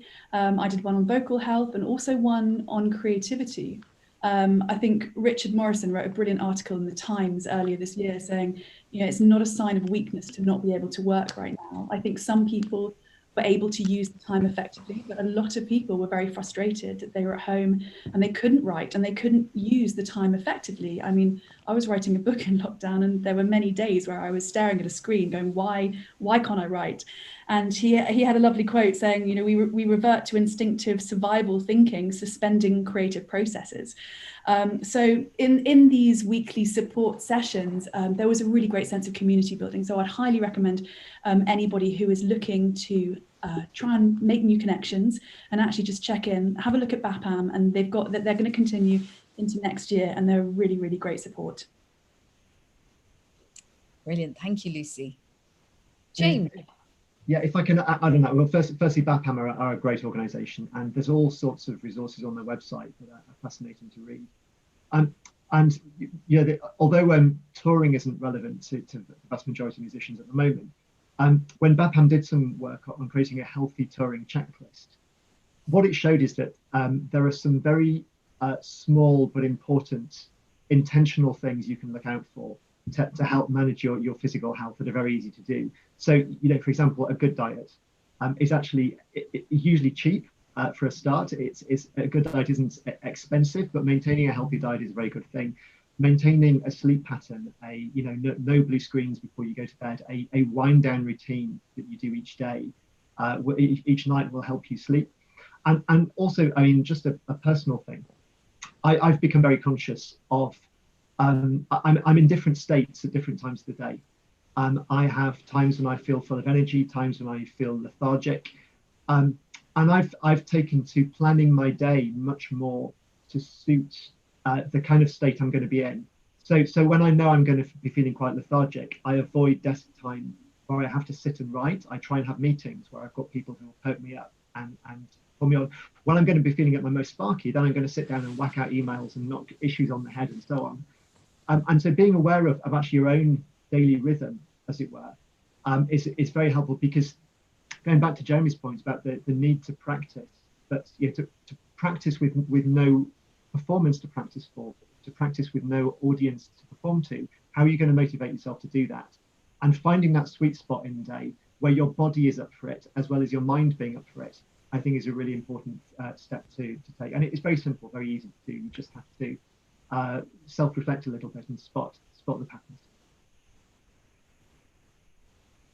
Brilliant. Thank you, James. I, of course, just want to flag up the ISN's physiotherapy service, which is one of the kind of very practical places that musicians can go to for physical support around, physical injury or rehabilitation. And Lucy's also mentioned some really important support services. Are there any others that the speakers would suggest around physical practice and physical health that you're aware of?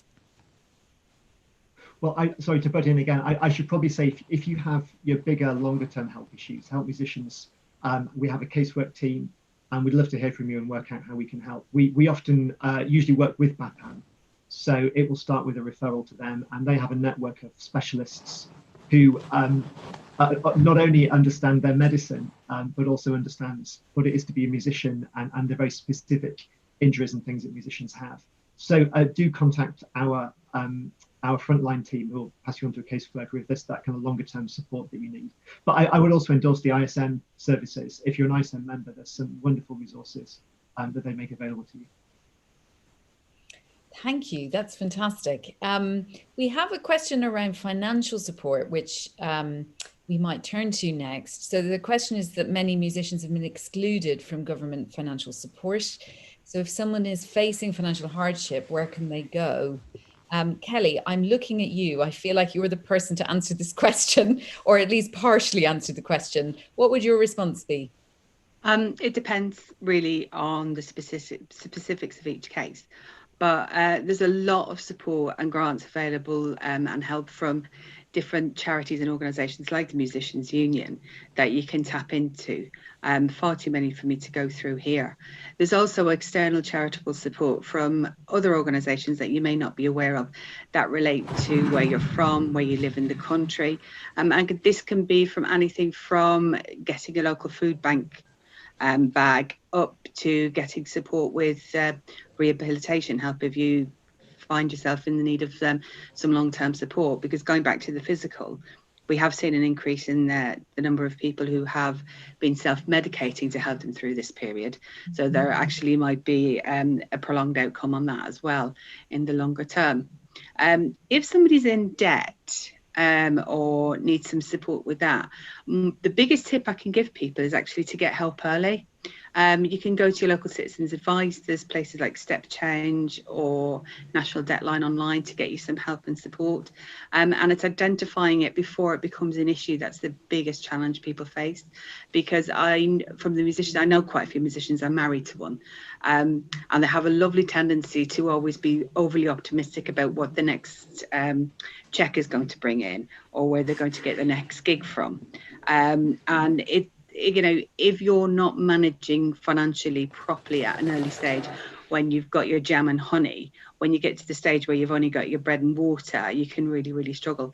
So it's being organised, and it's actually getting the information that you need early to organise yourself properly when you do have money to tide you through some of the difficult times. And if you don't have anything to fall back on, go and get support and advice from somebody who can give it to you. Don't rely on your friends and relatives, because they'll soon get fed up. And you want to maintain those friendships and relationships as long as possible. So come and see us, come and sit down and talk to us, and we'll actually help you through it. We've got a range of different options that are available to be able to help you, from finding grant funding and getting support with charitable applications, to finding benefits that you may be able to get, and pointing you in the right direction to get you the debt support you need. Fantastic. Thank you, Kelly. James, I'm going to call on you one second, but I'm just going to do a tiny, I'm just going to say a tiny thing, which is that Queen Mary actually has a free legal advice centre, which is trained up to offer free legal advice on universal credit applications and other welfare concerns, as well as actually creative industries law advice. So if anybody has been turned down for universal credit and would like support in kind of making a case, we have a legal team who can do that for free for you. So that's just worth plugging as a service that is open to everybody in the arts. So thank you so much, Kelly. James, you want to say something too? Yeah, so Help Musicians has got a financial hardship fund open at the moment for applications. We've been doing various financial hardship schemes since the very beginning of lockdown, and so far we've managed to distribute around about £15 million to about 20,000 musicians.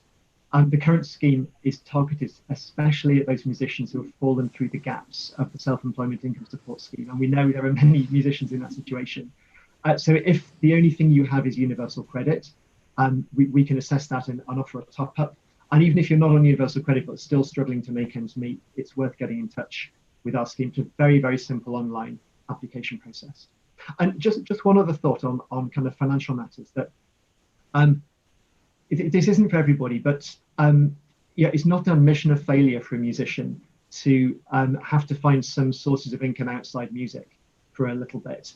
And as well as paying the bills, there can be other benefits from finding an alternative source of work in the short term. For example, if you're missing contact with other people, then actually, a job that brings you into contact with, even if it's just being a delivery driver for a while, it's not necessarily fulfilling, but it might give you something you need.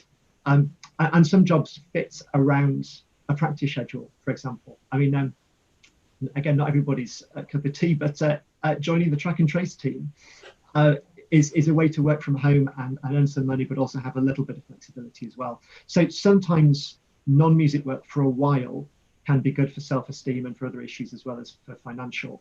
And again, it's about this point of resilience. It's about doing what you need to do now to flex, but not losing that point on the horizon. The point on the horizon is you're a professional musician and you will be back on stage and you will be earning your living that way again. But doing some other things in the meantime can be helpful sometimes. Brilliant, James, thank you. Can I ask everyone else on the panel whether there's other sources of financial support that you've come across that are worth sharing, or mechanisms people have put into place to cope financially in what you've seen over the period? I know the PRS Members Fund, so this is for any writers who are a member of the PRS. They offer, I think they also have a financial hardship fund, and they offer help with winter heating bills, and they also have a special house that people can access if they're struggling with housing issues. But check out the PRS Members Fund, and I think, sorry if James already mentioned this, but I think James was instrumental in setting up, am I right, the Corona Musicians.info, which is like a central hub for all the different places that you can go for support. So I think that's a really good place to start. Brilliant. Katrina. Well, I guess this is a small thing, but we've been in my group, 12th Day, we've been innovating a way about how we can build a sustainable income for the time being when we're not on the road, but also for the long term, because this is such a changing industry, and we're always trying to get the right balance in our lives of how much we're away on tour and how much we're at home, processing all of our experiences and preparing and writing for the next things. So we were toying with the idea before coronavirus to start a Patreon page. If anyone hasn't, I'm sure everyone's heard of Patreon now because it's pretty big, but it's like a subscription service where you can ask your fans to pledge a certain amount of money every month, and then in return they get rewards and exclusive content. So we were kind of worried before, we were a bit apprehensive about doing it beforehand because we thought, oh, we might end up spending our whole lives on our computers creating content, on iMovie. And then when we found ourselves doing that anyway, we thought, why not? No, it's been such a lovely thing to connect with our audience.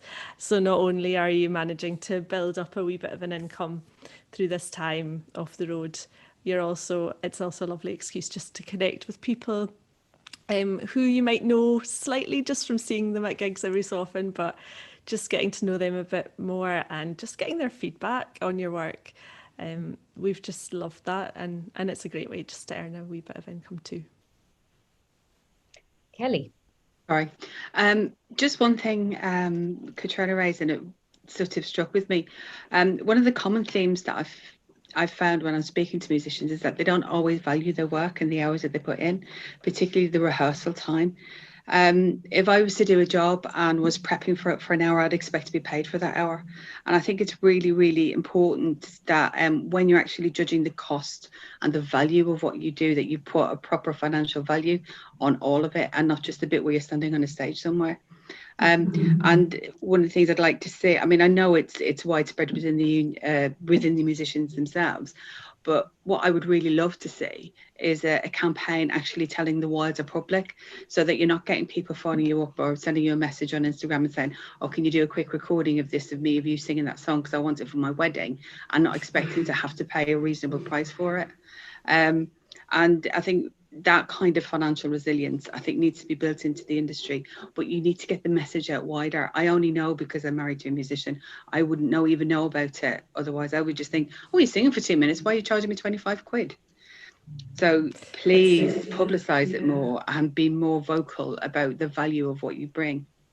It's such a difficult message to put across without sounding, you always feel like you're sounding kind of demanding or on your high horse or whatever, if it's somebody who has no idea about your industry. Yeah. But I'd say this time has given us a really good opportunity to learn, or just to be aware and observe how much time things take, because for once in our whole lives we have a routine, which has been quite interesting to experience, going to bed and getting up at the same time every day for such a long period of time. And for me, I really have benefited from having that routine.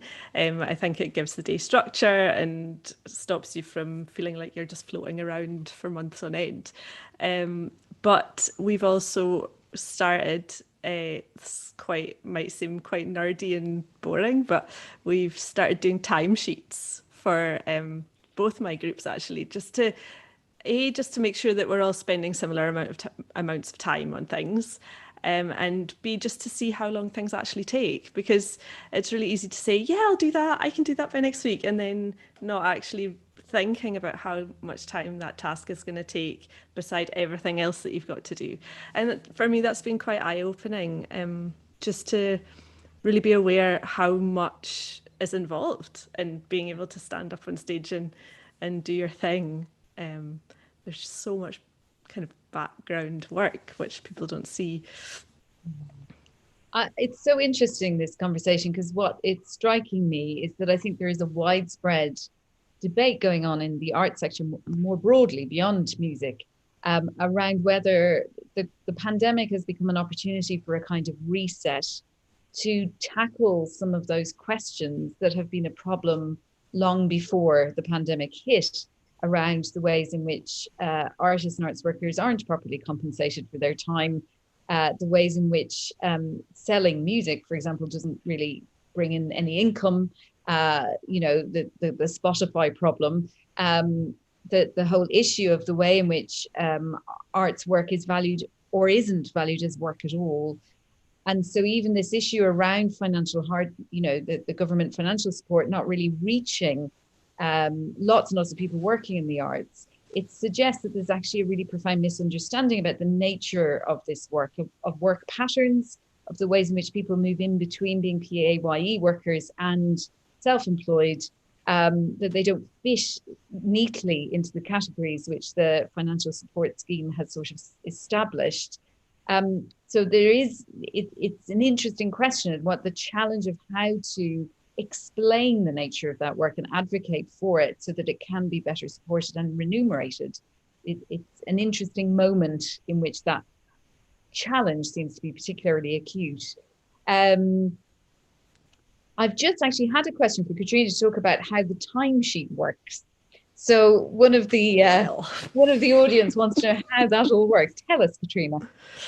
Oh, an insight into my really exciting life at the moment.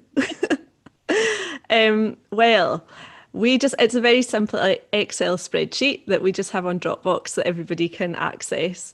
And basically, we started doing it because we share out the tasks in the band as equally as we can. But it's really, really difficult to do that because some tasks take ages. Some tasks don't, and some tasks take a long period of time over a short period of time, if that makes sense. So you might spend like 2 weeks solid on something, whereas something else you might be doing in dribs and drabs over 6 months.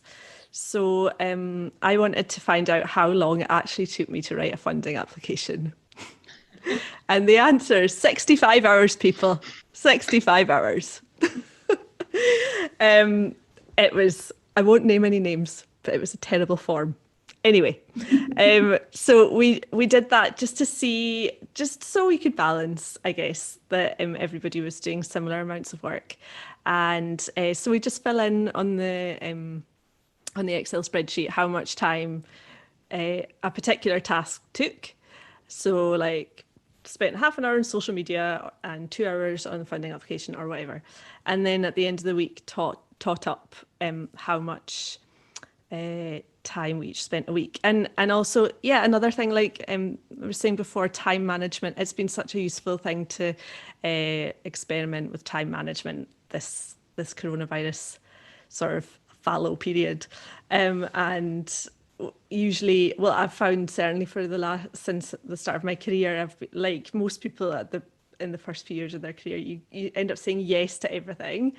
And then it's only when you get to the end of a really busy period or the end of a year where you realise how much time you've been away or how much time you've spent on things. You don't really think about it beforehand. So for me, I've really, really tried to take stock of how much time I want to be spending on each thing. So I know, for example, that I've agreed to do a third of my time on my solo stuff, a third of my time on 12th Day, and a third of my time on everything else.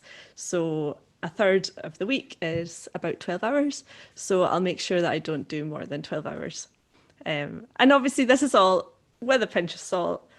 We're not strict about it, but I have found that it's just given us some structure and just a little bit of knowledge as to how we're dividing our time, and that you're giving a decent amount of your energy for each of the things that you're passionate about. Fantastic. Thank you, Katrina. I wonder, could we move to the question of sort of mental resilience, which I think we've all already touched on, but it might be worth revisiting that question. We've had a question from the audience to ask about the fact that we all know about the importance of routine sleep, food, but they're really struggling to put this into action, which probably also really feels familiar to us all. I was very struck, Lucy, what you were saying about the problem for the creative brain of this moment. And I did hear on the radio that apparently it's become widespread that people are forgetting words. I thought it was just me, but it appears to be something that everybody's struggling with, which presumably is to do with a sort of low grade level of stress that's there all the time and is taking up brain room almost. And that does raise the question of how do we implement positive behaviors to help ourselves? And also perhaps I could ask, how do we carve out spaces to be creative in moments of acute stress like these, because stress really mitigates against creativity, and a loss of connection also probably does. If we're used to collaborating, how do we remain creative when we're more solitary or isolated? Lucy, would you mind if I turn to you first? Because again, you mentioned that you'd had this very interesting conversation with the psychotherapists about forms of self-care. Can you elaborate a little more or talk to us more about what you've learned there? Yeah, sure. And I think your question about, how do we stay creative in amongst all the stress? I mean, if I had a concrete answer, oh, I wish I did. But I think going back to what you were saying about this low level of stress and first of all, healthy behaviors.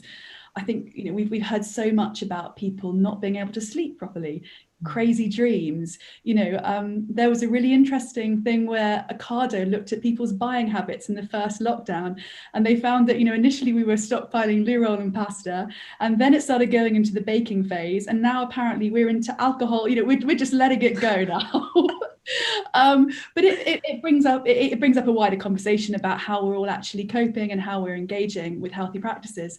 And this comes down to the individual level. I've really struggled too. And I think there was also a question as well about motivation, how do you create, how do you stay healthy, and how do you carry on with work at the moment? So many people I've spoken to have actually said they're even thinking about changing what they do because they have lost motivation so badly that they're actually questioning, big life choices. I'm a huge fan personally, and obviously with the people that I've worked with have advocated for this, of goal setting. And actually, I think a lot of us started 2020 and were very clear about what we wanted to achieve. And I think when March and April came around and those things either became too much or just completely impossible, and how could you tour? Maybe releasing has completely changed. How your strategy for this year, constantly checking in, where are you? Do you need to change your goals? And even if, a goal can be something so small, like, okay, I'm going to do 2,000 steps a day. And if I do 2,000 steps a day, I'm going to reward myself with maybe that Netflix box set or whatever. But I find that can really, really help, especially with big work tasks as well, when actually you're struggling to cope and you just think this is too overwhelming, and you chunk it right down and you say, how can I do 15 minutes today or whatever? But I do think that the goal setting can really, really help with motivation and can help with healthy practices. So how can I look to actually try and make something a bit more fun, or how can I actually reward myself when I get these goals? But it's such a complex conversation, and I wish I had really simple answers. Brilliant, thank you, Lucy. James, you want to jump in? I mean, brilliant, really helpful point from Lucy there. I think another thing I would say is try and work out what your own early warning signs are, as you think you're starting to struggle, and so that you can do something about them while they're still small. So if you think about do you notice anything physically? With me, I know that as my stress rises, actually my gums start to feel sore. That's my thing. Do you have emotional things? Do you suddenly get short-tempered or feel particularly paranoid? What about your behavior? Do you start procrastinating? Do you start nail biting? And also your kind of thinking ability. Do you start to see your lack of concentration and so on? And when you see these little signs, there are smaller things you can do to try and counteract them before they become big. In the same way that you would go to the dentist with a slight twinge in your tooth before it becomes complete full-blown root canal work. It's kind of worth thinking in those terms. And in fact, I've got a little freebie for everybody if they would like it. There's an app recommended by the NHS, or approved by the NHS, called Thrive. It's not for everybody. It's not for everybody's taste. But what it does, it helps you monitor your own mental well-being as the days go on. And if it spots telltale signs in terms of what you're telling the app, it comes back at you with some suggestions of what you might do to change your behavior. You can download the app. Normally, to activate it, there's a fee to pay, but I've got a free code. So if you download the Thrive app from any a web store type place that you normally go to, and then put in the code Help Musicians 20, the 20, not the word. So all in capitals, Help Musicians 20. You get free access to the app. And for some people, it's been very, very helpful just in terms of highlighting to them things they hadn't even started to notice about their own deterioration and giving them little tips to then turn it around before it becomes much worse. James, could you tell us more about the Musicians Music Minds Matter service? I know that's also a support service that you offer. Could you tell us a bit more about what you do there? Yeah, very, very happy to. And actually, as well, if you're an ISM member, they offer a very similar service. So Music Minds Matter is a 24/7 phone line. It's open all year. And when you ring, you immediately speak to a trained counsellor and you have a therapeutic conversation. So the immediate calling of that line brings you kind of some relief, hopefully, in that conversation. And certainly on our line, and I'm sure on ISMs as well, the counsellors understand a little bit of what it is to work as a musician. They understand the industry and the specific pressures you're under. Through Music Minds Matter as well, we can refer you on to more in-depth courses of counselling and other therapies if that's the right thing. And for us, we work through BAPAN again, and they help us with the referral piece. And again, whether it's that line or ISMs or any other, bring it when you feel the first twinge that something isn't quite right. Because what you never hear when you ring up one of those phone lines is, oh, pull yourself together, or a lot of people have it much worse, or I don't know why you're bothering me with this. It just never happens. What you get are people who really understand and know how to point you back in the right direction and move you on, or know how to send you to much more significant help if that's what you need at the time. So it's always worth ringing. Music Minds Matter, it's there on it has its own website and a phone number and everything else. And I'd encourage people to ring it at the earliest. Fantastic. Thank you, James.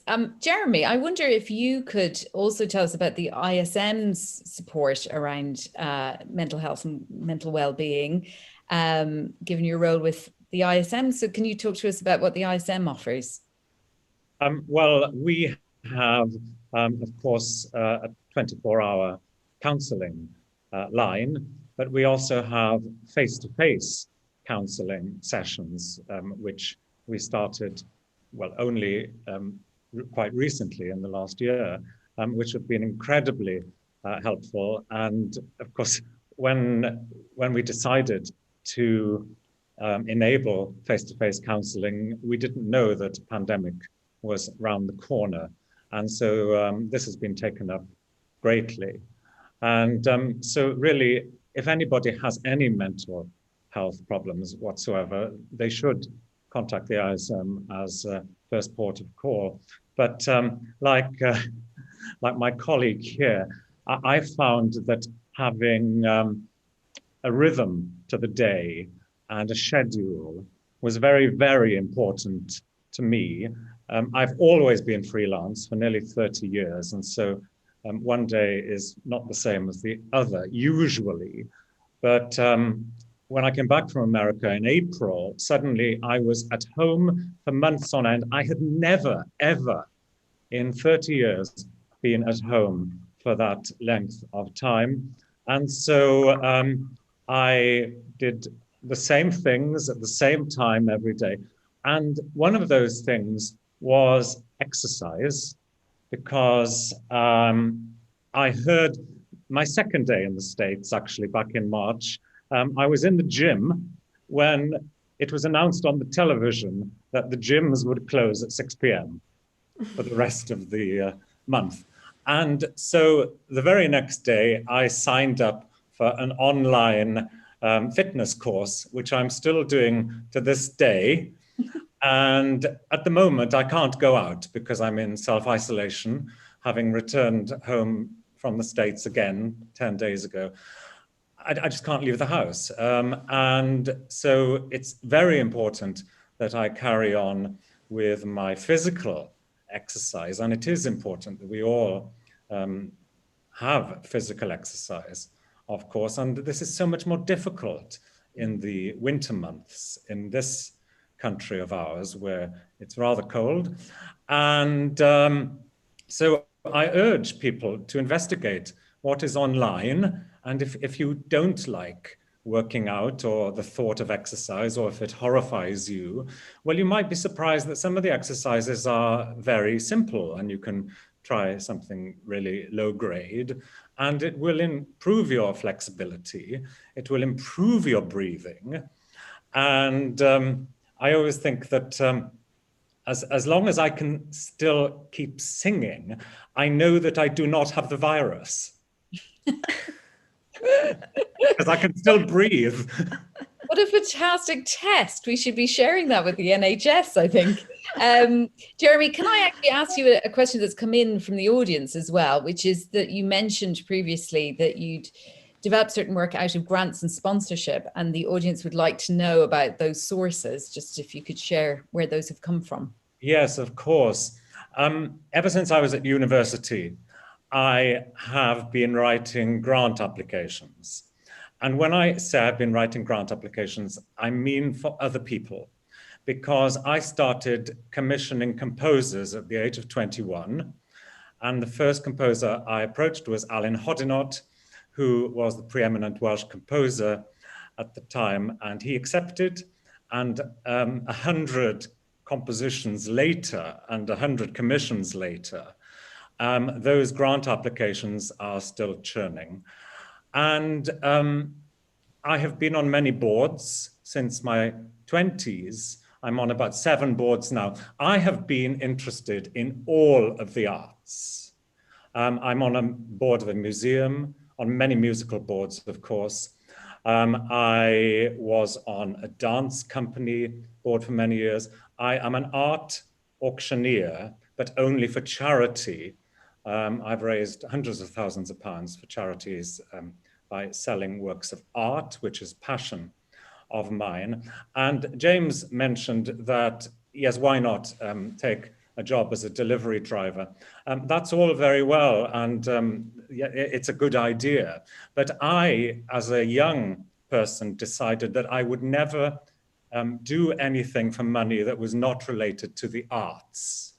And to that day, I have upheld that, and it has meant that I have stayed true to my profession. And of course, music is connected to all of the arts, and singing especially is, because without words, poetry, text, prose, we have no music to sing. Coming back to grants, this year I have found that there are more grant opportunities than ever. And this may surprise many of you. And the reason for this is that the whole world has gone digital. And as somebody who spends 6 months of the year abroad, usually, I have to turn down quite a lot of things. I can't do something because I'm in the wrong country at the wrong time, or the wrong end of the country in terms of the United States, say, which is such an enormous place. And so in a normal year, I would apply for between 20 and 25 grants on behalf of the organizations on which I am a board member, or on behalf of composers. The composers get the grants and I perform the works. Well, what happened this year? The composers had the grants last year, of course. I had lots of premieres to give. What did I do? And rather than say, oh, well, just toss it in the bin, I looked for grant opportunities, but they come to me actually because I'm enlisted on the sites of the arts councils, who send me newsletters every week, the British Council, the PRS, all of these organizations offer grants. I have worked also in the Far East annually for many years, and these have been helped by grants from all kinds of places. Of course, I can't go to the Far East at the moment, but there are grants for me to work with people from the Far East. There are also grants for me to work with people in India, where I have performed in the past, of course, and Australia, for example. But coming back to America, what was very interesting, when I was in America for 2 months recently, just over 2 months, I was working constantly, but I was not doing the tour that I was meant to be doing. I was in one place and I did all of my activity from one place, from several studios, several concert halls, but they were broadcast to different festivals around the States. So that's something that I couldn't, and actually I broadcast to the United Kingdom and elsewhere from America, several of them. So there are ways and means around these problems, and there are opportunities. Wonderful. Thank you, Jeremy. And actually, do you know what you've said brings me very nicely onto a question that's been posed about the question of place and the different experiences of the different devolved nations, the 4 nations in the UK, of what's been possible for musicians and music workers. So they say it's been frustrating how different the rules have been around what's been possible as performers. And of course, that also might lead us to think a little bit about that sort of really catastrophic Venn diagram between the pandemic and Brexit, and the ways in which questions of place and touring and what's possible as a performer will also emerge next year. So I wonder, could I throw that back to you all, whether you have any thoughts about the difference of experience in different parts of the UK first, and then we might turn to Brexit, because I know ISM have published a really important report on the effects of Brexit on music. So we might think about that combination for a moment. But let's talk about the UK first. Katrina, maybe you could talk a bit about the difference between, say, the experience of Scotland and the experience of England or Wales. Yeah, so I'm in Glasgow, and I've not done a live show to an audience since March, yeah, it was March, wasn't it? God, who knows anymore? And yeah, but I have recently started doing a couple of things for filmed things in venues, which has been lovely. We did one last week, and it was like, ooh, performance anxiety. Ooh, that's nice to feel again, and like, oh, the nerves, just hadn't experienced the feeling of having to control them for so long, and then, but also very strange not to have an audience there, and sort of realizing that your habits of instinctively looking out at the audience when you finish playing, and then there's no one there, and those techies are getting performed to right now. I tell you what, they're really getting some performances.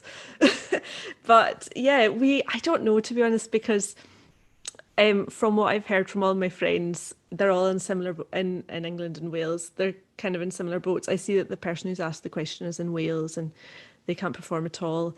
There's definitely not any live performances going on here with an audience. It's all just pre-records for festivals or different venues who might have funding to do a wee series. I do know a couple of people who've done concerts to a very small audience. I think there were some things going on at Snape Maltings in Aldborough, but to a very reduced audience. And of course, in such a huge hall, probably feels quite weird, like 20% full. Amazing that they managed to do that, but I think it's just all been very strange all around, and we're just now just fingers crossed that things can actually open up again for live audiences in the spring. But I think now, even like I've heard festivals in May saying that they're going to go online for next year, so we shall see. Jeremy, would you be happy to share just like a couple of very quick headlines from the ISM's report on Brexit, because that's obviously coming up in January. Any thoughts there around the way that the pandemic and Brexit may combine in relation to music practice? I can't imagine it's good news. Can you share a couple of the key insights or headlines? Well, we're very worried about the effect this is going to have on musicians traveling to Europe, of course. And as somebody who is well used to traveling to all parts of the globe, I know about the challenges of visas. And in fact, getting into the States this time was not easy at all. And I had to spend 14 days outside of the UK in order to be admitted, even though I have all kinds of marvelous paperwork. And so I decided to go to Jamaica. Now, that is not easy for everybody. And you can't do that if you just want to go to Paris for the weekend to play a concert. So there will be many, many difficulties. There will be, if you are playing an instrument, thankfully I am not, but you will almost certainly have expenses. There will be the health expenses because the EHIC comes to an end at the end of the year. If you want to drive on the continent, of course, you will need a separate license. So yes, we are very worried, and we hope to know more very soon. Thank you, Jeremy. That's really useful. James, did you want to jump in there? Yeah, I mean, not to stir the Brexit debate, although I totally agree with everything ISM have written and said about it. I think one thing that strikes me is whatever your view on the impact Brexit will have, and whatever your view of even when live music will return on scale in the UK. I think one of the messages is that the musicians should be doing whatever they can to prepare for that. Because even if we weren't concerned about Brexit and we did think that the return of live music was just around the corner, as Katrina said, it brings its own issues. It brings performance anxiety back. And I suspect many musicians who haven't performed for a long time may well feel performance anxiety in a way they've not felt it before. And it brings back touring, which is a joy, but also has great lows as well as great highs, the loneliness, the lack of space, the physical discomfort, bad diet, bad sleep, stress, the works. And it will highlight physical issues that we haven't really, as musicians, that haven't really been felt over the past 6 to 9 months, as Jeremy was saying, but just, if you haven't been doing a good exercise regime. And so I think musicians can really help themselves in the coming months just by going through that checklist of what do I need to prepare for. It might be administrative in terms of how to cope with the visa or health insurance. It might be physical health. I need to get some exercise done. It might be vocal health. It might be improving mental health resilience. But I think getting ready for 2021 and acknowledging that we hope it won't be like 2020, but whatever it is, it will still bring challenges. And the best thing we can do with our time at the moment is to prepare for those so we can meet them head on. I think that is, again, part of being resilient. It's part of having a plan for likely contingent situations that can exist. Fantastic. I'm aware that we have just about 4 minutes left. So I wonder if I could do a very fast round where one of the characteristics that the NHS has identified as an element of resilience is optimism. And so I wonder if we could end with thinking ahead. We've got a very good question about the similarities between life before and after COVID for resilient musicians. There's certain ways in which, of course, artists have dealt with emotional precarity and sort of financial precarity for a very long time. And so I actually have skills to offer to the world. So I'm wondering, thinking ahead, what are the ways in which music could help build back better, and music could be itself built back better in the future? What are the opportunities that this pause gives us to rethink the way that the music profession operates, but also what ways possibly might music contribute to repairing the world or regrowing the world into new possible futures? So any very quick thoughts on that? That's loads of questions. You respond as you'd like. Anyone like to jump in? Katrina? Well, I really believe that with such a huge drought of live events over the past few months, I think people are going to, my optimistic self says that people are going to be hungry for it. And I really hope that people get out there and go to all of the live gigs after this, because we're going to be so keen. So come and join us. I know, speaking for me and my colleagues, we're definitely not going to be taking anything for granted after this. And all the long car journeys and the parts of the job that maybe don't float your boat so much, it's all fine after this year. Thanks, Katrina. There's going to be a lot of hugging, I think, as well, isn't there? Oh my gosh, so much hugging. I'm really optimistic about some of the things that we've actually seen in terms of how musicians' income streams don't pay. You know, we've seen streaming companies making record profits. We've seen that it just does not pay for musicians. There's obviously currently an inquiry at the DCMS at the moment. I'm really hopeful that that's going to make some kind of change, but I think it has highlighted where the gaps are and where, you know, how valuable music is, but actually how we do need to value the musicians and the music industry, because it is a viable industry. It makes huge amounts of money for the economy, and hopefully we can look at ways that actually that income stream can actually be restored to a much more significant position than it is at the moment. Brilliant, thank you. Kelly, very quick. Very, very quick. As a non-musician, what I'm really looking for is actually seeing the output from all of this enclosed time has given the musicians. I'm really, really looking forward to seeing what you've created in this time. I'm going to have to, Jeremy and James, do you want to say like 2 words each, just to be, yeah, James? Just, I think, as well as everyone being desperate to go to live music again, I think the pandemic has reminded the entire nation just how important music is to our lives. It's calmed our souls and it's lifted our spirits just when we've needed it. And I think there is a love of music greater than ever before. Completely right. Jeremy? I'm looking forward to hearing music by the youngest generation of professional musicians who were hoping to have sprung on the world this summer and were unable to do so. So stay resilient. Thank you all so much. What a great note, quite literally, to end on. I really want to thank all the panelists for such a fantastic contribution, and to the audience too for offering us such useful questions. I hope this has been helpful in thinking ahead to the next few months, and I hope you all stay very safe and very well. Thank you all so much. Take care.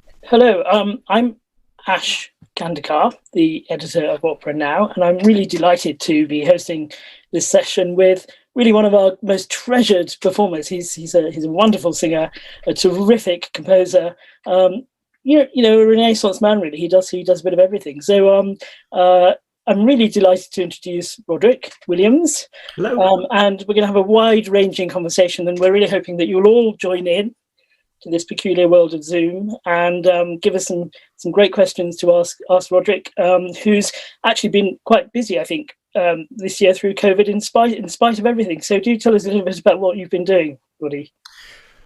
Well, it started for me at the end of May and into June when we began to make the first tentative steps to voice and piano performance.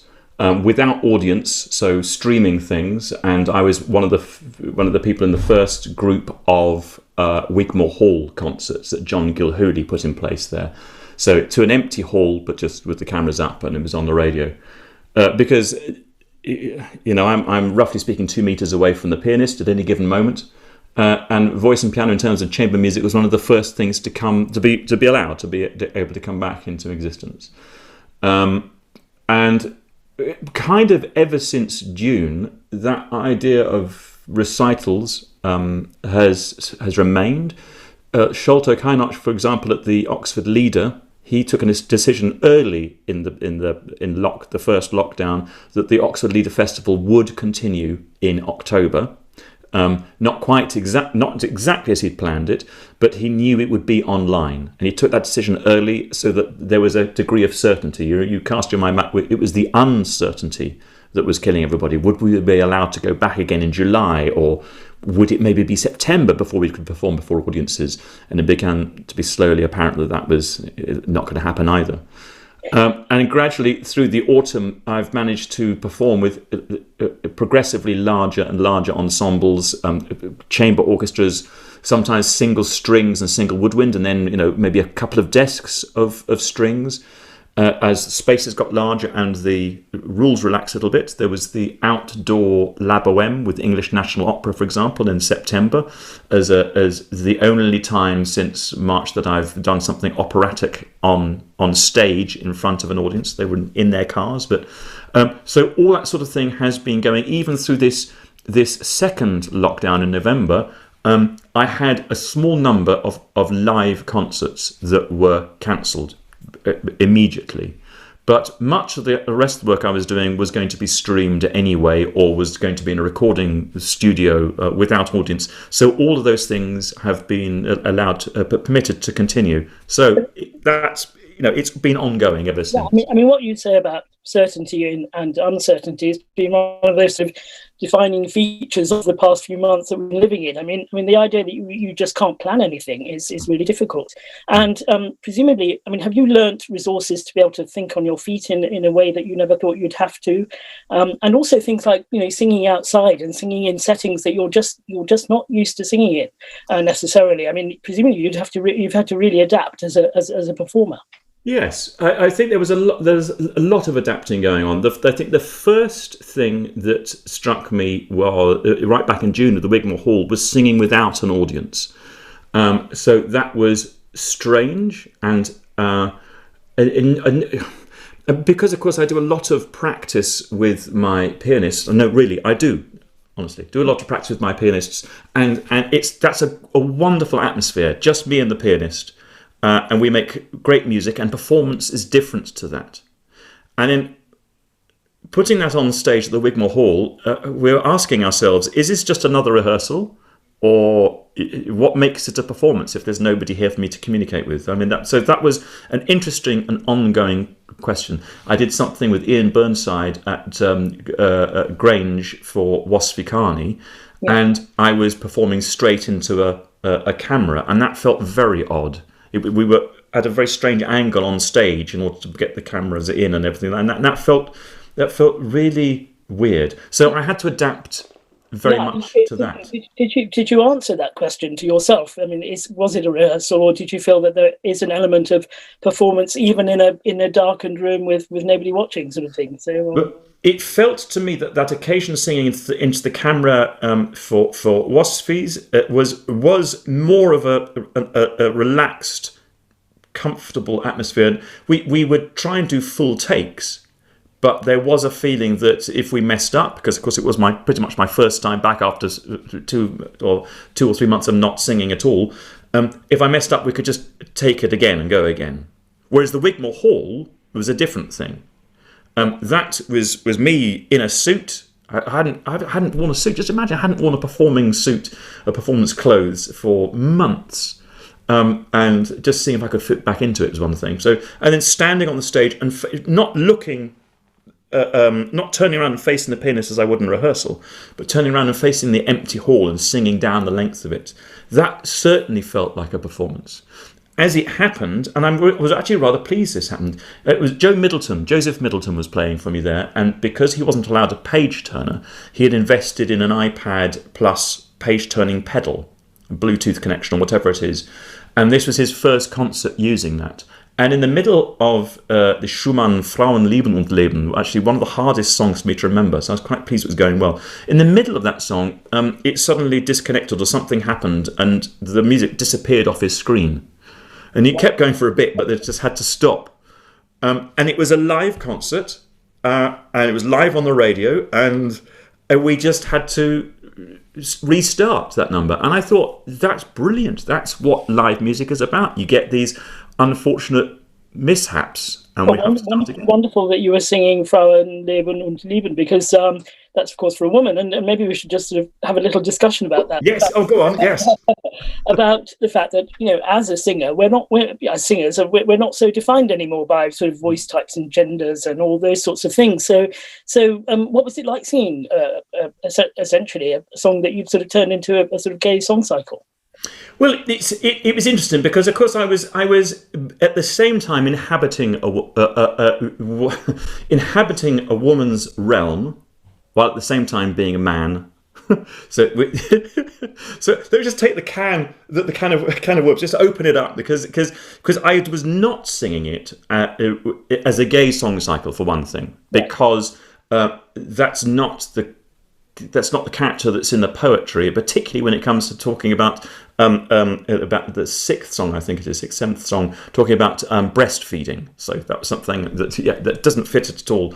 But as in every other song cycle that I am able to inhabit, and that Winterreise or Die Schöne Millerin is a very good case in point, where I become a young miller lad. You know, I'm 55. I'm not a young miller lad. I wouldn't know. I've never milled in my life.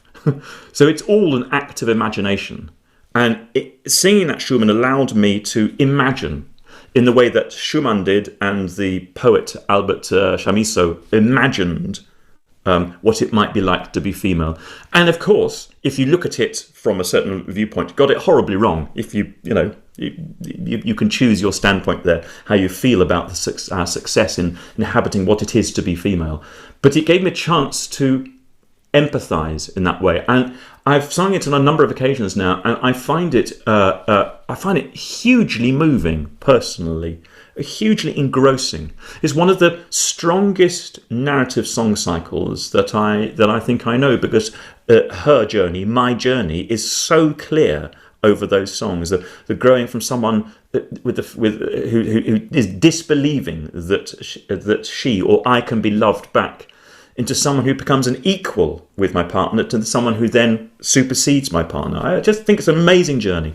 Yes, well, I think you've just really described the power of music, and if we're talking about empowerment and music and empowerment as a musician, you're able to take people on those very extraordinary journeys, which I think, often politicians can't. I mean, we get into all sorts of sort of hot water about, politically correct world about what we call people and what we do. I think music can actually make you viscerally feel the difference and those transitions. And I think that's, I thought it was a very interesting and brave thing to do. Thank you. I enjoy, and very enjoyable. I'll go with the brave because you said it, but enjoyable from my point of view. Hugely enjoyable. Great. So let's go back a little bit to how it all began, because you've said various things about your early life in interviews with Opera Now and all over the place, and you weren't the one in the family who was actually cut out to be a musician from the start, were you? No, not especially. My father retired as a management consultant some years ago, in the 1990s, and my mother did various things. She was a French teacher briefly and things like that. But they were both very musical, but they're not musicians, and nor were there people in their circle of friends who were professional musicians. So it was outside my ken. Didn't know about this world at all. So it happened, but my older brother Mark has perfect pitch. And when he was a treble, my parents sent him to the cathedral choir at Oxford, Christ Church Cathedral. He was there under Simon Preston, and so I got into the habit of being taken when I was younger, to visit him, with my younger brother every fortnight or something like that. Good old days of boarding school, throw them in there and ignore them. No, not ignored. But so I got used to seeing my brother singing in services, and when I was about the right age, 7 or 8, then I followed him. I didn't quite get into that choir, but I went to the same school. And when you're in an environment like that, singing and making music seems entirely natural. It's such a sort of logical, normal existence for me that I don't see anything strange, anything unusual, anything particularly noteworthy about it at all. It's just the way we made music. My parents loved listening to classical music, amongst other things. So there was a lot of classical music in the house over the radio. But neither of my parents are particular performers. My father was a self-taught classical guitarist, so he would make music himself. We played recorder. There's music going on, but no more so than in any other household. We were no Canet Masons. We went muddling through. You've worked with many musicians, and you've worked in many different contexts with musicians as well. I mean, how much do you think that sort of setting is almost a prerequisite if you're really going to make it in a career, or do you think you can really? Are we living in a society yet where you can sort of come from anywhere, and if you've got the passion to do it, you can still do it? Yeah, it's a great message, that, isn't it? You be what you want to be, just strive and you'll make it there in the end. I'm not so sure. It feels as though it feels there are many different ways into it. One of the ways that we respond to greatly, all of us, when it's reported in magazines and in media, is the idea of the child seeing something, like, for example, a famous trumpeter. They go at the age of 4 and they sit there with their mouths open and look at this trumpet, and you kind of go, I want to play that. I've got to play that. That is my future. And they know from 4 or 5 or 6 years old. And that makes me think of, life after death, sort of, there's reincarnation, that you were a trumpeter in a former life and you respond in some way, and whatever. But there's that method, that approach to it. And there's the other thing, which is the hard graft approach, where later in life, of the choices open to you, it becomes clear that you might like to try this one and pursue it for a bit and see if you're going to make it. And when I say make it, that then calls into question what you perceive as being making it. Is to have made it as a concert pianist. Does that mean you have to have the career of Stephen Osborne or Paul Lewis or something like that, and be an international concert pianist playing concertos and what have you, recitals? Or would having made it be, a repetiteur at the Royal Opera House, Covent Garden, or a repetiteur with an independent opera company in this country, or...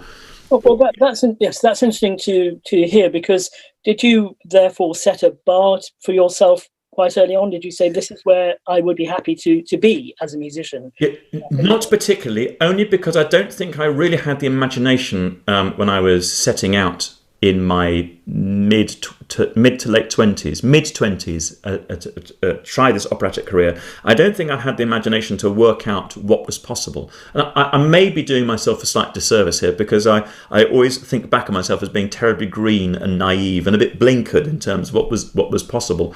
But I don't feel that at 25 or so, when I stopped my teaching career, classroom teaching career, and started singing, I don't think I looked at the Royal Opera House Covent Garden, for example, or the career of Dmitry Rostovsky or Fischer Dieskau, say, and said, I want to be that, and I can. And if I just struggle hard, if I really work, I could be Fischer Dieskau. I didn't say that to myself.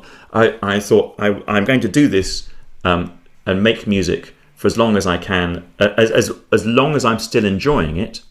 And if the ride comes to an end at some point, if it becomes clear that it's run its course, then I will be grateful for what I've had and return to my teaching or something else, or whatever. I paint a picture of a man who didn't have burning ambitions. I think that's true. Okay, so let's unpack that a little bit. I mean, you started really embarking on your career at 25 by the sounds of things when you stopped being a teacher, and we're all being told at the moment about transferable skills, and a lot of musicians being told we've all got to become electricians and all this sort of thing.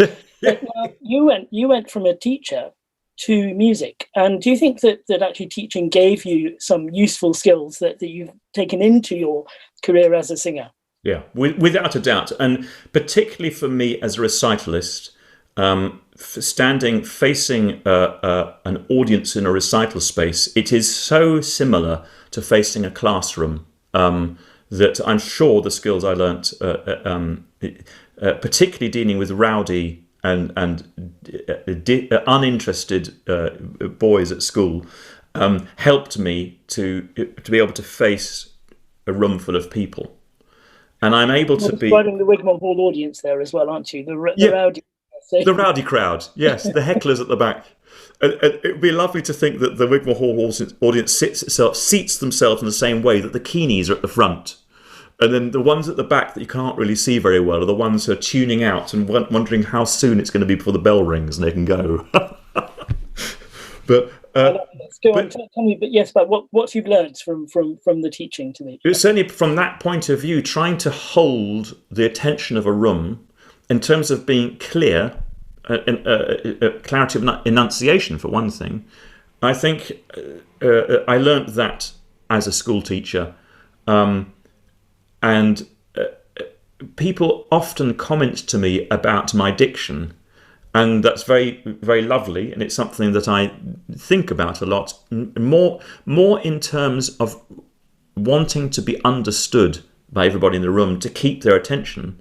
Otherwise, like my old classes of old, they will just naturally drift off. This is an interesting point about something like Lieder, which of course is often, or chanson, or it's often sung in a foreign language, and that sense of communication through words. Because I know that words are very important to you, and poetry. I mean, you're a brilliant communicator in words, and you can absolutely see that you have a sort of literary mind, that you enjoy the way words work together. When you're communicating in other languages, which you have to do as a singer, how do you make sure that even if you don't understand the words, that there's something that you're conveying? Well, it's important to me. It's important to me from nuts and bolts point of view in terms of doing my homework. It is important for me to understand the words that I'm expressing, and I think when I'm singing to someone, when I'm singing to an audience, part of me imagines in real time that they're understanding every word I sing. So either I'm thinking that there's 3 native speakers in the room and I'm singing to them, or I'm imagining in some way that the audience will be able to understand every single word and every inflection to it in real time. Now, at the same time, there'll be another part of my brain that's thinking these poor people have got not the first clue what I'm singing about. The ones who've put their translations down ages ago and just sitting with their arms folded and just lapping it up as music. They're not getting every word. But I think it's possible for audiences to experience and enjoy it and get something really positive out of that experience regardless. If I was a clarinetist playing the melodies of Schubert's Die Schöne Müllerin, for example, you could get a great deal of pleasure just from the sound of it, just from the harmony, just from the texture. So it doesn't matter that there's no language going on at all. So long as they're not frustrated that all this time I'm speaking to them, I'm using a different language and they can't access it. So long as that doesn't frustrate and get in the way, then we're okay. If we, for example, you and I suddenly switched this conversation into Serbo-Croat, for example. We could try some Hindi if you like. But, very, very. My case in point, it just you could people watching now could tell a lot from our faces whether we're having a good time at all, whether we're getting really serious, or whether, they could tell what's going on without necessarily understanding a word, not less, not even 1 in every 10 or 1 in every 100. But there's a great deal we can communicate without that. But without the music to accompany us in our conversation, yes. It could become dull quite quickly. Well, and of course this takes us to the operatic stage, because of course there you have the drama as well, and you're creating a character and a role, and you're in costume, and that gives you a sort of another persona to inhabit. But I mean, did you always know that you could be on stage and you wanted to be on stage, and was drama always a part of your being? Not at all, because at school, through school and through university, if there was something dramatic going on, I would, generally speaking, be in the orchestra pit. In my sixth form days, I was conducting a few of these things, and if I wasn't playing the cello or playing something, hitting something with something else, somebody with something else. So I didn't get much of an acting experience. However, the teaching, again, going back to acting, the teaching was, of course, an act. I remember specifically some lessons where I'd go in and think, right, okay, I've really got to try and hold them now, and they make me smile too quickly. So what I'll do is I'll go in and pretend I've got the most filthy hangover, and I'll be in a filthy mood for the first half hour, and then and then we'll lighten up, see how that goes. And I'd try that for a bit, and the pupils would realise, oh, Mr. Williamson's in a bad mood today, and after a while they'd begin to suss out that I couldn't hold it for that long. But the people talk about teaching, the legal profession, many professions like that, in terms of acting, and I was very conscious of that as a school teacher. It just so happened that I went to the Guildhall to train on the opera course there as I was approaching my 30th birthday, and we had acting lessons and stage experience, and I stumbled across something that I really enjoyed, because for me it's the play aspect of it. The dressing up other people's clothing, and well, I don't know, how can I best express it? Mucking about as part of one's job, being able to explore aspects of my own character and aspects of human behaviour in a safe environment. I really, really loved that. Really enjoyed it. And the best thing for me, of course, because I'm a musician, is I responded to the music as well, rather than thinking, this is great, I must get myself to RADA and join the straight theatre, the RSC. For me, it's that it's underpinned by music. We've got a very nice question that's just come in, so I will ask that in a second. But I just wanted, before we forget, to bring that point out that you actually didn't really start at the Guildhall till you were 30. And that's quite late. And I think a lot of singers, through all this stuff with COVID, is they sort of think, well, I'm in my mid-20s, I've lost my opportunities, my career's not going to go anywhere. But I think, judging by what's happened to you, there is a sort of a way of doing things later on in life. Yeah, I think especially with singing, as opposed to other forms of music making, instrumental and piano and what have you, singing there, and also particularly with men, and I'm sorry to say that, but I think there is a truth in that at the moment, that it's expected that deeper voices like mine, baritone and bass baritone voices, develop more and more as one gets older. And so you don't have to have been doing this since, doing this to a certain extent since one was, in a professional sense, since one was a student. Of course, I was a treble. I was a choral scholar as an undergraduate, but with no pretension of taking it further at that stage. So I have actually sung all my life, but I've just never taken it to this level never thought to take it to this level until I was 30-ish. Well, let's just go back to that. Sort of brings me to the question that we have, which is about education and about being a young person. And our questioner says, amazing to hear your story, Roderick, and how you came to music. What do you think about how the government is not really valuing music education? Right. Well, this is another can of worms. Let's take the lid off this one. Now, my experience of music teaching in this country since I was a teacher is anecdotal. So I haven't had a much experience of going into schools and dealing with the current curriculum. So my perception, I think, is kind of everybody's perception that music has been kind of wound down as an expensive luxury in schools today outside of private schools, which have always had wonderful resources and amazing concert halls. You know, build another recital hall in the summer holidays, and there you go. So I don't know if that's true, though. I don't know to what extent it's true, and I don't know to what extent the people who are trying to drive music in this country for schools nationwide, I don't know what they're doing, and so it would be a little bit difficult for me to comment from a position of ignorance. I think one of the problems seems to be that music isn't treated as a sort of a viable career. It's not sort of seen as a qualification that will take you anywhere. And I think again, it's this idea that either you go through the conservatoire route and that's it, you're on a career path, or you do something else because you're not going to be a musician. Whereas in fact, I think there are many ways into music, perhaps, which aren't celebrated in a way. So sure. And one of the things that was trumpeted loud, pardon the pun, loudly during the course of this is the amount of money that the arts and music in particular contributed to the economy. As we were all saying that, we were all aware that it felt a bit hollow. We don't want to speak about arts and culture in terms of how much money it makes.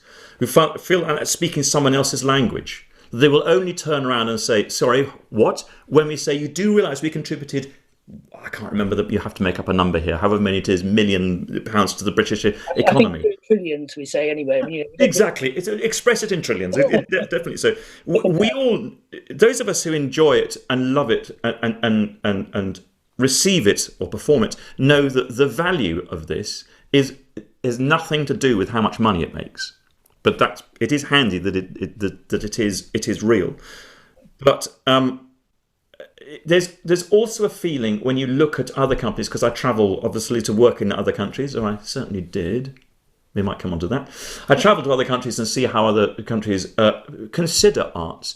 And any society that considers arts as an entertainment, sort of, you feel that's a bit of a limp response. A society that puts the arts right in the centre, knowing that it feeds into everything we do. You talked earlier on about transferable skills, for example. All the studies that have ever been done that point out what to us is obvious, that learning an instrument or dealing with music helps you to concentrate, helps you to focus, helps you. I mean, God, do I need to list off? We all know instinctively what music helps us do. All those things. Every summer you have another newspaper report that says, oh, if you try revising for your exams, a little bit of classical music on in the background, it's all that stuff which we've all known instinctively. The ancient Greeks knew it. Music and mathematics together, the fundamental thing. So we all know that, and we all see therefore that if a national education framework says, right, you've got maths, English, science, don't worry about languages, won't need those because you've got Google Translate, maths, English and science, and then humanities and the artsy stuff, but we won't worry about them. You're kind of missing the point. So now let's just move on. We've just had another quite interesting question here, which is perhaps a bit more controversial, which is that there's been a feeling, I think, in the singing world that through COVID, that companies have rallied round the big names because they all want to get attention through their streaming and through their that the big names have got a bit of clout when it comes to lobbying for musicians and singers, and I think I count you as a big name. But the question is, Roddy, is there anything you can do to help less well-known singers to get a share of the few performance opportunities that exist at the moment? I think there's been a feeling that perhaps people at the start of their careers have been slightly frozen out. Yes, absolutely. And that's the first thing that happened when everybody's diaries were wiped in mid-March. Everybody's diaries were wiped globally. So that was the first thing. But as things began to come back, then for the reasons that you were beginning to hint at, and that I hope are obvious to people, promoters look for, let's call them established names, in order to begin the slow clawback towards whatever we're aiming for. Yes, we can all understand why that is. And we can also see that anybody who was in a music conservatoire at the time, or had recently finished in a few years, or anybody who was just thinking of starting out as a singer or an instrumentalist or whatever, has no prospects whatsoever. If no choral societies are putting on Messiah or Creation up and down this country, then there's nowhere for younger artists to gain their first experience. And on top of that, if a choral society does decide that they're going to chance a Messiah, sometime soon, the number of people who are suddenly available and to do it, would include the established artists. They could pick an established artist to come and sing a Messiah for them because the established artist is free. They've got an empty diary. So who do you want? Just ring them up. You could get whoever you wanted. So yes, I entirely see that. Now, it could well be that question was sent to you by a Ms. B. Hannigan in order to be able to prompt me to speak about momentum now. Yeah. Barbara Hannigan, Canadian soprano and conductor and all-round musical good egg, she called me in the middle of the summer and posed that exact question. And it was something I'd been thinking about, chatting with my wife about. What can we do? What can we do practically to try and scoop up people as these opportunities come our way? She developed an initiative called Momentum, and she put Momentum Now on it to differentiate it from anything political. Momentum is an idea of sharing those opportunities in a very practical way. If I'm giving a recital, for example, I might be able to invite a younger artist, maybe not so young, another person to come and share the platform with me. And in doing so, we'd be able to pay them through the Momentum scheme itself that has funds. I might be able to contribute some of my fee, and the promoter might be able to put some money in. So that the Momentum artist, rather than being sort of coming along as some sort of intern sort of feel, some sort of, what would you call it, sort of warm-up act, they are actually properly sharing the stage. They are earning a solid fee, and we are simply sharing those opportunities. So of the concerts I've done this autumn, for example, that actually happened, I was able to share most of my recitals, not the Wigmore I just did a few days ago, but I'm singing Winterreise on Saturday. Saturday. I'm sharing it with a baritone Peter Brathwaite and the pianist Keval Shah. And then 2 days later, I'm singing Schwanengesang. I've got bass Edward Hawkins and mezzo-soprano Catherine Rudge, who are going to come along and join me for that. And I've got one in the future. I've done concerts in the past and future. If whoever asked that question, if it wasn't Ms. B. Hannigan, do look up Momentum artists as being a practical response from conductors, singers, instrumentalists, orchestras, promoters, saying, yeah, let's share this opportunity and scoop people up. Otherwise, there will be 2 to 3 years worth of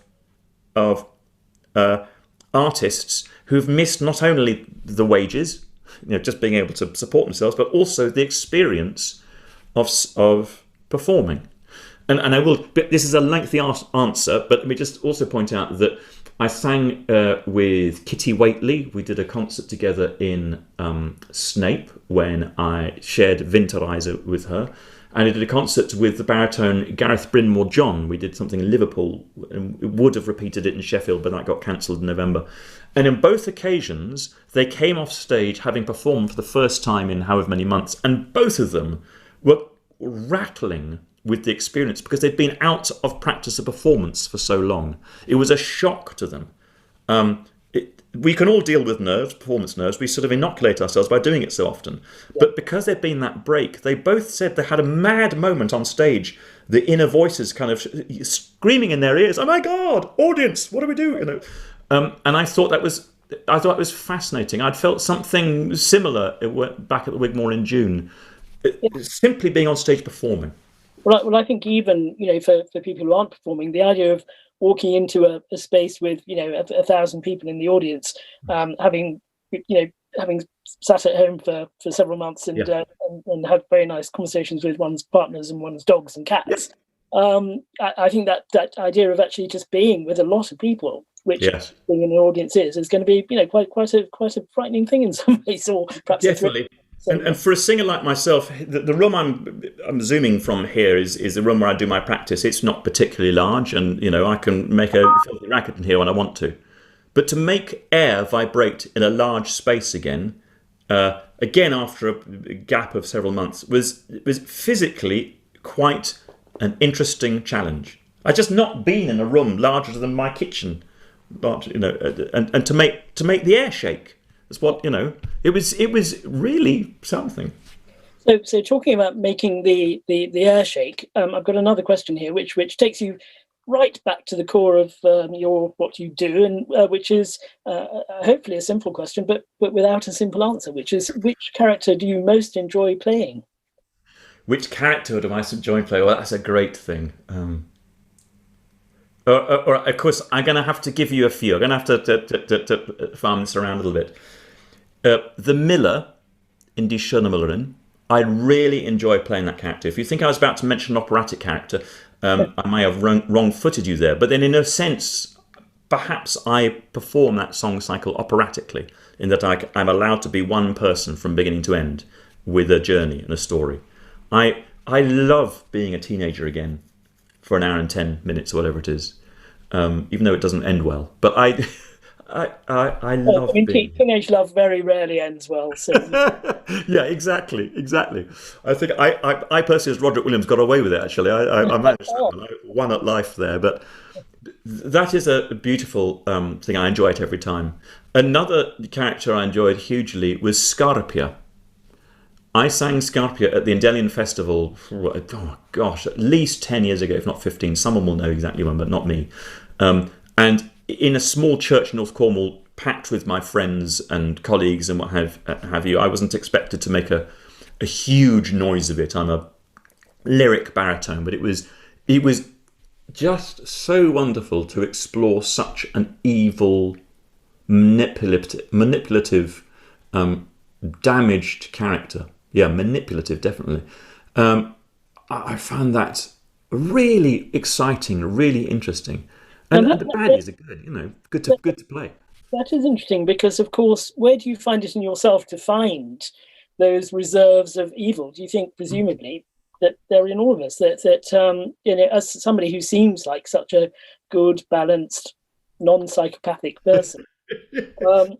It's easy to play in one sense if you don't bring too much of yourself to work. If I don't bring my inner psychopath. No, but yeah, you are making absolutely the correct point that I hope from a position of being reasonably well balanced in my life, I am able then to spend more time exploring what lurks in my psyche, to bring a character like that to life for myself. Now, how successful I was at really convincing people that I was capable of such acts and such words would be for other people to say. But for me, the words are all there, the music's all there. The only way I could soften Scarpia is by changing the words. And by changing some of his decisions and by not torturing the poor tenor, but But it's all in the text, and it's all in that music. So all I have to do is write it. And I suppose that sort of takes me to another point about how resilient you have to be as a performer. I mean, we're talking about the empowered musician here, and what do you need? Do you think you need a particular mindset to and a particular sort of mental resilience to do what you do? And is it something innate, or is it something you can learn? Yeah, I'll deal with the innate and can you learn it. I'll work that out in my mind as I'm going here, as I begin talking. I think resilience is good to have, and particularly for singers, because I have worked out, the more I sing, that it's very difficult for me to do it physically, to make the noise, if I'm not feeling right. I am, as you can tell, quite a positive, valiant person. The times when I have been knocked sideways by something, I haven't experienced proper grief, so I'll just hang on there. It'll hit us all someday. But I've had a very wonderful, charmed life so far, touch a bit of wood, what have you, so I haven't had to cope with real knockbacks. But I remember at the funeral of Richard Hickox, his death and his funeral caught me completely unawares, and as we stood in St. Endelian Church to sing hymns, I was standing next to a non-singer. He was able to sing. I couldn't make a note. I couldn't make a note in my throat. So I point that out only in that other mechanical instruments, you can get a noise out of them, however you feel. I mean, debatable. But for me, singing, if I'm not feeling right, I cannot do it. So it's quite easy for someone, a conductor or a director, it's quite easy for them to undermine a person, undermine me, if that's how they want to. And if they want to break me down to build me up, as that people used to do before bullying out was outlawed. And in such circumstances, I can't really function. And I have had no one's really treated me particularly badly, but there are certainly times when I've needed to, being a conscious, I need to be strong. One of those, for example, might be in the recording studio, where voice and pianos, a solo disc, a duet disc, I should say, and I am aware that I need to maintain my strength in every sense, mental and physical strength, from the beginning of the day to the end of the day, 3 days in a row, if it's going to work. That's good to know. And here's a question that actually sort of leads on for that. And I think it's probably the question is probably from somebody who's been sitting at home quite a lot. And I know that I go out and sort of, I've mowed the lawn more often than ever before because I'm at home, and and anything to avoid sitting by my computer and working. Yeah. This particular question says, how do you motivate yourselves to practice if you don't have performances to aim for? So how do you keep that sort of practice going? Well, the short answer to that was when it all went belly up in March, I didn't sing a note 3 months, until I got that Wigmore offer and the offer from WASFI. I didn't practice at all. I do probably hum and sing a lot, generally speaking, when I'm around place and busy, but I didn't take the opportunity to learn a new role or practice and stuff that I thought I might do. I just didn't sing. So there's a short answer to how do you motivate yourself. I don't know. I didn't motivate myself. But circumstances, of course, have changed, and I've become busy in the last few months. And so there's a great motivation there to learn things and keep things going. And it's wonderful for me to hear the various members of my family. I don't have any singers particularly in the family, but my family do enjoy music. But I really enjoy hearing them sing around the house when they don't know that they're being listened to. People who just make a noise, including my wife. She doesn't do it very often, but it's gorgeous, because then that's a true expression of something coming out of them, and that I find really beautiful. That is something I would hang on to. It's not an answer to your question. Not a good answer to your question, Well, but it's an observation. and it does actually slightly lead on to our next question, which is about singing with other people. Yes. So can you give us an insight into the rehearsal process when working alongside musicians from different nationalities? Oh, that's an interesting question. Very specifically about other nationalities, because people do have different backgrounds. The English choral background from which I come is a passport, a calling card, and language is a thing. I remember doing a production in Israel of an opera in French, and most of the cast were French speakers. And I felt on the outside of that. When you want to relax at the end of rehearsal, to go and get a beer somewhere, I couldn't take part. My conversational French is not good enough to take part, particularly when I can see that they want to relax. They've been concentrating all the day. They don't want to have to start speaking in English, and they want to let their hair down, and I can see that. So in actual fact, I ended up bonding with the Swedish mezzo and a Russian Israeli soprano, because they were more comfortable speaking in English.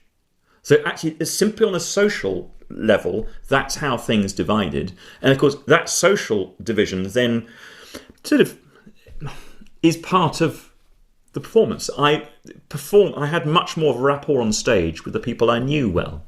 I wonder if this is where your questioner thought that question was going to go.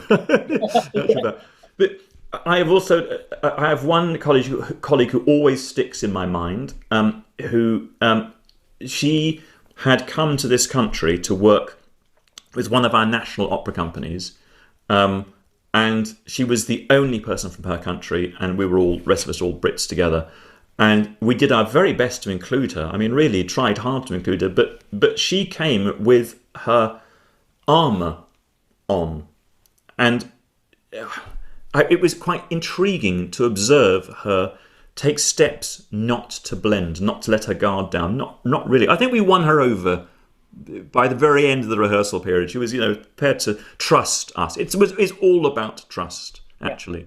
Well, I'm sure you did win her over, because you're a very charming, winning sort of chap. So I charmed. I can tell you, I really charmed. My goodness. Well, I think one of the things that this leads to is the idea of scrutiny. The fact that perhaps as a performer, because of Zoom and because of streaming and because of opera on film, and you're looked at, you're scrutinised much more than you were. And the fact that I'm talking to you in your kitchen means that perhaps there's a mystique, that natural armour that you have as a performer has been broken down through this whole COVID process, and that you are more real to people than perhaps you would have been before, and the whole idea of celebrity has changed, for example. I mean, do you miss that sort of persona that's different from the real world that singers used to have and perhaps don't anymore? Again, I think I've been used to this to a certain extent all my performing life. I've never sought to in all my acting, like I was saying about being a school teacher and trying to act in a certain way. I've never really been aware of that in my in any part of my career. And in fact, I've just been reading the memoirs of Helmut Deutsch, the fantastic Austrian collaborative pianist, accompanist. He actually refers to himself as an accompanist, so I can call him that. Translated by Richard Stokes into a very, very readable Christmas book, everybody. It's fabulous. And Helmut is 75 now. He bridges the gap between the superstars of the 1970s, say, through to young'uns younger than me, the next generation. And it's fascinating to read his book to see how that has changed. I very much belong to the back end of that story. So for me, the breaking down of mystique and barriers is how I've always been, how I've always wanted to be. I don't understand it when people. I don't respond when people attempt to put me on a pedestal. I don't get that. Whereas some of the great superstars that Helmut played with when Helmut was young and when he was starting out, and the stories there are just staggering. I mean, it makes a great reading, and the sort of the lengths they would go to ensure their superstar diva appeal. It's amazing. You wouldn't get away with that now.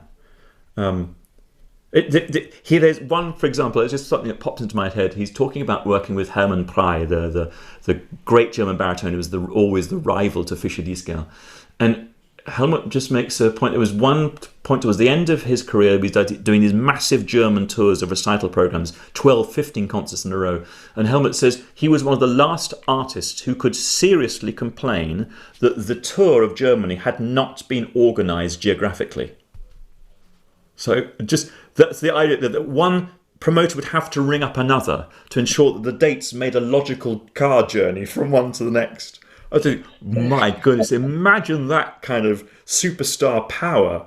No, that's well. This brings us to another question here, which is, how the world connects and the fact that you could go from one country to another easily. And this is a question that I think is quite an ISM question, really, which is, as a young singer, I'm petrified about Brexit limiting my career before it's even started. Do you have any tips for how to overcome a no deal? Well, very few of our politicians have tips, but if you can enlighten us, that would be absolutely marvellous. I wish I could. And of course, you know as well as I do, and your correspondent knows, that the answer is nobody knows at the moment. Few things upset me, trouble me. Few things. One of the things that is actually worrying me as I speak is that I'm due to begin rehearsals in Amsterdam on the 4th of January. So the practical implications of trying to begin several weeks of rehearsal in Amsterdam with slightly less than a month to go. Exactly a month to go. Coping with Brexit and quarantining COVID at the same time is a nightmare. Fortunately for me, and this is probably not true for your correspondent as a younger performer, fortunately for me, I've got a wonderful team of people who are engaged right now, rather than watching this, engaged right now in trying to sort that for me with the opera company on their side to try and smooth it over. So I'm in a wonderful position where I can tune into the odd email and check how it's going. And that's not going to help your correspondent at all. Well, no, I think one of the things we can start with in terms of lobbying is to have some sort of special talent visa or a talent visa, just so sports people can go and compete abroad and not have to quarantine when they come back because they have a special dispensation to do so. I think professional musicians who are working with bona fide companies and in a state that's going to help their career, I think they need a sort of dispensation of some sort. Well, I can tell you that my diary as it stands for the first 6 months of next year relies on exactly what you described becoming an instant reality. Otherwise, I'm not sure quite what language I can use on this. Otherwise, I might be slightly discomforted. I mean, I will lose work. Stuff that's in the diary now. If quarantine, for one thing, remains a thing in its current form pre-vaccine, I'm stuffed. I think I can say stuffed, can't I? I can say stuffed. I'm stuffed. Secondly, the number of days one's allowed to be in Europe, in the EU, with it rolling in the way it's going to, 90 days within a 6-month period. These were headlines. These are things I noticed in the newspaper the other day, and I just looked at it and thought, 90 days in a 6-month period. I got my diary out and started counting. And oh my God, I've got this job that starts in Amsterdam, works there, then goes to Germany, and I'm starting to do the maths, and this could be me.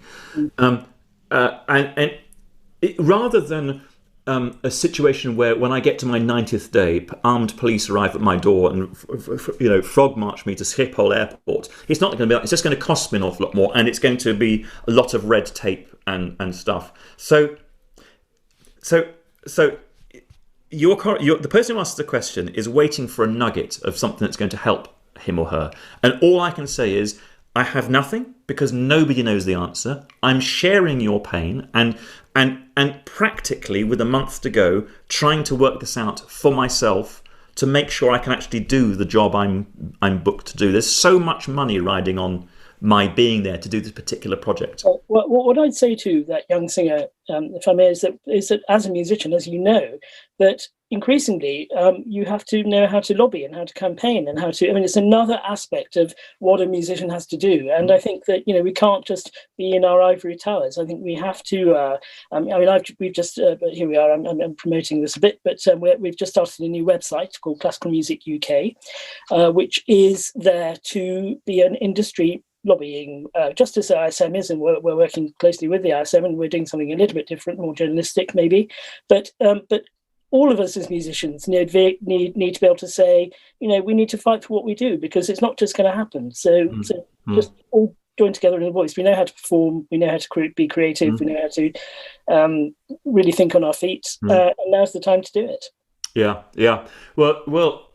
Amen to that, because it could well be the thing about political decisions like this, beyond COVID, but political decisions like this, is that when it doesn't affect you, or it doesn't affect me, I can get on with my stuff, sing my music, and it all rolls on past me. And I see another newspaper article about it, but it doesn't seem to touch me, so I don't have to concern myself with it. But this is affecting what happens for me in 2021, a great deal of 2021. So I will be engaging in your website, because Thank you. I have to. You do write for us. All of us write for us. So all of you write for us. So one of the things we should ask is about in a fantasy world where COVID is gone, we've all been vaccinated. What would you be most looking forward to in the future? What's your Christmas wish? This is a question I've just had. One of the things I'm looking forward to is walking on stage at the Wigmore Hall and seeing it full again. I think that's going to be emotional to a point where I'm choking even talking to you about it. Just to hear the place alive with people who want to hear live music again. That's going to be quite overwhelming. So I'm looking forward to that. I'm looking forward to being on an operatic stage again, and being able to interact with my colleagues without having to dance around them at 2 meters. It was fascinating doing La Bohème with the English National Opera and Ali Pali. There are a lot of people who didn't realise that we were keeping 2 meters apart, or as much as we could, and generally we could. And didn't see the intricate stage dancing going on around. When someone approaches a prop, you have to back off it and all this sort of stuff. I want to be in contact with my colleagues again. I need to touch them. That I felt it really keenly when I saw Carolyn Sampson after a long period of time, and she sang. We did a concert at St. Martin in the Field back in September, October, and she sang the Pie Jesu from the Freie Requiem, and in that church she sang it in such a way that it melted us all. It was such a beautiful sound. And she's such a pro. She just knows what she's doing. And I felt a need to hug her and make contact, because she's an old friend. Not old. She's not an old friend. She's a friend. Sorry, delete that bit. She's a friend. She's a friend. Sorry, Carolyn. Just to make human contact with her, and all we could do is I could stand 2 meters. So that was really, really beautiful, Well, I have to say, Roddy, just in the last sort of minute and a half that we've got left. Yes. It's been absolutely amazing talking to you. Fantastic, really wonderful.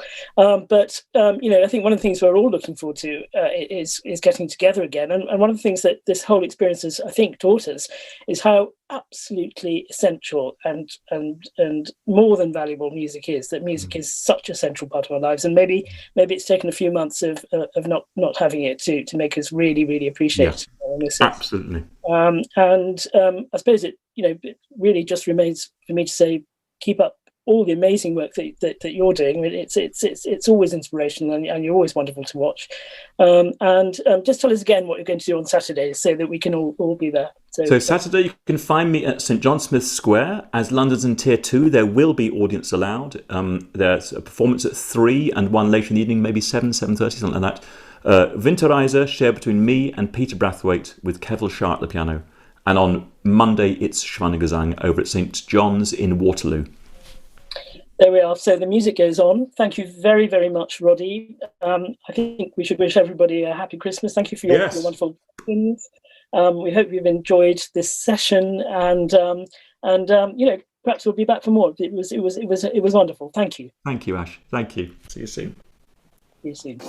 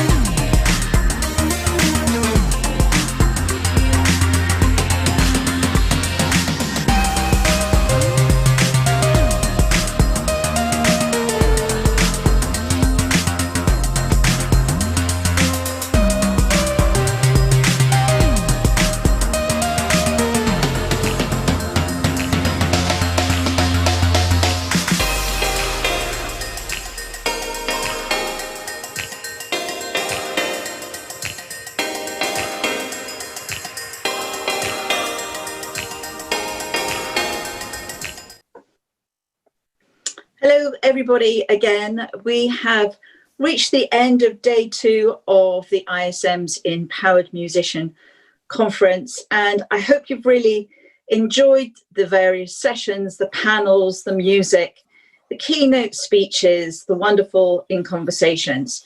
And I hope you haven't been tempted to leave your screen. It is still raining in London. So it has now rained continuously since 9:30. So absolutely no reason to leave the ISM Empowered Conference today. And indeed, we've had over 700 people watching. And I'm just so pleased that you have been with us over the last couple of days. What's really struck me is an extraordinary sense of community. And it's a community, again, across all different genres, across all different parts of the profession. We've heard from all different aspects. We've tackled COVID-19, which has been, I think, a massive seismic change for the profession. And lots of people talked about how we can build back better. And I think that is a theme the ISM will be taking very much to heart. What can we do on behalf of the profession to make sure musicians are not so vulnerable should this ever happen again? And we've heard about the toxicity of things like force majeure clauses, but also the fact that many musicians are not properly paid for their extraordinary talent. And those are all things that the ISM is very focused on, and we want to do something about. We've also heard about Brexit, and we know that Brexit is going to be a huge challenge, and the ISM is doing everything it possibly can to make sure that you have the knowledge to navigate what could be a bumpy road as we try and work out the next 12 months post the transition period. So do keep your eyes glued to the ISM website for updates. We've also heard about Black Lives Matter and the changes we need to make within the music profession, which are so important to all of us. And of course, the impact that music education has if we don't sort ourselves out in relation to the EBAC and to access to music education for everybody. It should not just be the preserve of the elite. I want to thank all of the panel members, all of the keynote speakers. I also want to say a big thanks to David Lammy, who was absolutely wonderful to interview, and also to Shlomo, who did that fantastic masterclass, and to Roderick Williams just now for his In Conversation. I have to say, I have really enjoyed the last 2 days, even though I was incredibly nervous to start off with, because you never know whether the tech is going to fail. But the duet group have been fabulous all the way through. So I want to say a big thank you to Peter and Paul, who have taken us on this journey. And I will also want to say thank you to the ISM board for green lighting this conference, and also to the extraordinarily talented ISM staff team who have made this all possible. So thank you all very much. Have a good festive break and keep safe and well. And now over to the president of the ISM, Professor Chris Collins. Thank you very much, Deborah. And I'm going to begin by repeating what you've just said, but I'm going to add in one more person, and that is you, Deborah. Thank you very much for your work heading up this remarkable team of people whose work has been incredible over the past few months, and over the last 2 days, even more so, because I'm sure those calls have continued coming through while we've been here in this conference. What an informative, engaging, inspiring, and ultimately uplifting event this has been.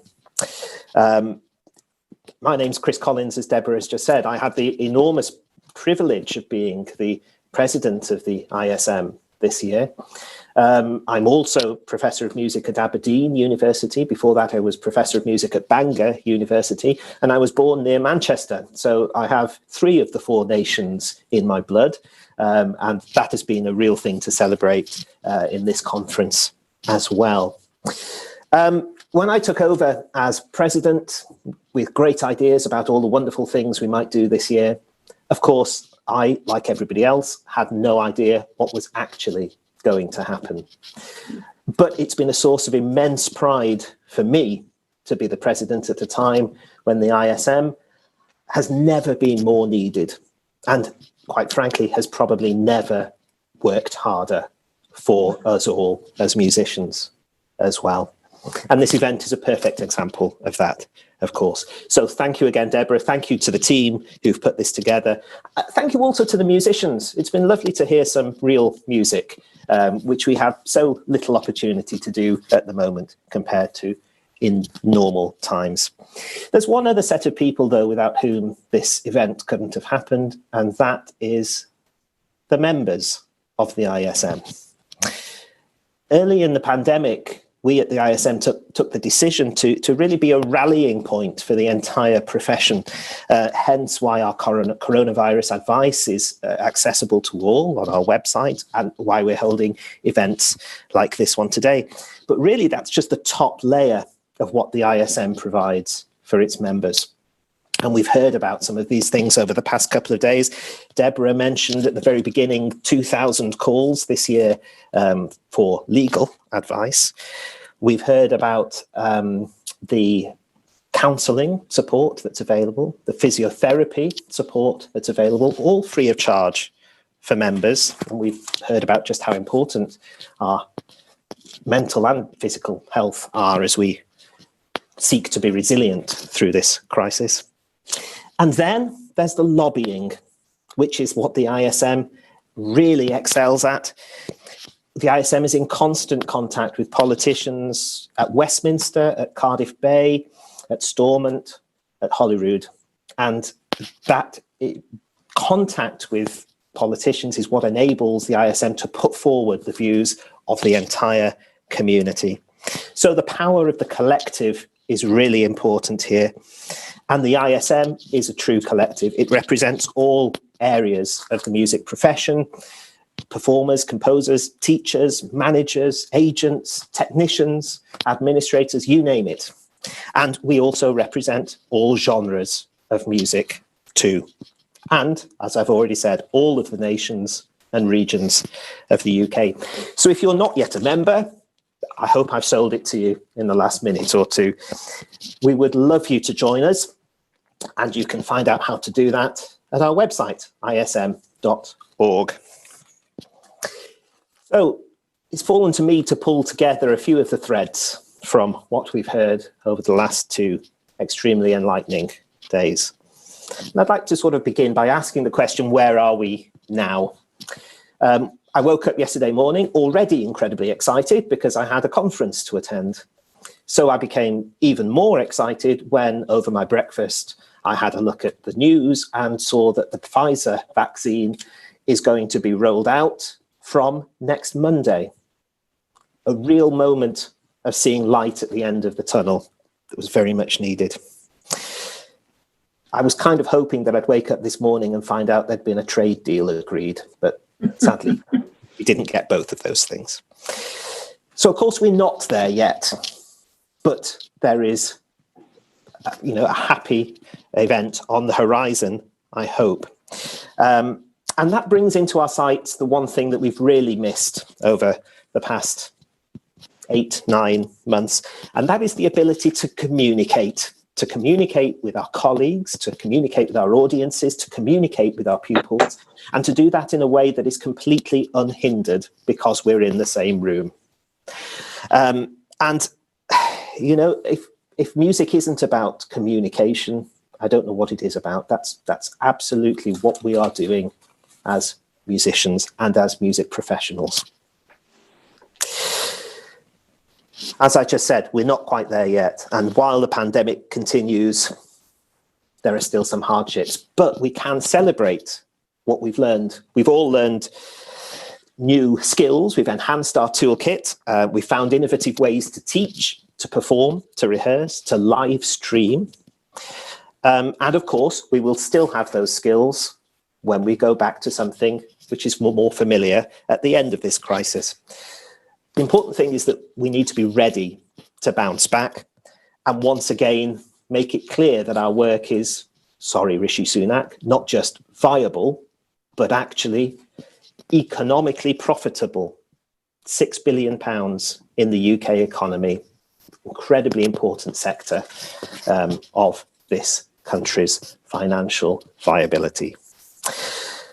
And when we do bounce back, the ISM will be here for us, as it has been since 1882. Which, again, is not to say that things aren't bad now. We've heard over the past 2 days so many stories of how individuals and organisations have struggled. Venues, particularly, have been put in an impossible situation. But on the whole, I hope you have found, as I have, that the tone of the last 2 days has been optimistic and positive. We've heard about a wide range of sources of financial assistance and advice. We've heard about amazing technological platforms that enable us, for instance, to rehearse with very little lag, almost, but not quite, as good as being in the same room. We've heard individual stories from musicians and others of ways in which they have managed to be resilient through the crisis. We've heard stories of musicians whose audiences have actually grown and diversified through the option of live streaming, which they may never have considered before. But there are two particular areas of hope that I'd like to mention, and it's probably not a coincidence that they're the same two that Deborah mentioned a few minutes ago. The first one is the renewed debate about diversity. Kadetu Kana Mason mentioned this morning the impact on the world of the atrocious death of George Floyd back in May. That was a watershed moment, and I can't help feeling that the fact that that happened in the middle of a global pandemic actually gave us some space to do something we should have done long ago. It gave us a moment to reflect on our own practices and to think about what that means for the music sector. And the lack of diversity has, quite frankly, been a major problem in the UK music profession for many years. We've been very bad at celebrating difference. We've been very bad at choosing collaborators who look different to how we ourselves look. And as Keith Harris said earlier on today, we've been very bad at allowing a situation to develop where, to quote Keith directly, you're only as good as the social network of your parents. So Black Lives Matter has given new impetus to the fight for greater diversity and inclusion across the sector. And greater diversity and inclusion means also looking at the obstacles facing women, the LGBTQ community, and many other groups, including, of course, the socially excluded, many of whom are doubly excluded at the moment because of digital poverty, which stops them from accessing many of the technological platforms that we are now using on a daily basis. The ISM will be at the vanguard of that fight. Deborah reminded me earlier that the ISM was one of the first professional societies to admit women members, only a couple of years after it was founded at the end of the last century, but one. My second point, again, also close to the heart of the ISM, is about the importance of finding and keeping new audiences and new communities of musicians, and particularly the next generation of musicians. We need to not just find and keep those, but empower them as well. We need to focus, I think, now not just on ourselves, important as it is to do that, but also on the future of the profession. We need to make sure that the young musicians are able to hit the ground running when this crisis is over, because at the moment, the usual networks in which we advance in this profession are not available to us. Let's hope they come back very soon. And all that brings me to really the last point, the last thing that I want to say today. We've learned so much since March, and we continue to learn. I've learned plenty in the last couple of days. It's been a difficult time, but out of adversity comes strength and unity and innovation. And once the venues reopen, we will be even better music professionals than we were before. And that is something to remember. And I hope this conference has helped you to recognise that in the same way that it has me. Right back at the beginning of the conference, Anita Collins observed that we, as music professionals, are used to being comfortable with being uncomfortable, and how true that is. Part of my work is as a conductor, and every time I stand on that stage with my back to the audience, not knowing how they are responding to what I'm doing, I feel incredibly uncomfortable, but I love it. And that is really at the heart of being a musician. So we're used to that. We've had a big dose of it over the past few months. We'll come through stronger. And I really hope that this conference has helped to confirm that for you. So from everyone at the ISM, thank you ever so much for coming to the Empowered Musician 2020. I hope you found it useful. And I wish you a very happy festive season and what has to be a much more positive new year. Wherever you're joining us from, whether it's in the UK or further afield, hwyl fawr, march and leave, goodbye. Very good.